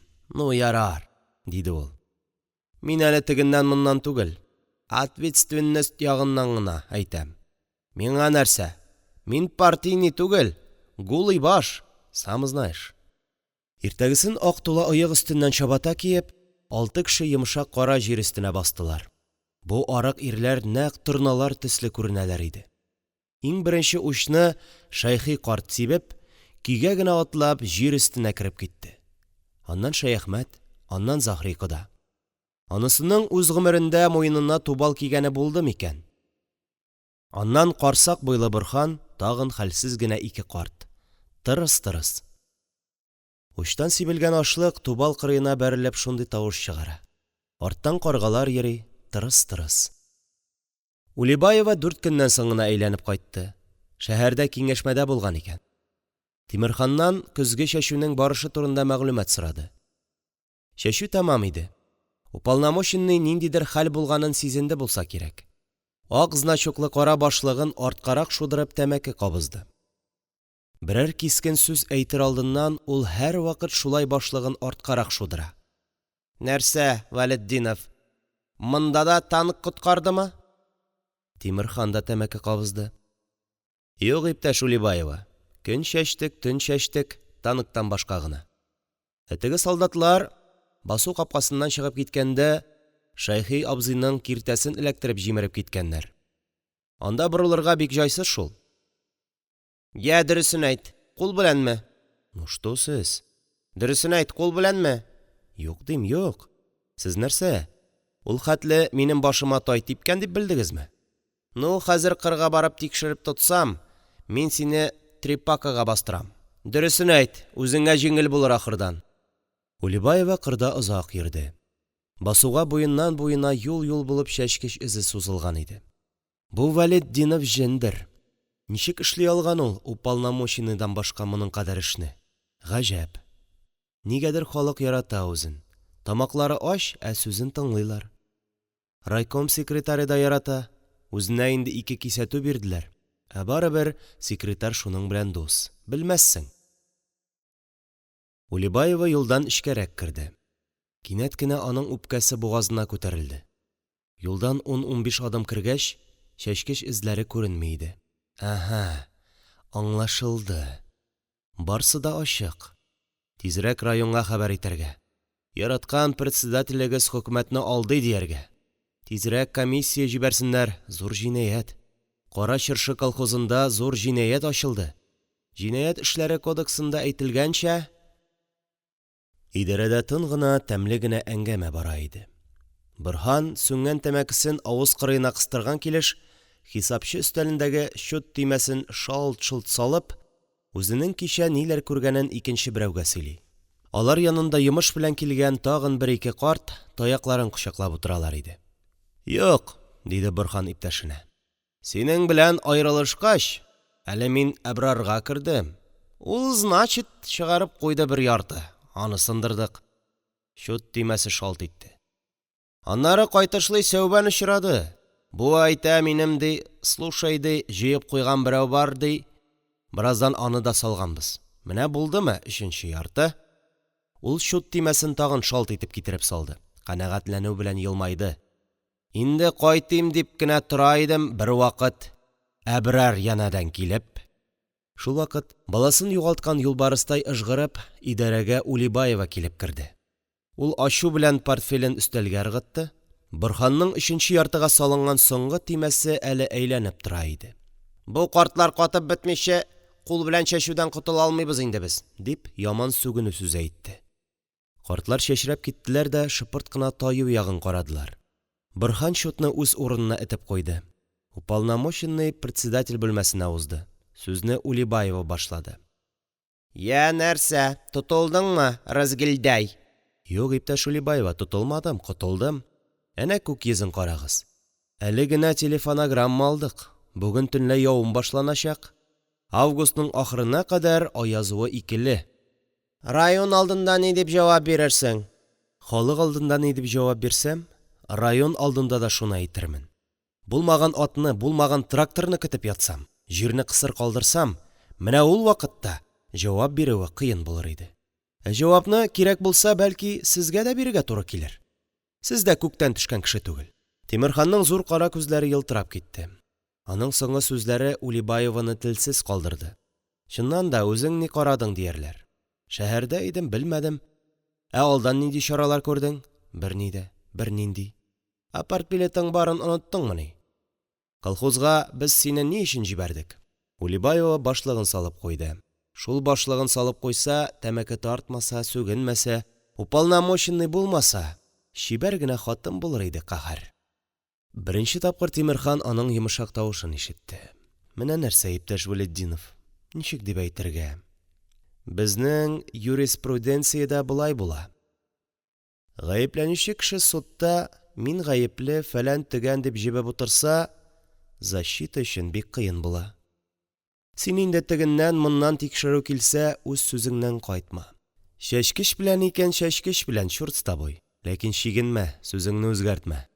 Тимерхан елмаеп тик утырды. Шул секунд эчендә Улибаева бу кара битле, зур кара күзле авыл егетеннән үзенең җиңелгәнен сизде. Прокурор башың белән. Ул башлыгын алып киде, тавышы калынайды. А вообще, Вәлетдинов, ужасный кеше син.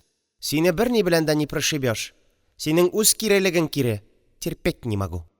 Улибаева гомумән табышмак кеше. 4 көн буе шәһәрдә ятканда Мәйсүфә карчыкның язмышын хәл итеп йөргән. Карчыкны табып, аннан кассация яздырткан, тегесен күргән, бусын күргән. Тимерхан белән ызгышып алгач, ул кызу-кызу атлап янгын сараена китте. Күк йөзе болытлап тора. Урман ягыннан дымлы җил исә иде. Шәйхи карт буыннары сызлаганга үзен кая куярга белмичә, сарай әйләнәсендә каз үрдәкләрне куыштыргалап йөри иде. Ялгыз калгач, ул гомумән өенә бик сирәк, тамак ялгап алырга гына кайта торган булды. Менә бүген буыннар бик тә сызлый, кул аркаларындагы тамыр юллары бүрткәннәр. Бер явып җибәрсә кана. Улибаева белән ул авырдан гына исәнләште. Тегесе исә берни дә булмагандай, тәмәке тарту урыны дип язылган почмакка килеп, эскәмиягә утырды һәм папирос кабызды. Аннан читкә караган килеш акрын гына сүз башлады. Ә син, бабай, миңа алай кара янып йөрмә. Берәр атнадан карчыгын кайтыр, көт тә тор. Шәйхи карт дерелдәп китте. Ничек кайтыр? Озаккамы? Юк, бөтенләйгә. Карт читкә карап борынын бушатты, һаман да берни дә аңышмады. Ничек? Үзебезнең колхозга күчертеп буламы әллә? Я, син такылдадың бер сүз. Ничек тә ничек? Бөтенләйгә котылып кайта, и всё. Нәрсә, әллә кайтканын теләмисеңме? Әллә яшь солдатка алырга исәбең бар идеме? Булыр ул картлардан. Картның күзләре яшьләнде. Соң бит, кызым, ни бит? Аның борыны йомшады. Карчыкның башын үзең ашадың бит. Шуңа күрә аптырап кына әйтүем. Ул Улибаева янына килеп утырды, кулындагы себеркесен кочаклады. Прокурор авыр сулады. Син, диде ул картка, үзең турында, үз өеңнең җылысы турында гына уйлыйсың. Менә син минем өемдәге җылы белән кызыксынганың бармы, ә? Менә шул. Беләсең килсә, минем ирем сугышның 1нче аенда ук үлде. Ташлытау военкоматына иң беренче үлем хәбәре минем ирем турында килде. Ә мин 4 бала белән тол калдым. Аларны хәзер 70тан узган анам карый. Ә син беләсеңме, ул балаларга көненә күпме икмәк бирелә? 200 грамм. Бер сынык ипи ул. Олы кызым быел 10-чыга керә, 18нче яшенә китә. Ә шул балага 200 грамм. Ләкин мин берәүгә дә үпкәләмим. 200 грамм ипи ул. Әгәр минем балаларым бүген ач утыралар икән, мин моңа бары тик фашизмны гына гаеплим. Ә син миңа үпкәлисең. Кичке эңгер-меңгер вакыт җитә иде. Әңгәмә сузылды. Шәйхи карт җанланып герман алпавытларының ындыр табаклары, ашлык сугу тәртипләре турында сөйләп алды. Менә мин, диде прокурор хатын, шушы колхоз амбарына кереп, ягез әле, миңа гаиләмә алып кайтырга 1-2 кило борчак бирегез дисәм, һич шиксез бирәчәкләр. Шуны алып кайтсам, минем анам һәм балаларым көне буе тук булачаклар. Ишетәсеңме, бабай? 1 көн буе. Ләкин мин аны эшли алмыйм. Намусым кушмый. Әгәр сезнең амбарыгызга кереп 1 кило он алып чыксам, мин ни битем белән сезнең каршыга килермен? Караңгы төшеп кешеләр кырдан кайта башлагач кына Улибаева урыныннан торды. Портфелен кулына алды, биреткасын салып чәчләрен рәтләде. Шәйхи карт шул вакытта прокурорның да нәкъ үзе кебек авыр хәлдә, ялгызлыкта газап чигүче гап-гади бер хатын икәнлегенә ышанды. Аның күңелендә бу хатынга карата энә очы кадәр дә үпкә калмаган иде. Улибаева аерылып китәр алдыннан картны бөтенләй телсез калдырды. Мин, әгәр шул суд эскәмиясендә үз әнием утырса, диде ул, нәкъ шундый ук чыгыш ясар идем. Һәм бер дә икеләнмичә җәза бирүләрен сорар идем. Вакыты шундый, бабай. Аңла, кырыс шыр, кырыс закон. Ну ярый, озак сөйләштек. Өеңне җыештырып куй. Карчыгың берәр атнадан кайтыр. Икенче көнне иртән яңгыр ява башлады. Вак яңгыр, тоташ яңгыр. Көнбатыштан җылы җил исә торды. Куе соры болытларны ишеп-ишеп авыл өстенә куатырды. Кырдагы арыш чүмәләләре инде кибәнгә куелган, чәчү тәмамланган иде. Тик сабан ашлыгын гына җыеп аласы бар. Бүген колхозчыларга аванс бирергә кирәк. Бер хәл алсыннар. Аннан соң Тимерханның үзенә дә бер мунча кереп чыгарга, киемнәрен алыштырырга һәм бер төн кеше төсле йоклап карарга кирәк. Яу яңгыр, яу, тик озакка гына сузма. Менә берничә көннән арыш шытып чыгар. Башта ул кызгылт юка элпәгенә булып тишелер. Арыш уҗымы тишелгән вакытта шәмәхә кызгылт була.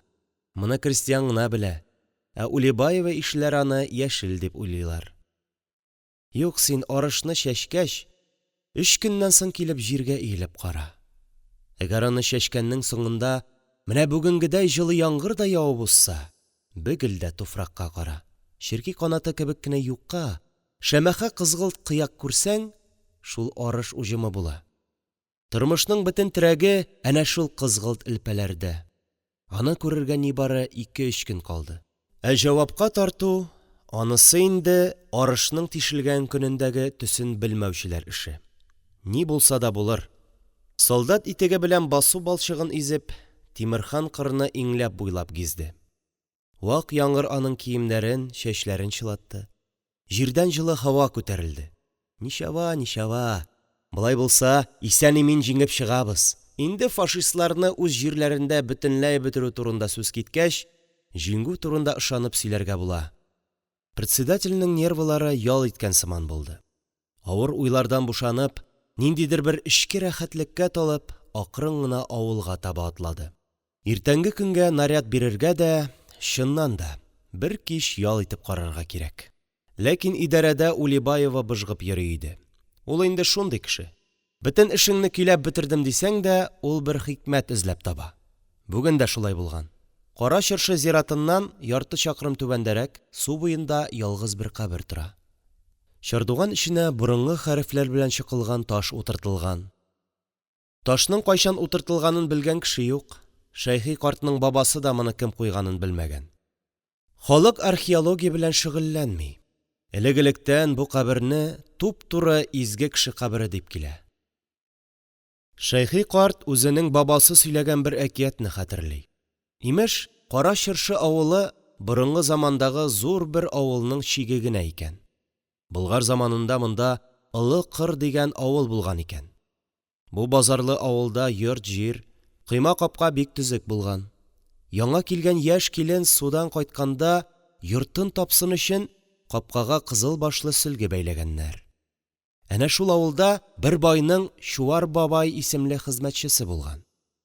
Шәфкатьсез бай бу хезмәтчене көн эшләткән, төн эшләткән. Калын кара урманнан бай моңа бүрәнә утын ташыткан. Чуар бабай дигәнче йөген төйи дә кайта икән. Бай моның бу хикмәтеннән шикләнеп, урманга шымчылар җибәргән. Тегеләр агачлар арасында качып торганнар да кайтып байга сөйләгәннәр. Без карап шаккаттык. Чуар бабай кулларын бөеренә таянганда басып тик тора. Аның йөге үзе төяле, дигәннәр. Шул көнне Чуар бабай авырып киткән. Мине, дигән, барыбер олы кыр зиратына күммәссез, мин фәкыйрь кеше. Васыятем шул, авыл читенә чыгам да чыбыркымны ыргытам. Чыбыркым кай җиргә төшсә, шунда күмегез. Чуар бабайның васыятен үтәгәннәр. Шул заманнан бирле бу кабер изге булып исәпләнә. Читкә киткән егетләр элек-электән нәзер әйтәләр иде. Байып кайтсам, Чуар бабай каберенә чардуган ясар идем дип. Шулай итеп, бер яхшы чардуганны икенчесе алыштырды. Кабер төзәтелгәләп торды.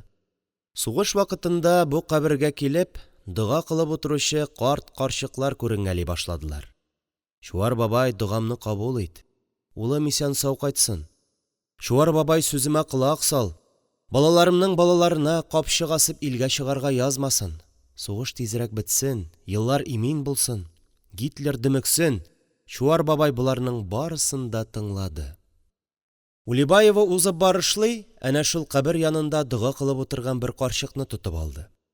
Карчык юеш үлән өстенә капчык җәеп, иреннәрен кыймылдатып утыра иде. Син, картлач, кайсы авылныкы? Дип Улибаева папиросын кабызды. Карчык сабыр гына як-ягына борылып сәлам бирде, намазын бүлде. Бер дә исе китмичә генә Улибаевага күтәрелеп карады. Синнән сорыйм, кайсы авылның бездельниге син, карттәре? Аба унырсыз, дип мыгырданды карчык. Син нәрсә, әллә кешегә жүнләп сүз ката белмисеңме? Син үзең кем? Нәрсә дип син әле минем каршыда кәпрәясең, Мин бик беләсең килсә, Атҗабарның Камали хатыны булырмын. Я, Камали хатыны? Син монда нишлисең? Минме? Менә мин монда нәрсәгә килдем. Минем улым Хисмәтулла сугышның 3нче аенда, август числосының 28-ндә хәбәрсез югалды. Шуннан бирле бер хәбәр юк. Хисмәтулланың 4 сабые бар. Әнә шул сабыйларның әтисенә дога укырга килдем мин. Исән булса исәнлегенә, үлгән булса рухына булсын дидем. Менә белдеңме инде? Бүген килен өйдә тора, яңгырлы көн, бер барып дога кылыйм дидем. Син, кызым, портафиль тоттым дигәч тә миңа җикеренмәяме? Мин данлыклы Камали хатыны булырмын. Мин беләсең килсә, 33нче җылда колхозчылар съездына делегатка булып барган кеше.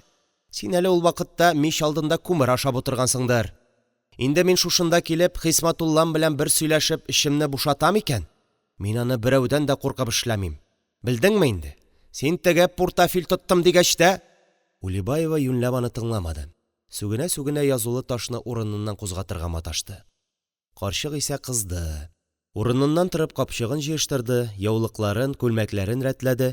Үзе дугага килгән кигәвендәй Улибаеваның бер алдына, 5 артына чыкты. Син нәрсәле монда капитан Куразы шикелле бүксәңне киереп торасың? Килер бер көн боерган булса, менә шул сугышта шаһит киткән кешеләргә бөтенесенә зур бер акташ куярлар. Минем кайгымны бер Чуар бабай гына тыңлап бетерә алмый хәзер, белдеңме шуны? Булыр бер көн, әнә шул зур таш янына килербез. Хисмәтуллам белән сөйләшергә килермен. Шулай диярмен, балаларың үсте, инде хатының да олыгаеп бара диярмен. Арыслан күк егетләр әрәм була шул, арыслан күк. Югыйсә синең ише ирҗәнкәләрне басу түреннән үк уздырмас иде минем Хисмәтуллам. Улибаева аны тыңлап бетермәде. Кызу-кызу атлап авылга таба китте. Авыл кырына җиткәндә камыл арасыннан ялгыз кабергә таба кызыл чәчәкле шәльяулык бөркәнгән тагын бер бөкре карчыкның атлаганын күрде. Янгын сарае янына кайтып, Улибаева Борһанга ат җиктерде һәм көрәк лом салдырып кабер янына алып барды.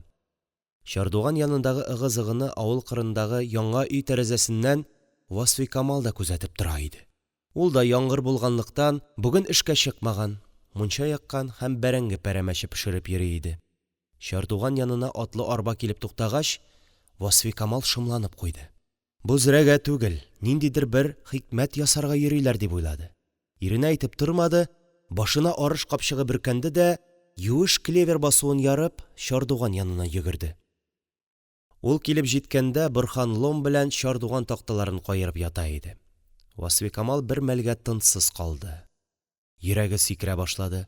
Иренең коточкыч гарип булып кайтуына, сугышның аларның бәхетен җимерүенә һәм дөньяның башка бик күп җәбер-каһәренә ачудан аның йөрәгенә күптәннән инде кара кан укмашкан иде. Кинәт кенә әнә шул кан таралып китте.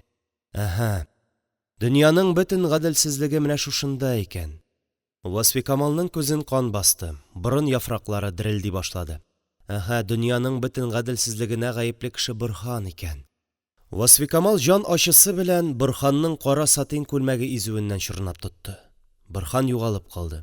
«Яле, тилердең мәллә!» дип елмаймакчы булды. Әммә күлмәк изүеннән чытырдап-сәдәпләр очкач, моның уен түгеллегенә тиз төшенде.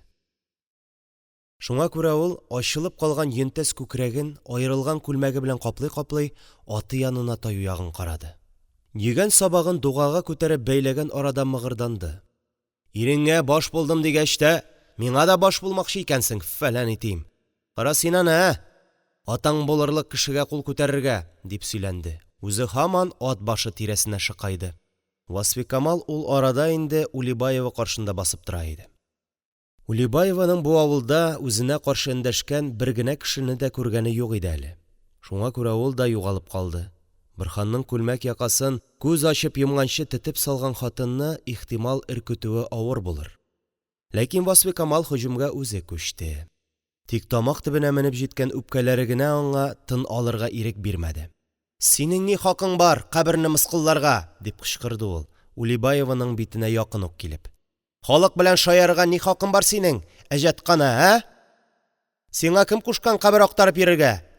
Сине районнан шуның өчен дип җибәрделәрмени, килмешәк?» Васфикамал үкереп елап җибәрде. «Әнә минем ирем бүген иртәгә гүр иясе булырга тора. Ярты авылның ирләре сугышта кырылдылар. Син безне шулай мыскыл итсен дип кан койдылармыни алар, ә? Ник йөрәгемә тоз саласың син?» Ул алъяпкыч итәге белән битен каплап, ярсый-ярсый елады. Улибаева йомшады. Кинәт кенә ул үзенең каршында басып торган ябык тәнле, үткен күзле бу чибәр хатынның хаклы икәнлеген аңлады.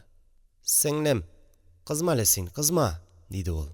«Кызма, менә бүген ярты көн инде шушы тирәдән кеше өзелми.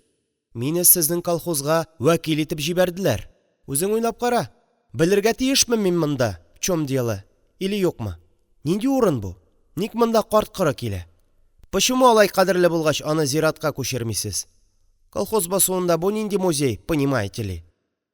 Ләкин Васфикамал тынычлана алмады. «Суң менә үзең уйлап кара», диде ул күз яшенә буылып. «Ирем ярты сәламәтлеге белән әле 10-15 көн элек кенә шушы чардуганны рәтләп кайтты. Ә син районнан килгән башың белән... Их син, болай булса, син зиратны җимерергә дә күп сорамассың. Әдәм көлкесе бит, әдәм көлкесе». Васфикамал үзенең җиңүенә һич кенә дә шикләнмичә, кубарылган такталарны таш алып каккалый башлады. Елый-елый сөйләнде. «Сиңа уч төбе хәтле кәгазь җитә. Икмәк җыюны оештырасы урында кабер сүтеп йөр, әдәм көлкесе. Бәхетең, авылда ир заты юк инде. Күрсәтерләр иде алар сиңа кабер сүтүнең нәрсә икәнен». Улибаева юеш клевер басуын ярып идарәгә кайтканда әллә ниләр уйлап бетерде. Бер яктан үзенең чыннан да артык кызып киткәнлеген сизде. Кабер җимереп йөрү чыннан да прокурор эше түгел. Икенчедән, тиктималга шаһит алдында гап-гади бер хатыннан җиңелү шулай ук җитәкче иптәшкә хас нәрсә түгел. Шуңа күрә ул кичен идарәдә активистларны эт итеп сүкте. «Борын төбегездә, колхоз басуыгызда хач кылалар, ә сез күз йомып ятасыз, бездельниклар», диде. «Үзең ач бул, үзең хач кыл, понимаете ли?» Моңа каршы Тимерхан бер ни дә әйтә алмады. Моңарчы бу ташның колхоз тормышына бер зыянында юк иде кебек. Бу Улибаеваның бер начар ягы бар. Ул һәр вакыт кешенең җанын каһәрли. Карчыклар белән сугыша торган заманамы соң әле? Бер атнадан бәрәңге җирен бүлеп бирергә кирәк. Кеше саен 2 гектар туры килә. Ничек кенә җыеп аласы? Дәүләт каршындагы йөкләмәне ничек үтисе? Салкыннарга кадәр башкарып чыгып булырмы? Их, Улибаева, бер генә көн тынычлап хәл алырга мөмкинлек бирмәдең. Ни дип әйтсәң дә ва инде сиңа.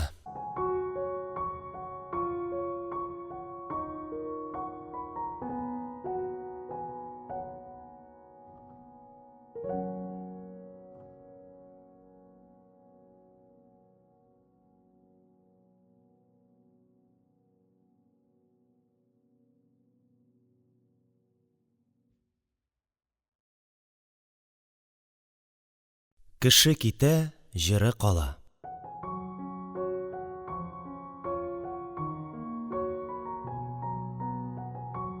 Контузиясе булмаса ни әйтер идең? Кара Чыршыдан сугышка киткән кешеләрнең иң соңгысы Әхмәтзариф та инде Германия җиренә кадәр барып җиткән. Хәер, Әхмәтзариф булмаса, Германиядән ниләр барын Кара Чыршылар каян белерләр иде? Менә ничә ай инде Заһриларга Герман җиреннән бер артлы посылка ява. Германның кара ипие дә чытырдавыклы кагазга төрелгән, исле майларының да исе бер җир буе ераклыктан килә. Ә бер көнне Заһри бөтен авылны сыйлады. Әхмәтзариф нәкъ 1000 дәнә юан сигара җибәргән. Берсе-берсен 2 көн тарт, 3 көн тарт, чәч араларың зәңгәрләнгәнче тарт. Һәр берсен 5 сумнан 2 көн эчендә сыпырып алдылар. Кичләрен Кара Чыршыда гел хуш исле төтен генә торды. Шәйхи карт та сигараны бер суырып карады һәм ютәленә буылып: «Бу ярманнарның үз тәмәкесе түгел, аларның үзләрендә үсми ул, төрекләрдән алган тәмәке бу», дип кешеләрне ышандырды. Шәйхи картның соңгы вакытларда кәефе гомумән әйбәт иде. Ел буе эшләгән хезмәт көненә көзлектә азмы-күпме уңыш тиде. Умачтан өзелмәслек булды. Инде сугыш та бетүгә таба бара. Улибаеваның да сүзе дөрес булып чыкты. Мәйсүфә карчык котылып кайтты. Тик Улибаева әйткәнчә бер атнадан түгел, ә кыш кергәндә. Язулар шактый озак йөргән. Улибаеваны белмәссең. Үзе тотты, үзе утырттырды, үзе коткарды. Күңеленең әллә кайтышында гына ниндидер кырыс дөреслек бар шул явызның. Язның җылы, парлы көннәреннән берсе иде. Авылга Берлин шәһәрен алу турында телефонограмма килде. Райком кагазы кырдагы колхозчыларга бу шатлыклы хәбәрне җиткерергә тәкъдим итә иде. Кагазның эчтәлеген иң беренче булып каланча янында кояшта җылынып утырган Шәйхи карт белде. Берлин сүзе картны яшен суккандай сискәндереп җибәрде. Аның күзләре яшьләнде, тез буыннарына каяндыр көч килде, беләкләренә ниндидер мөгъҗиз куәт тулды. Тиз генә каланча башына үрмәләде. Аның үз гомерендә бер тапкыр да каланчага булай тиз менә алганы булмагандыр. Карт басу түрендәге халыкка күз ташлады. Менә чәчүлек басуында бригадир, карт-кыры, хатын-кызлар, алар әле берни дә белмиләр. Түзегез, җаннарым, түзегез. Тагын бер генә тын алсын Шәйхи бабагыз. Менә калтыраган кул түбә астына кыстырып куйган арба кендеген эләктерде. Тыны буылган карт уч төпләренә төкерде дә аякларын киң җәеп басты. Я Хода, мәдәт бир! Авыл өстендә кинәт кенә чаң тавышы ишетелде. Капкалар ачылды, урамда ыгы-зыгы башланды. Кайда яна? Безнең авылдамы, күренәме? Дип халык йөгереште. Ул арада чәчүчеләр янына ат атланып Тимерхан чыгып чапты. Басу түрендә бер мәлгә эш тукталды. Чаңны Кара Чыршыда бары тик яңгын булганда гына сугалар иде. Карт үз гомерендә беренче мәртәбә бүген аңсыздан тәртип бозды. Ләкин бу тәвәккәллек аңа искиткеч зур рәхәтлек бирде. Һәм аның шатлыктан тонган күзләре инде бер нәрсә дә күрмиләр иде. Карт үзен үзе белмичә арба кендеге белән рельс кисәген кыйнады. Рельс кисәге елады да елады, аның саен карт селтәбрәк суга бирде. 5 минут эчендә шатлыклы хәбәрне авылның бөтен кешесе белеп өлгерде. Төшкә таба Шәйхи картны каланча башында үзенең әйләнмәле урындыгына сеңеп күзләрен йомган килеш таптылар. Аның җансыз битендә ниндидер канәгатьләнү хисе бар сыман иде. Кабер тирәсен кәсләр белән рәтләп, көрәкләрне өстерәп зираттан чыкканда ук Заһри кода тәкелдәп кайтты. Карт кода кемгә генә әйтеп калдырды икән инде? Кайсыбызга әйтте икән карт кода? Заһрига җавап бирүче булмады. Авыл башына кергәч, көрәкләрне җилкәгә алдылар. Ә Шәйхи карт бер дә әллә кемгә түгел, Үз нәселләренә әйтеп калдырган икән. 8 май көнне иртән Хәкимулла начарланды. Инде авызына бер ризык та капмый иде. Көне буе саташты, ниндидер командалар бирде, сүгенде, җырлады. Кечкенә малайны бабасы Шәяхмәт йортына алып киттеләр. Кояш батар алдыннан гына авыру аңына килде һәм әтисен, әнисен, хатынын янына чакырды. «Әти, әни!» – диде ул, буыла-буыла. «Васфикамал, малайны үстерегез, миңа рәнҗемәгез, Васфикамал, әтиләрдән аерылма, яхшы, шулай әйбәт, шулай». Кем чакыруы беләндер килгән Хәбирә карчыкның сәке буеннан искергән, карлыккан тавышы ишетелде. «Ясин, вал Qur'анил хаким, иннәка ла минал мурсәлина гала сиратил мустақим». Кояш батканда Хәкимулла өзелде. Иртәгесен миллионнар көткән җиңү хәбәре килде. Ул көнне Тимерханның язгы җилдә ярылып кубалакланган, күптәннән елмаю белмәгән бите көлечләнеп яктырган иде. Ул идәрә алдына өелгән бүрәнеләр өстенә менеп баскан да сөйли, аның тамагы карлыккан. Ул кыска җөмләләр белән өзек-өзек сөйли. Май кояшында аның күкрәгендә дан ордены ялтырап тора. Аның сүзләре кул чабулар, әллә каян китереп җиткерелгән тальян тавышына, шатлык дулкынына күмелә. Ул тотлыга. Кышын-язын кыр эшендә йөреп, битләре каралган киленнәр, җиңгиләрнең күзләрендә яшь бөртекләре ялтырый. Кулларын артка куеп бөкрәеп йөргән бабайлар турырак басып торырга тырышалар. Бөтен кешенең йөзендә шатлык. Карт кырының җыерчыклары ачылган, һәм ул җыерчыклар коңгырт битләргә ак сызыклар булып сузылганнар. Бары тик Заһри гына халык төркеме артында саргылт йөзен җиргә текәп басып тора. Ул бөгелгән һәм юл-юл күлмәкләр, сырган телогрейкалар арасында аның немецтан килгән кара ефәк жилеты сөлек сырты кебек ялтырый иде. Тимерханның сүзләрен ул көнне күпереп яткан кара җирдә, клуб бакчасындагы купшы каеннар да, койма өсләреннән башларын салындырган көяз шымыртлар да тыңлаган кебек иде. Җиңү бәйрәме көнне төштән соң Хәкимулланы җирләделәр. Үлем шулай Кәлимулланыкылар тирәсендә уйнады. Идән мәетне озатканда хатын-кыз капка төбендә җыелып калды. Васфикамал иченнән генә бөтен дөньяны каргады. Юк, гәзитләрдә язганча ук булмады. Ярты үлек ире кайтып кергәч, ул теге мәкаләләрдә язылганча шатланмады. Андый кеше идемени аның ире. Булай газапланганчы, әлбәттә, үлгәне артык иде. Контузиясе булмаса, ни әйтер иең? Булмады бәхет, булмады. Яңа өйдә малай үстереп, колхозда парлап эшләп гөр килеп яшәп булмады. Каһәр суксын дөньясын, сугыш башлаучы явызларның муеннары астына килсен. Мәетне кабергә төшергәнче, кечкенә Нариман чыркылдап көлеп, кызыл балчык өстендә уйнады. Тик ак марлыга төрелгән, киңчә гәүдәне иңдергәндә генә кычкырып елый башлады. Әттә, әттә, мондамын, мондамын. Хәкимулла үлеп, бер-ике көн торгач, аны Хәбирә карчык төшендә күрде. Ләхетемне тар алдылар, әйләнеп ята алмыйм, дип зарланган имеш. Бу хәбәр карчык кыры арасында козгын кебек шым салып йөрде. Шуның белән Атҗабар Хисмәтнең соңгы минуты турындагы сер мәңгегә җиргә күмелде. Бичара Хәкимулла аңа ачыкланган саен Хисмәтне күмүе турында сөйләмәкче була, һәм һәрберсендә припадкасы кабатланып, бу вакыйга томан эчендә кала иде. Хәбәрсез югалган Хисмәттән исә Атҗабарга карт анасы, хатыны һәм балалары һаман да хат өмет итәләр иде. Бер көнне шатлык Шәяхмәтнең дә ишеген тапты. Нургали сугыш беткәннән соң 1-2 ай көнбатыш Украинада хезмәт итте. Авылга көн саен дип әйтерлек шатлыклы хәбәр килеп торганда, Нургалинең дә үзен көткәндә аннан бер карточка килде. Ул рәсемдә Нургалиләр взводы стройга басып төшкән. Алдан икенче булып күпме кешене яшь түктергән, җафа хәсрәт чиктергән Нургали басып тора. Ул элеккегә караганда олырак чырайлы, калынайган, әйтерсең лә зур кара күзләрен әтисенә текәп әйтеп тора. Менә әти, мине гафу иттеләр. Мин хәзер чорма тузанында ятучы куркак Нургали түгел, ә фашистларны кыйнап кайткан батыр сугышчы. Менә мин ничек иптәшләрем белән бер сафта басып торам, ди. Зур шатлык Шәяхмәтне урамга куды. Кара син аны безнекен әйтәм. Гернадермени? Икенче генә бит, Мин үзем дә стройда 3нче булып баса идем. Стало бит, паруды шундый. Эре сөякле. Солдатка егетнең ни җиттесен алмыйлар аның. Дип сөйләнә-сөйләнә рәсемне күрсәтеп йөрде. Ул көнне чәй янында сүз Нургалинең велосипедын чистартып кую турында гына барды.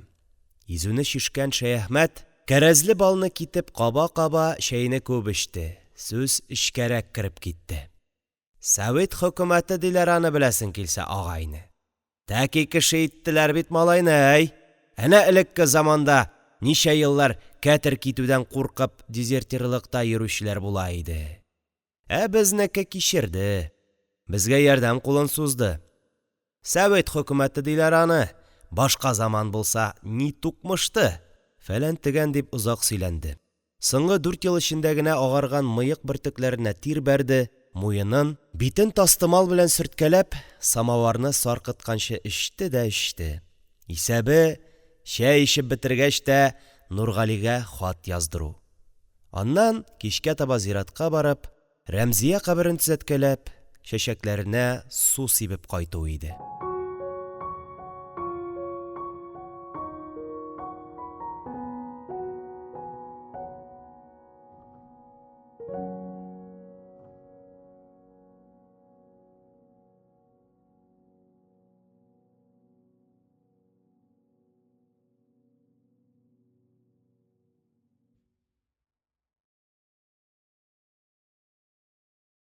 Кеше китә, җыры кала.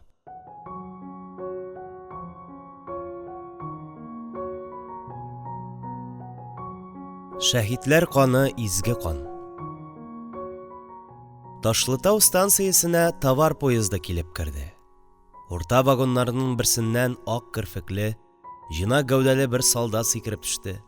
Перрондагы эскәмиягә менеп басты да, кулындагы җиз быргыны иреннәренә терәп, башын горур рәвештә артка ташлады. Станция артындагы куе имән урманы ят тавышны тәгәрәтә-тәгәрәтә еракка озатты. Ту-ту-ту-ту! Бу сихерле тавыш товар вагоннарын хәрәкәткә китерде. Эшермәле зур авыр ишекләрдән җиргә шыбырдашып бер юлы йөзләгән, меңләгән солдат кыелды.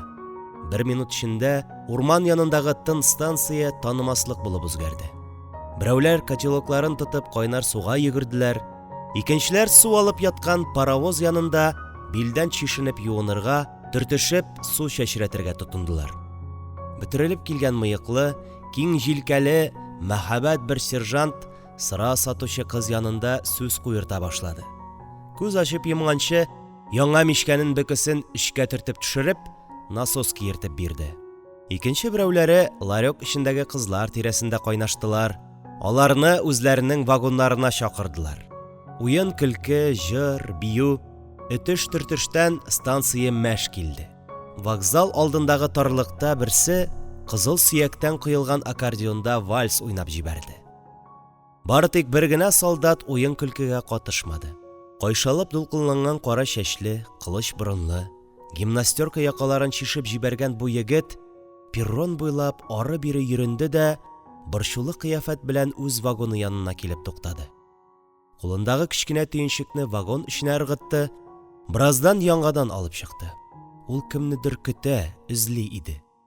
Сөт сатучы кызлар да, яшел суган белән төеп пешерелгән кайнар бәрәңге сатучы марҗалар да бу егетнең Кара Чыршы Шәяхмәт улы Нургали икәнен танымадылар. 41нче елгы мутлыклары Нургалигә гомерлек сабак булды. Бәрелешеп алган көнне кич белән Шәяхмәт карт ат җигеп кайтты. Төн уртасында гына Ташлытау юлына сәфәр чыктылар. Райком секретаре Искәндәрев төнге уятуларга, чакыруларга инде күнегеп беткән иде. Шуңа күрә капка төбенә ат бәйләп яткан кешене күреп гаҗәпләнмәде. Таң аткан иде. Ишек алдына Кара Чыршы колхозы председателе Шәяхмәт карт килеп керде. Янында киңчә гәүдәле бер егет тә күренде. Карт сәлам бирде. Авыр вакытта үземә килерсең дип әйткәнең бар иде. Менә килдем әле, иптәш Искәндәрев, диде. Я, ни булды, бабай? Диде секретарь. свитерын кия. Янгын фәлән булмагандыр бит. Мин төн уртасында гына өлкә комитетыннан кайттым. Колхоз исән имин әлегә, әммә ләкин үземнең эшләр хөрти. Карт кулъяулыгын чыгарып, авыз борынын сөрткәләгәндә итте. Аннары тавышын әкренәйтеп, башын чыланга табарак сузды.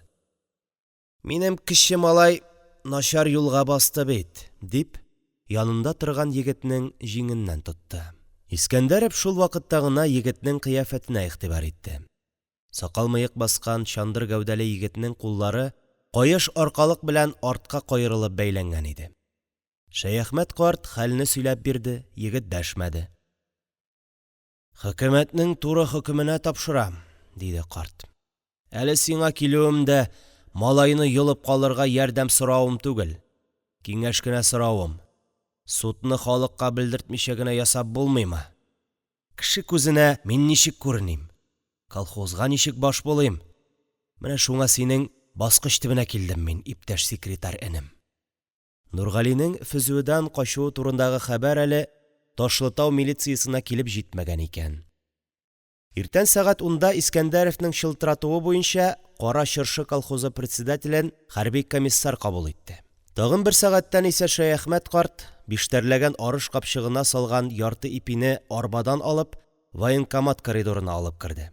Коридорда чәч-сакалларын кырган Нургали утыра иде. Карт кулъяулыгына төргән 5 тәңкә акчаны улына бирде дә читкә карап кына күреште. Бәхетең инде. Юньле кешеләр ярдәм кулын суздылар, диде. Югыйсә Фөзүдән качкан өчен 5 ел төрмә икән. Инде солдат булгач үз юлыңны үзең кара. Күрешә алмасак хәерле булсын. Әммә ләкин җанымны каһәрләдең, әйтергә дә юк. Шәяхмәт картның өстеннән таулар төшкәндәй булды. Кара турыны авылга кайтып кергәнче куды да куды. Менә 4 ел гомер узды да китте. Иркә малайны армия кеше итте. Акрынлап картның рәнҗүе дә бетте. Июль ахырлары иде.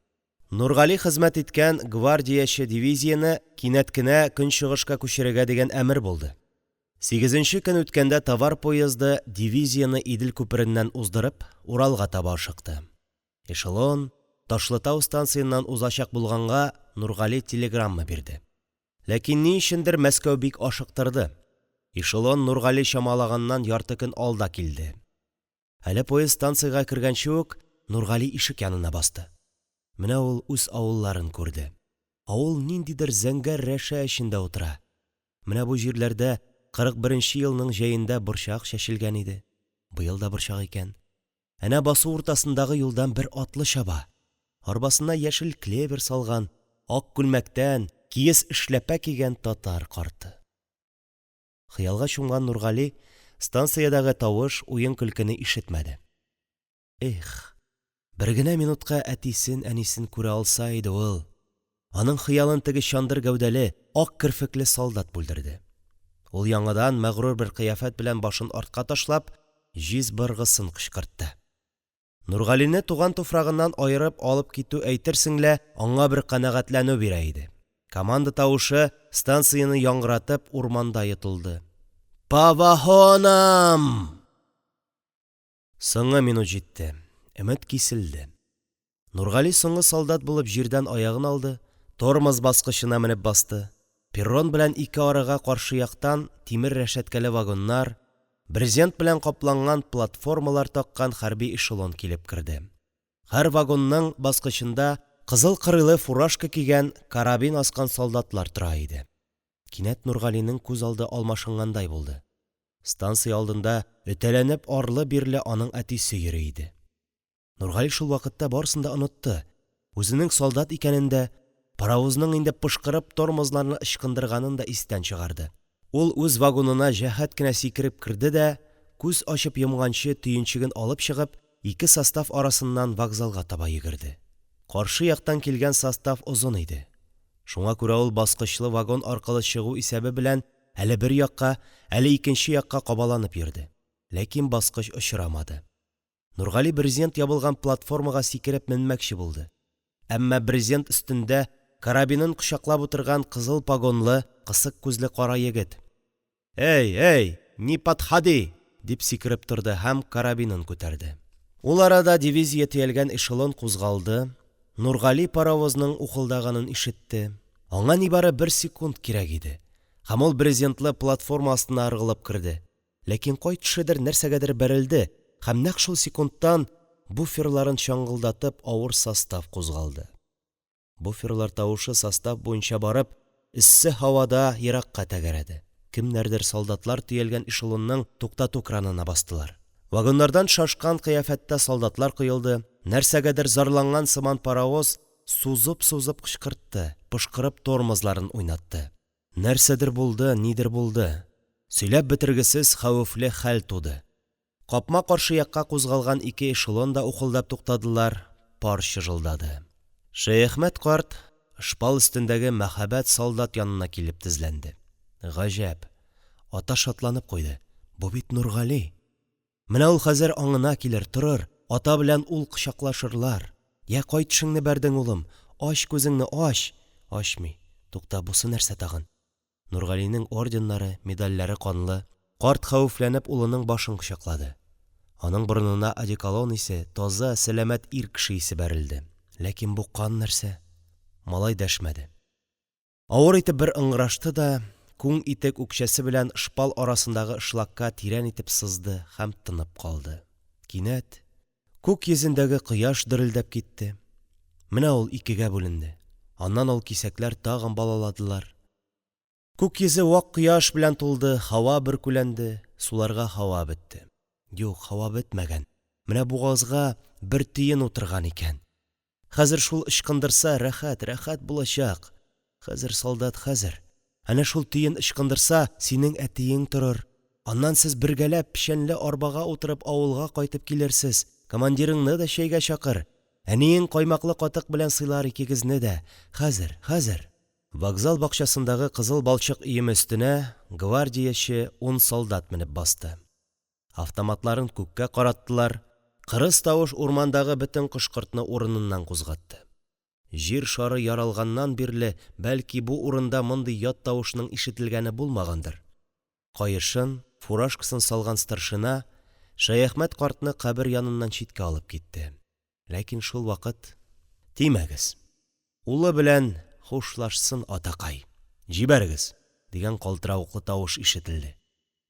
Бу эшелон начальнигы, карчыга борынлы, юан гәүдәле, ак чәчле, алтын йолдыз таккан полковник иде. Аның бер күзе пыяла, ул бер үзлексез ап-ак кул яулык белән күзен сөртә. Әллә пыяла күздән кыела ул яшь, әллә сәламәт күздән. Агарынган станция начальнигы 3нче мәртәбәендә аның янына йөгереп килде. Аның кулында бу юлы да радиограмма. Мәскәү ашыктыра. Хәрби составны тоткарлаган өчен полковникны инде кисәтәләр иде. Тагын 5 минут. Һәм бакча эчендәге сирен куаклары төбендәге кызыл балчык өеме өстендә бер такта хасил булды. Күз яшьләренә буылган яшь солдат борынын тарта-тарта карандаш өчен теленә тидергәләп тактага нәрсәдер язды. Шул вакыт өзек-өзек итеп тагын паровоз сызгыртты. Челтәрле тәрәзәле вагоннар таккан состав көнбатышка таба кузгалды. Брезентлы платформа өстендә кысык күзле солдат берни булмагандай басып тора иде. Тагын ярты минуттан бер солдатка кимегән дивизиядә көнчыгышка таба кузгалды. Паровоз соңгы мәртәбә сузып-сузып кычкыртты. Бу тавыш басулар аркылы Кара Чыршыга килеп җитте. Улын көткән Зәйнәп җиңги самавырына күмер өстәде. Үзенең һаман да уң кашы тартты. Нәрсәгәдер шатлык катыш шымланды. Дивизия төялгән эшелон чыгып китүгә, аның артыннан ук бастырып, станциягә танклар төялгән авыр состав шуышып керде. Дәһшәтле танкларның көпшәләренә авыр чехоллар киертелгән. Бөтен платформаларда ниндидер бер шомлы тынлык хөкем сөрә иде. Кайдадыр көнчыгышта ниндидер зур вакыйгалар булырга тора. Җир шарының кайсыдыр почмагы кан сорый. Җир шарында әле тынычлык урнашып бетмәгән. Җир үзенең улларын әнә шунда чакыра. Ул үзенең куенына әле генә килеп кергән бер улын йоклату белән мәшгуль. Станция аркылы көнчыгышка таба узган авыр вагоннар тыкылдавы көенә җир үзенең улын тирбәтә. Йокла, бала, йокла. Син барыбер шәһид киттең. Шәһидләр каны изге кан ди. Җир ана яңа кабер турысыннан бер вагон узган саен бу сүзне кабатлый. Изге кан, изге кан, изге кан, ди.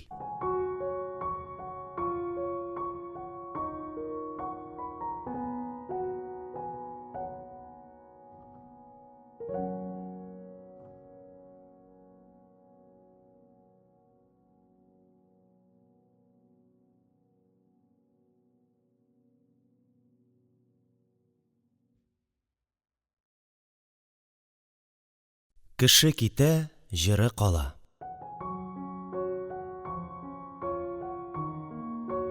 Әхмәт Зариф кызыл 30-лык чыгарып бирде. Сугыш беткән елны Захринең фаны дөньяга дәрте сүнә башлады. Сугыш кырыннан кайткан агайлар белән сөйләшергә ничектер сүз тапмады. Кичен капка төбендә тәмәке тартып, фронт хәлләрен сөйләшеп утырган ир-ат арасында ул үзен чит кеше итеп сизә иде. Сугыш вакытындагы доходлар да кимеп китте. Инде бәрәңге сатып, кием алыштырып байып булмый. Шайхи кода әйтә иде: "Дөнья куласа ул, әйләнә дә бер баса" дип. Дөрестер ахры. Герман маллары да тиз тузды. Аларның кайсы ясалма ефәк булып, бер юуга сыпылып чыкты, икенче бер төрлесе иләктәй сидрәде. Шулай да бер-ике әйберне Захри үз кулында саклап калды. Аның берсе ялангач хатын гәүдәсенә эшләнгән зажигалка иде. Бу бик уңай әйбер булып чыкты. Күкрәгендәге бер төймәгә бармак башыңны тидерүгә, уятсыз хатын бер аягын күтәреп җибәрә дә, әллә каян гына ялт итеп ут кабына. Дөрес, соңга таба Захри моны кешегә күрсәтмәс булды. Чөнки бик тәгъваланып китте. Йорт эшеннән ваз кичеп, намаз, нияз дигән булып йөри башлады. Әллә каян гына колак аппараты эшләтеп алды. Ул хәзер таякка гына таянып йөри. Һавадан козгын фәлән усса да туктап, кулын каш өстенә куя һәм «Әссәламәгаләйкем, хәерле хәбәр» дип кала. Зират тирәсенә бозау арканларга барганда да кемнәргәдер дәшә. Зират киртәсенә килеп таяна да «Әссәламәгаләйкем, дәрил каумен мөэминин» дип сәлам бирә. Тәгъва Захри шулай итеп фаны дөнья белән мәшәкатьне әкренләп үзә барды. Соңгы елларда йөрәге бик начарланды. Ахрысы 41нче елда тәмәке суын күбрәк эчеп ташлагандыр. Тәмәке суы, тәмәке суы. Моны искә алырга бераз гына уңайсызрак иде. Захри дигән даның була торып, бер карчыкның кулына үзеңнең сәламәтлегеңне тапшырдың. Син бит инде яңа шартларда да Захрича яшәргә җай тапкан идең. Я ярар, 25нче елда Шәкүр эләккәч эшләрең чуалды ди. Маклерлык? Маклер кешегә кайсы власть булса да начар түгел бит. Я ярар, сугыш башланып эшне бозды ди. Сугышта да бит бөтен кеше үлеп калмады. Берәр ат җиктереп складка кием салым, сабын ташырга куйган булсалар, менә бер-ике медаль тагып бүгенге көндә фронттан дип авылга кайтып төшсәң, мондый сәламәтлек белән аяк өстерәп җир йөзендә йөрүеңнән ни файда? Казан арты базарларында җир селкетеп йөргән Захри бер надан карчыкның сүзе белән шушы хәлгә төшсен әле. Булмады, тормыш ул дигәнчә булмады. 41нче елның июненнән соң барысы да кирегә китте. Булмасын иде аның бер аягы, булмасын иде аның бер кулы, бер күзе булмасын иде. Ләкин иң кирәге Захрилыкның бөтен сыйфатларын үзенә җыйган бер генә нәрсәсе – йөрәге сәламәт булсын иде. Юк бит, шул иң кирәге аксый. Шәйхи кода Герман җирендә молотилкада эшләгәнлектән машинаның көен тавышыннан белә иде. Тузан болыт эчендә дучат килеп гөрелдәтеп ындыр сукканда Шәйхи карт читтән тыңлап тора да «Туктатыгыз әле» дип барабанчикка ишарә ясый иде. Һәм беркем дә сизмәгән бер көйсезлекне эзләп табып рәтли иде. Захриның да йөрәге хәзер әнә шундый хәлдә. Әгәр чит кеше аның күкрәгенә кулын куйса, һичшиксез йөрәкнең ватык молотилка шикелле тигезсез, ритмсыз эшләгәнен сизәр иде. Дөп-дөп-дөп, дөп-дөп, дөп-дөп-дөп, дөп-дөп. Ләкин бу молотилка түгел. Моны инде берәү дә рәтли алмаячак. Булай ук кистереп әйтүче юк. Әммә Ташлытау докторы бүген аның йөрәген тикшереп карап шаккатты. Ерак юлга чыкма, үзеңне тыныч тот. Моңа дәва шул гына, диде. Заһри бүген генә бөтен фаҗиганы аңлады. Ләкин чыкмаган җанда өмет бар, ди. Заһри яшь вакытта авыруның нәрсә икәнен белмәде. Тегенди-мондый чир эләгә башласа, аның дәвасы билгеле иде.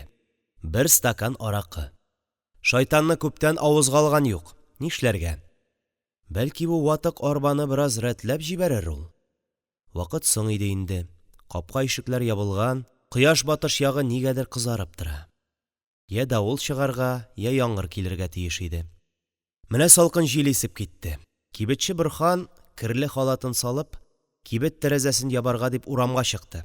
Ишек төбендә арык, сары йөзле Заһри тора иде. Борһанга бу кеше ничектер кызганыч булып тоелды. Кәеф хәтерләр ничек, күрше? Әйдә, кереп чык эшкә таба. Аннан бергә кайтырбыз, дип Заһрины кибеткә алып керде.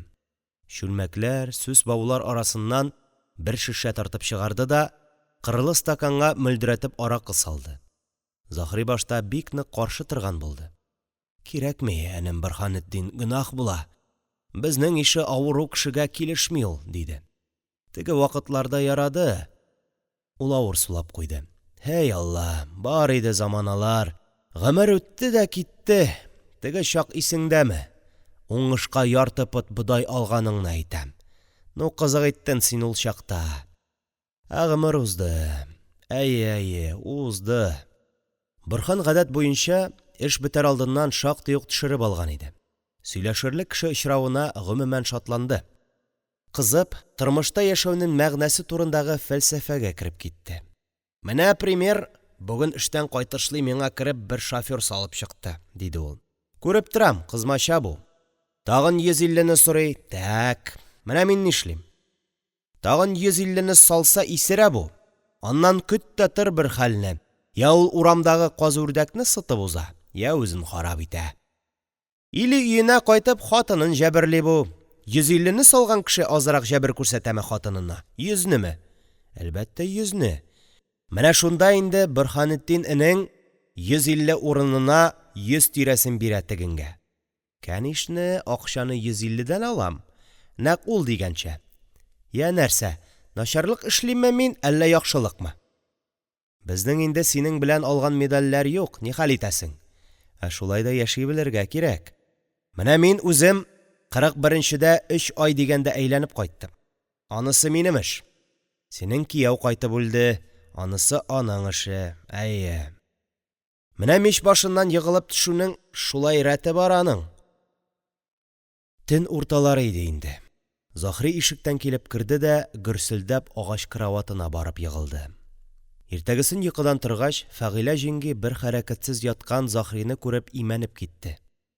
Аның күзләре пыялаланган, авызы ачылган, ияге төшеп киткән, иреннәре сап-сары булып каткан иде. Заһриның гәүдәсен докторлар районнан 2 көннән соң гына биреп кайтардылар. Кәгазендә йөрәк параличыннан үлгән дип язылган иде. Заһрины бөтен күршеләре җыелышып җирләделәр. Күмеп кайтканда нигәдер бер кеше бер авыз сүз әйтмәде. Һәр кайсы сүзсез генә үз капкасына кереп китте.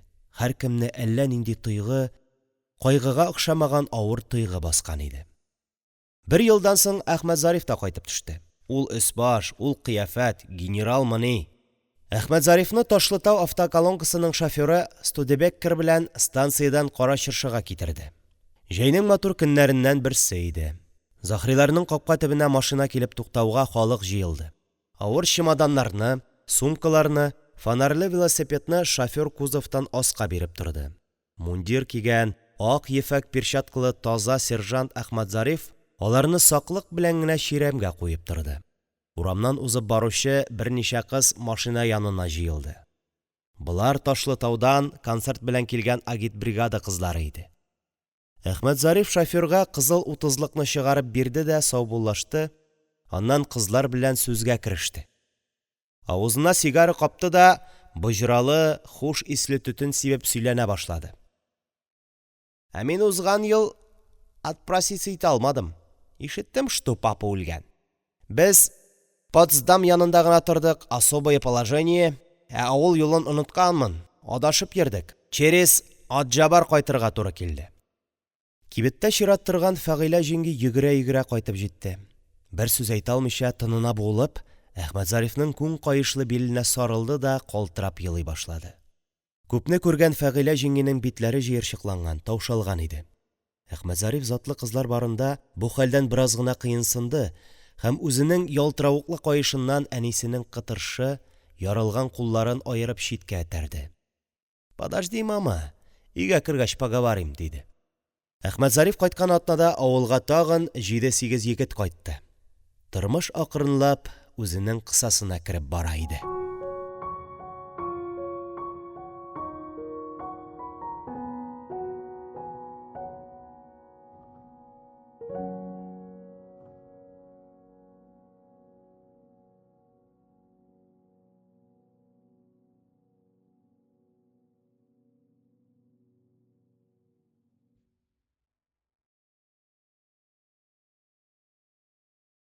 Кеше китә, җыры кала.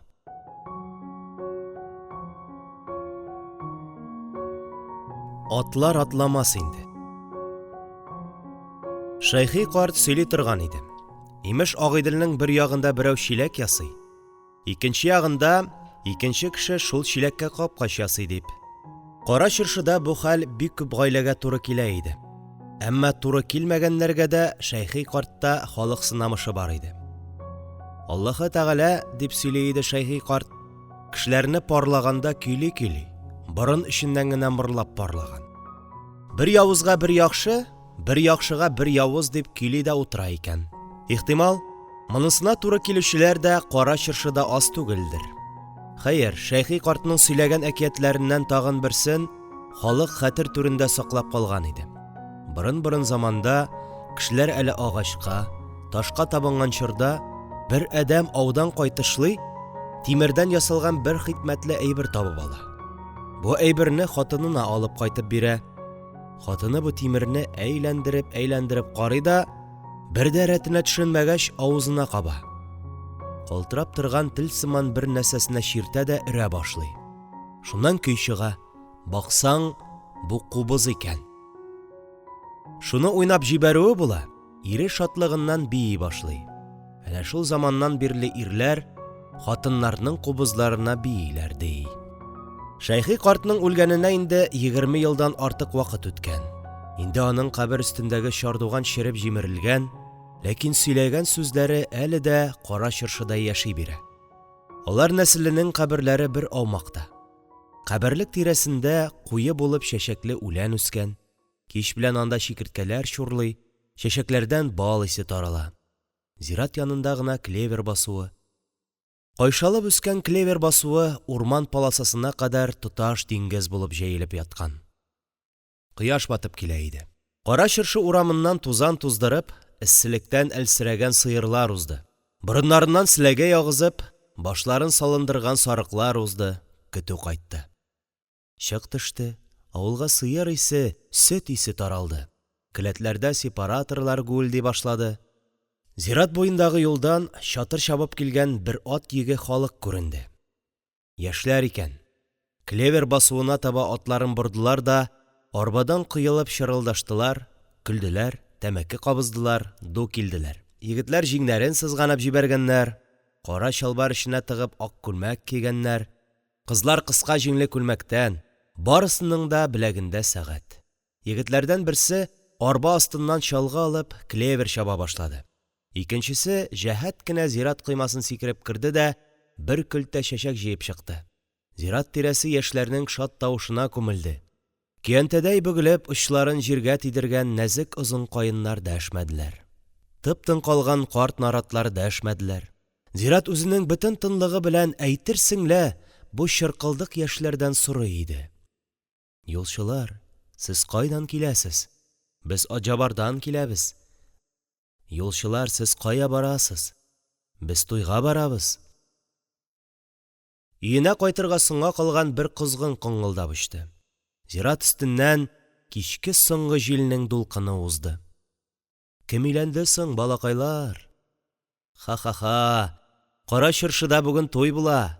Васфикамал Нариманы туй ясый. Ха-ха-ха, без ашыгабыз. Безнең бүген туйны уздырып, иртәгә Ташлытау сабан туена барасыбыз бар. Без ашыгабыз. Син инде үзеңнең карт наратларың, көянтәдәй кәкре каеннарың белән гомер буе шулай тик торасың. Безнең яшисебез бар. Безнең бүген җырлап биисебез бар. Безнең иртәгә сабан туйга барасыбыз бар. Ә син картлач гел бер урында. Син яшәүнең кызыгын белмисең, синдә тынлык. Син бүген безне тыңла. Туй бара. Чәчләре, сакал-мыеклары аппак булган Шәяхмәт почмак якта Васфикамал белән каз түшкәсе турый. 2-3 көн инде аның ял күргәне юк. Васфикамал өйдә туй вакытында хуҗа булырсың дип ялгыз картны үзенә китертте. Карт тегәрҗеп белән беркеткән күзлеген борынына элгән дә тозлы каз ите турый. 1 кисәк, 2 кисәк, 3 кисәк, 1 ел, 2 ел, 3 ел. Юк, 10 ел, 20 ел, 30 ел. Менә шулай дөрес. Унарлап санасаң гына гомерне дөрес исәпләп була. Менә бу ине салганга 2 дистәдән артык. Әйе, 41-дә иде. Нариман туганга 2 дистәдән артык. Карчыгы Зәйнәпне җирләгәнгә 1 дистә чамасы. Елларны шулай дистәләп исәпләргә кирәк. Гомер ит кисәге түгел. Үзенең пенсиягә чыкканына да киләсе елга 15 ел була икән. Персональный, диделәр. Кая барсаң почет, бөтенесе хәлеңне сорый. Картаеп буламы, сызланмыйсыңмы, кәефләр ничек? Мәктәп балалары пионер сборына чакырмый калмыйлар. Сайлау вакытында һәр елны аны урнылар янына утырталар. 1 сайлаучы 1 нокта, 2 сайлаучы 2 нокта, 5 нокта 5 кеше тавыш биргән. Сайлау сайын Шәяхмәт шуны эшли. Хәзер ревкомиссиягә да чакырмыйлар. Анда управлениедә әллә ниткән тар юбкалы, югары белемле яшь кызлар исәпләү машинасын гына борып утыралар. Шәяхмәттән башка да була хәзер. Хәер, ул гына да түгел. Тимерханнан башка да авыл хуҗалыгы бара икән. Аның да шул югары белеме юк иде. Тимерхан хәзер Ташлытау педучилищесында хуҗалык мөдире булып эшли. Аның да чәчләре агара башлаган. Элеккеге гайрәт, куәт кимегән. Димәк, тормышның законнары шундый. Яшьлек, эш, куәт барысы да бер вакытлык кына. Бер төрле кешеләр, бигрәк тә яшьләр Шәяхмәттән туп-туры «Ничәдә инде син?» дип сорыйлар. Кайберәүләре 2 дә уйламыйча ул барында фәлән кеше үлгән, картаеп үлгән диләр.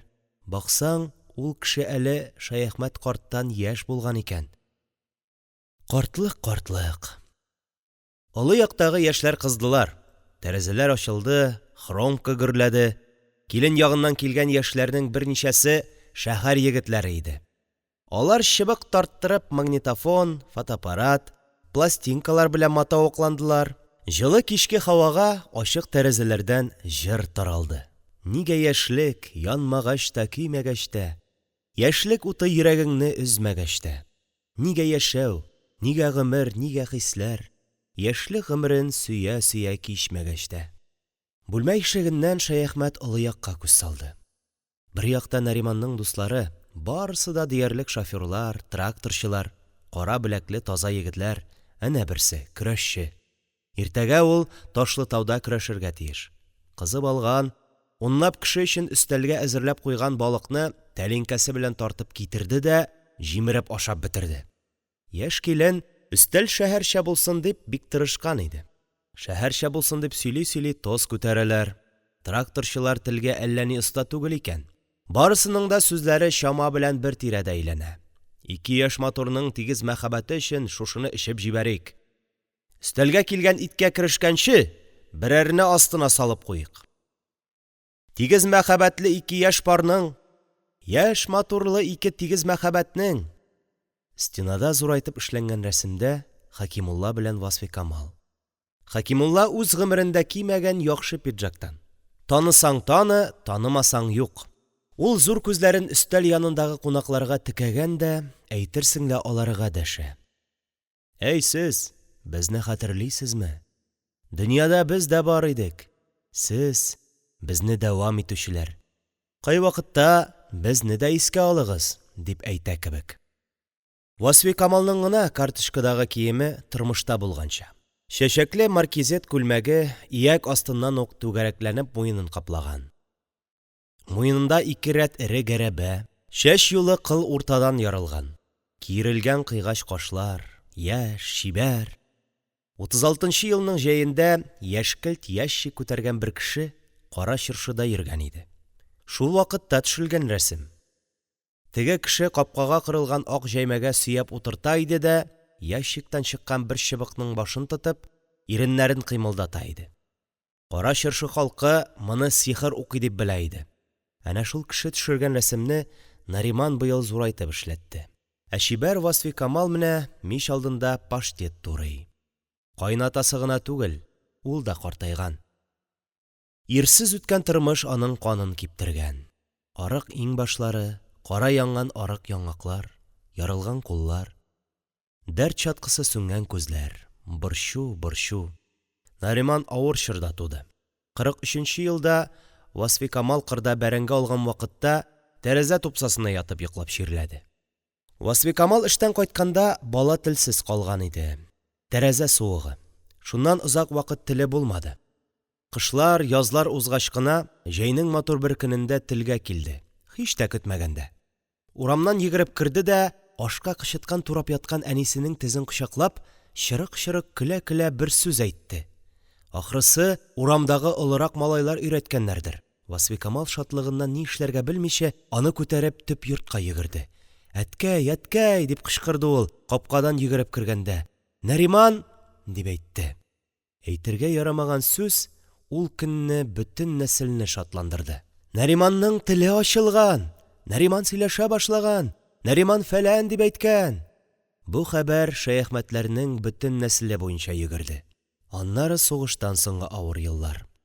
Васфикамал ферма мөдире, көн-төн эштә. Кичен соң гына кайтканда капка төбендә малае утыра. Зур солдат фуражкасы күзенә үк төшкән, борын аслары юеш, балчыкка каткан тез башлары, чибиләнгән тәпиләр. Үзенең күлмәгендә һәр вакыт әнисенең сугыш вакытындагы хезмәте өчен алган медале булыр. Нариман ул медальне укырга кергәнче бер дә күкрәгеннән төшермәде. Ә хәзер Нариман киң җилкәле бер ир булып өстәл башында басып тора. Кулында стакан. Ул эчәргә яратмый. Шәяхмәтләр нәселендә андый кеше гомумән булмады. Ләкин бүген ул кызган, шатлыктан. Кыз авырлык белән эләкте. Ничә тапкыр Ташлытауга мотоцикл белән төнлә барып карады. Кызның күрше егете аяк чалды. Узган ел Сабан туйда бер авыз сүз сөйләшеп булмады. Шул күрше егете күзәтте. Кыз белән сөйләшү өчен мөмкинлекне тормыш үзе ясады. Ә галимнәр мөгъҗиза юк дип сөйлиләр. Ышан син аларга. Пычагымны беләләр. Бәхетле дуңгызның борынышында азык булыр диләр. Бәхетең генә булсын. Узган ел совхозга бер путевка килде. Ленинградтан чыгып китеп, Балтык диңгезе буенча йөрисе иде. Рабочкомда моны Нариманга бирергә дигән карар чыгарылды. Еллык күрсәткечләр буенча ул узган ел совхозда беренче урынны алган иде. Нариман Ленинград турбазасында Зөлфияне күреп шаккатты. Булар Татарстаннан икәү генә иде. Шәһәрләрдә йөргәндә Нариман экскурсоводларны җүнләп тыңлый алмады. Күңелендә гел Зөлфия булды. Тик фин култыгының бер урынында гына ул экскурсоводны йотлыгып тыңлады. Сары чәчле, зәңгәр күзле, озын буйлы эстон кызы бик матур акцент белән 41-нче елда бу тирәдә барган канлы сугышлар турында сөйләде. Нәкъ тегермән ташы төсле бер чуерташ өстенә басып, экскурсоводны тыңлаганда, Нариман үзенең учына Ташлытау кызының кулын алды. Тегесе моңа кулын кысып җавап бирде. Шуннан соң бу куллар бер-берсен ычкындырмадылар. Эстон кызы бу җирләрдә барган авыр сугышлар турында сөйләгәндә, нарат башында бер үзлексез кызгын ычынгалады. Оча куна коңгылдады. Бәлки, аның шул тирәдә генә оясы бардыр. Кызгын бәлки, эстон кызы сөйләгән канлы сугышларны үз күзе белән күргәндер. Кызгынны бит 300 ел яши диләр. Зөлфияне Ташлытаудан алып кайтуы җиңел булмады. Моңа сәбәпләр шактый иде. Иң беренчесе, булачак кияүнең әнисен кызга яманладылар. Бөтен Кара Чыршыны дер селкетеп торган Васфикамал диделәр. Кыз Нариманны Ташлытауга чакырды. Күч тә кил, 2 көн эчендә СМУга урнашырсың, диде. Бу хәбәр ниндидер юллар белән Васфикамалга ишетелде. Тол хатынның йөрәге телгәләнде, ярсыды. Минем кешегә бирергә дип үстергән малаем юк, диде ул тынына буылып. Бу хәбәрдә Кара Чыршы белән Ташлытау арасын 2-3 көн эчендә әйләнеп чыкты. Минем кешегә бирергә дип үстергән малаем юк. Аннан эш мәсьәләсе. Зөлфия китапханәче иде. Кара Чыршыда китапханәче урыны юк. Бөтен булган китап, бильярд, волейбол тубы, уку йорты – барысы да 25 тәңкәлек ниндидер чирек штат белән бер апа кулында. Зөлфиянең китапханәче дигән дипломы бар. Эшсез калсаң, ни хәл итәрсең? Васфикамал бәлеш майлый. Васфикамал кайнатасы белән кече якта стаканнарга компот сала. 1 стакан, 2 стакан, 3. Узган гомер. 1 ел, 2 ел, 3 ел. Аның гомерен еллап санарга кирәк. Бу нигезгә чыкканына 20 ел. Бу авылга килгәненә 30 елга якын. Хәкимулла эшчән, намуслы егет иде. Аның белән узган 6 ел хәзер 6 көндә күк тоелмый. Теге якта яшьләр гөш киләләр. Ник кенә берсе Хәкимулланы искә алсын? Хәер, аларның берсе дә Хәкимулланы белми. Кодагый туйга килмәде. Йөрәк ярасы. Хисмәт Миңнисасы туйга килмәгән. Теге вакытта Хәкимуллага килеп киткән икән ул. Авылда шундый хәбәр йөрде. Хисмәт Миңнисасы кызын Нариманга бирми икән. Аларның нәселдән килгән дошманлыклары бар икән. Монысы кыз алып кайтыр алдыннан таралды. Я Алла, нинди дошманлык булсын соң? Сугыш барында җимерде. Хәкимулла шулай итеп берәүгә дә калмады. Васфикамалга да, Миңнисага да. Миңниса да бәхетсез булып чыкты. Мануфактура кибетендә эшләгән егет шулай ук сугышта югалды. Бөтен булганы, Миңниса бер кыз баласы белән Ташлытауда ипи карточкасы алып яшәп калды. Гомер үтте дә китте. Инде шулардан соң да дошманлашып торыргамы? Нариман кызны алырга бер барды, булмады. Кыз әнисен рәнҗетүдән курыкты. Икенче барды, кинодан чыкканын көтеп торды да урлап диярлек алып кайтты. Беренче төнне сөйләшеп тамаклары карлыкты. Ичмасам теге килүеңдә авызымны томалап урлый да белмәдең, дип кыз елап алды. Аннары кайнар беләкләре белән Нариманның муйнына чорналды. Шуннан дөнья әйләнеп китте. Иртән ишек алдында көлә-көлә бер-берсенә су сибешеп уйнаган яшьләрне күреп, Васфикамалның йөрәге әрнеде. Малай шулай ук кешегә ычкындымыни? Әни кайда? Аңа дигән җылы сүз хәзер Ташлытау кызынамыни? Кем үстерде соң бу гөрнәдир күк егетне? Тол хатын карасына катты. Беренче чәйдә үк ачуы тышка бәреп чыкты. Менә мине кыстагыз, диде ул ярсып малай белән киленнең берсен-берсе кыстап утыруларына чыдый алмыйча. Менә мине кыстап ашатыгыз.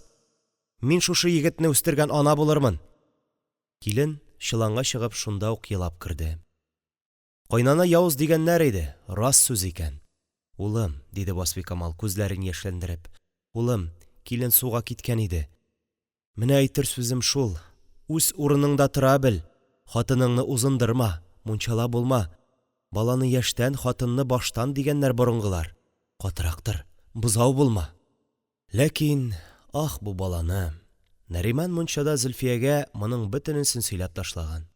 Шулай дигән, әни каты торырга куша дигән, яшь килендә мунча чыгуга җае белән кайнанасына шырпыланып алды. Нәрсә дип безнең араны бозасың, диде. Аннан бер атна узуга килен аерылып китте. Нариман аны барып алды, 2 атнадан тагын китеп барды. Барып йөрмә, диде Васфикамал улына. Алай узындырма, үзе килсен, икенче китмәс. Алай ияләндермә. Ләкин ялгыз калгач малай бозылды. Әнисе белән сөйләшмәс булды. Юк кына җирдән тавыш чыгарып, әнисенә каты сүз әйтте. Безнең әти, диде ул, бик начар кеше булгандыр. Васфикамалның йөрәге селкенеп алды. Ник алай дисең, улым? Шәп кеше булса, ул сине алмаган булыр иде. Ана телсез калды. Икенче бер вакыт салган баштан Ташлытауга барырга дип мотоциклын кабызды. Васфикамал ишек бусагасында юлына аркылы төште. Улым, йөрмә, егылып харап булырсың, тыңла сүземне, дип ялынды. Ләкин хатыны киткән кешенең холкыннан Алла үзе сакласын. Әни, мине төрмәгә кертәсең килмәсә, юл өстеннән кит, диде малай. Ничек сөйләшә бит. Яшь килен машина белән үзе килде. Әнисен дә ертеп килгән иде. Хисмәт Миңнисасы дигән үткен хатын шул икән. Бер мәлгә ике кодагый дәшмичә бер-берсенә карап тордылар. Әйтәсе сүзләр күп иде. Һәр икесенең бугазына төер утырды. Ташлытау кодагые кулындагы җәймәсен идәнгә салды да ду күчереп шкафтан савыт сабаны төйи башлады. Килен кровать өстендәге урын җирне бик әкренлек белән генә сүтәргә кереште. Шул вакыт комбинезон кигән Нариман өйгә кайтып керде. Керде дә майлы киеме белән түргә узды һәм Зөлфияне кочаклап алды. Зөлфиянең өстендә җиңсез ак күлмәк иде. Кодагыйлар телсез калдылар. Минем җибәрергә дип алган хатыным юк, диде Нариман, Зөлфияне кочаклаган килеш. Ташлытау кодагые аптырап калды. Зөлфия дә Нариманның күкрәгенә сыенып аны кочаклап тора иде. Мин дурак, мин тиле, синең сүзем белән йөргән мин жүләр, канчак марҗа, дип Хисмәт Миңнисасы кызын тиргәде. Килен торып калды. Нариман имеш кибетче хатынга йылый-йылый сөйләгән. Хатынсыз тору күңеллеме? Дип сораган тегесе Нариманнан. Юк, дигән Нариман. Сиңа гына әйтәм, апай җаным. Әти үлеп, әтине дә болай юксынмаган идем. Килен торып калгач, кибетче хатын Нариманны туры китереп тагын сораган имеш. Хатыныңны яратасыңмы? Дигән. Нариман ике дә уйламыйча җавап биргән. Көннән-көн катырак яратам, апай җаным. Көннән-көн катырак яратам. Килен шулай торып калды. Кайнана белән ике арада артык сүз чыкмады, тик бер генә тапкыр килен үзе сүз башлады. Мине килеп алмаска малаеңны котырткан булгансың икән, диде. Васфикамал авыр сулады, бер сүз дә дәшмәде. Менә шулардан соң кодагый туйга килмәде. Ләкин Зөлфия утырып калгач, Нариман әнисе өчен üzülеп тора башлады. Ә мәҗлестәге яшьләр җырлыйлар да җырлыйлар. Инде тышта яктырып килә, инде килен чыланга чыгып ике тапкыр елап керде. Нигәдер күңеле китек. Кайнана белән берсе-берсен яратыша алмасалар, ни хәл итәрсең? Эш урыны табылмаса, ни хәл итәрсең? Булар нигә бик каты җырлыйлар соң? Әйе. Булар моның яшьлеген җырлый-җырлый заталар. Аларның бер кайгысы да юк. Сау бул яшьлек.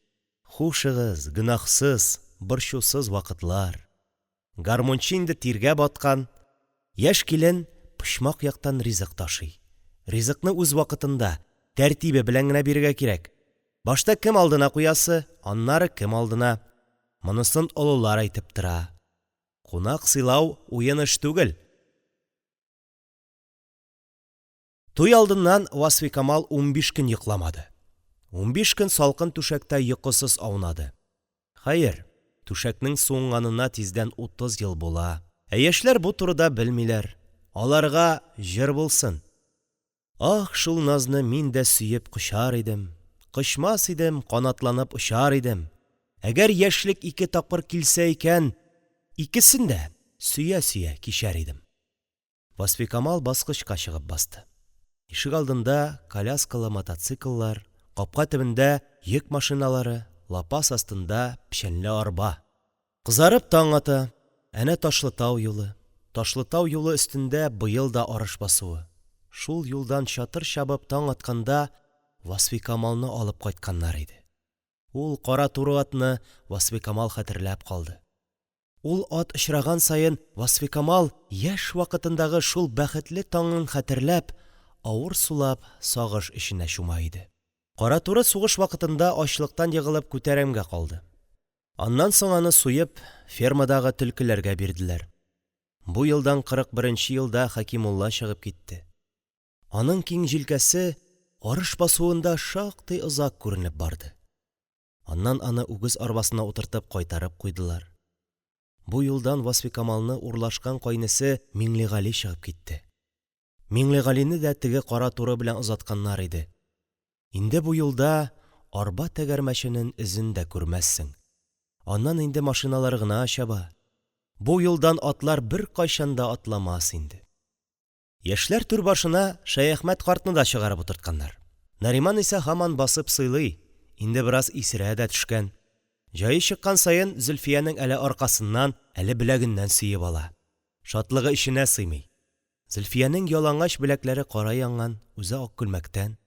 Мәҗлестә аннан да чибәр берәү дә юк. «Дәвәти, тәбриклә мине!» дип Нариман бабасына кулын бирә. «Әни, тәбрик ит мине!» дип Васфикамалга кулын бирә. Васфикамалның сагышлы йөзенә елмаю чыга. «Зөлфия, тәбрик ит мине! Минем бүген иң шатлыклы көнем. Бу, беләсезме, бу гомергә бер килә. Зөлфия, син дошман сүзенә карама. Дошманнар бер вакытта да мактамаслар. Әйбәт яшәрбез. Минем узган елдан калган 16 капчык бодайым гына бар. Дошман сүзенә карама. Безнең әнинең теле үткен булса да, гадел кеше ул. Син аны белмисең. Ул сугыш вакытында районда беренче уракчы булды. Әни, кил монда. Тәбрик ит мине!»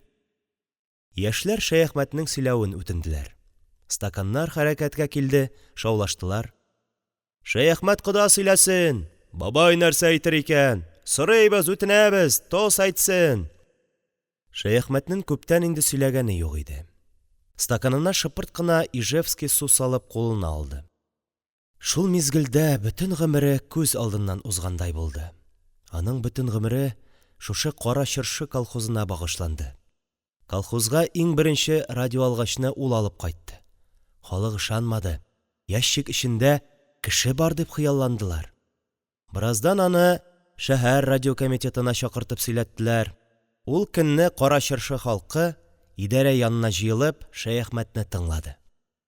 Тамагын кыра-кыра Шәяхмәт радио аркылы авылдашларына эндәште.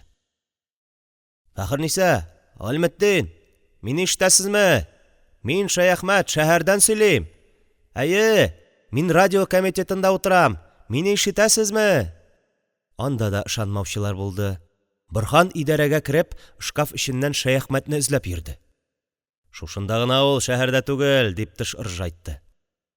Ә туйдагы яшьләрнең ничәсендә генә транзистор бар. Чөй сайын элеп куйганнар. Сугыштан соң колхозда беренче электр станциясын салдырганда да Шәяхмәт карт зур эш эшләде. Идарә станцияны эзләп тә таба алмагач, Мәскәүгә кеше җибәрергә булды. Бер центнер бодай сатып, шуның акчасына Шәяхмәтне Мәскәүгә җибәрделәр. Колхоздан алган бер кагаз белән йөри-йөри, ул Верховный Советка килеп җитте. Шверник янына керде. Шверник белән алар кордаш булып чыктылар. Шуңа күрәдерме, Шәяхмәт каушамады. Иркенләп сөйләште. Ул Мәскәүдән кайтып 10 көн уздымы, юкмы, Ташлытау станциясына йөк килеп туктады. Кара Чыршы авылы Калимуллинга дип язылган иде. Шверникның өстәлендәге календарьга Шәяхмәтнең исеме, авылы язылды ул вакытта. Кара Чыршы колхозын Шверник белә иде ул чакта. Ә хәзер Кара Чыршы дигән сүз инде бетеп бара. Хәзер инде ул Дружба совхозының 3нче отделениесе дип кенә йөртелә. Хәзер инде директорның исемен белүче дә аз. Кичкенә отделениедә ул бөтенләй булмый. 30нчы елларда салынган яхшы амбарларны сүттереп, үзәк усадьбага ташытты. Тегермәнне сүттереп алып китте. Хәзер совхоз үзәгендә электр тегермәне. Бу бик уңай, ләкин шуларны сүтеп алып киткән саен Шәяхмәтнең йөрәге әрни. Ә яшьләр моны аңламыйлар. Нәрсә? Әллә шул турыда бер-ике сүз әйтергәме? Юк, аңламаслар. Шәяхмәтнең фикерен стенадагы репродуктор бүлдерде. Анда 3нче отделениенең бригадиры сөйли иде. «Иптәшләр, сабан туйга киткәнче сыерларны туйдыру мәсьәләсен хәл итәргә кирәк булыр. Әгәр шуны эшләмәсәк, яхшы булмас, иптәшләр. Галимулла, син арба тагып, аръяк басуга клеверга чыгарсың. Нариман, сиңа да тракторыңа арба тагып, фермага Вика илтеп кайтырга кирәк булыр. Мөмкинлек бирмәдек түгел, бирдек. Инде 3 көн кунак җыясың. Туй итү ул, конечно, яхшы эш, но үзеңнең төп эшеңне онытырга ярамас. Иптәшләр, һава хәлләре бу арада әйбәт тора. Шуннан файдаланып, безнең 3нче отделениедә эшлисе эшләрне төгәлләргә кирәк. Шуларны эшләмәсәк яхшы булмас, иптәшләр. Шәяхмәт карт торып басты. Уланнар, диде ул тамагын кырып. Балалар, мин бик озак яшәдем. Әйе, озак. Инде мин олы кеше буларак, үземнең гомеремдә алган тәҗрибәдән чыгып бер нәрсә әйтмәкче булам. Дөньяның төрле вакыты була. Әйбәт чагы эләгә, менә бүгенге төсле күңелле була. Авыр вакыты була, теш кысып яшисең. Кеше үз гомерендә шуларның икесен дә күрә, кичерә. Әммә ләкин шуның кайсы күбрәк эләгә дигәндә, минемчә, авыр вакыты күбрәк була. Әнә шунысында сынатмаска кирәк. Шунда ир була белергә кирәк. Әнә шуларны күтәрә белергә кирәк. Мин үзем шуларның барысында үттем. Арысланда 2 малай үстердем. Беттеләр. Нариманның әтисе гарип булып кайтып үлде. Сезнең кебек чибәр тагын бер егетем бар иде. Сугышның соңгысына, Япон сугышына барганда бетте.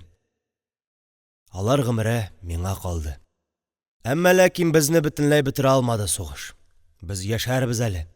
Без диюем, менә балаларым Нариман белән Зөлфия. Әле мин Васфикамал килен белән бергә аларның балаларын җитәкләп йөрермен дип уйлыйм. Барысы да кул чаптылар. Шәяхмәт карт рәвешен китереп, стакан белән суны күтәреп эчте дә, мыекларын сыпыргалап ишек алдына чыкты. Өйдә аяк үрә баскан килеш Нариман җырлый иде. Ул Зөлфия ягыннан килгән егетләрнең берсенә кулын биргән, сузып-сузып җырлый. Биек тауның башларыннан атлар атламас инде. Сине миңа, мине сиңа ятлар мактамас инде. Авыл тып-тын, карт урамга чыкты. Көн инде яктырып килүгә карамастан, багана башындагы электр лампочкалары җемелдәп утыралар. Хәзер электр ерактан килә шул, кызганып тормыйлар. Дөнья тын. Авыл башында клевер калгып ята. Ул басу зиратка барып терәлгән. Зиратта әле яктырмаган. Анда Хәкимулла ята. Анда Шәяхмәтнең хатыны Зәйнәп, туганнары Шәйхи карт, Фәхерниса яталар. Анда Нариманның бабасы Захри ята. Анысы ничек түзеп ята диярсең. Яшь чагында мәҗлестә җырлап утыру өчен аннан да шәп кеше булмагандыр. Арыш басу артыннан поезд тавышы ишетелде. Ташлытаудан иртәнге дачник киләдер. Анда Нургали ята. Нариман инде Зөлфияне бер дә кулыннан ычкындырмас. Шуңадыр инде ул теге җырны кабат башлаган. Атлар атламас инделә, атлар атламас инде.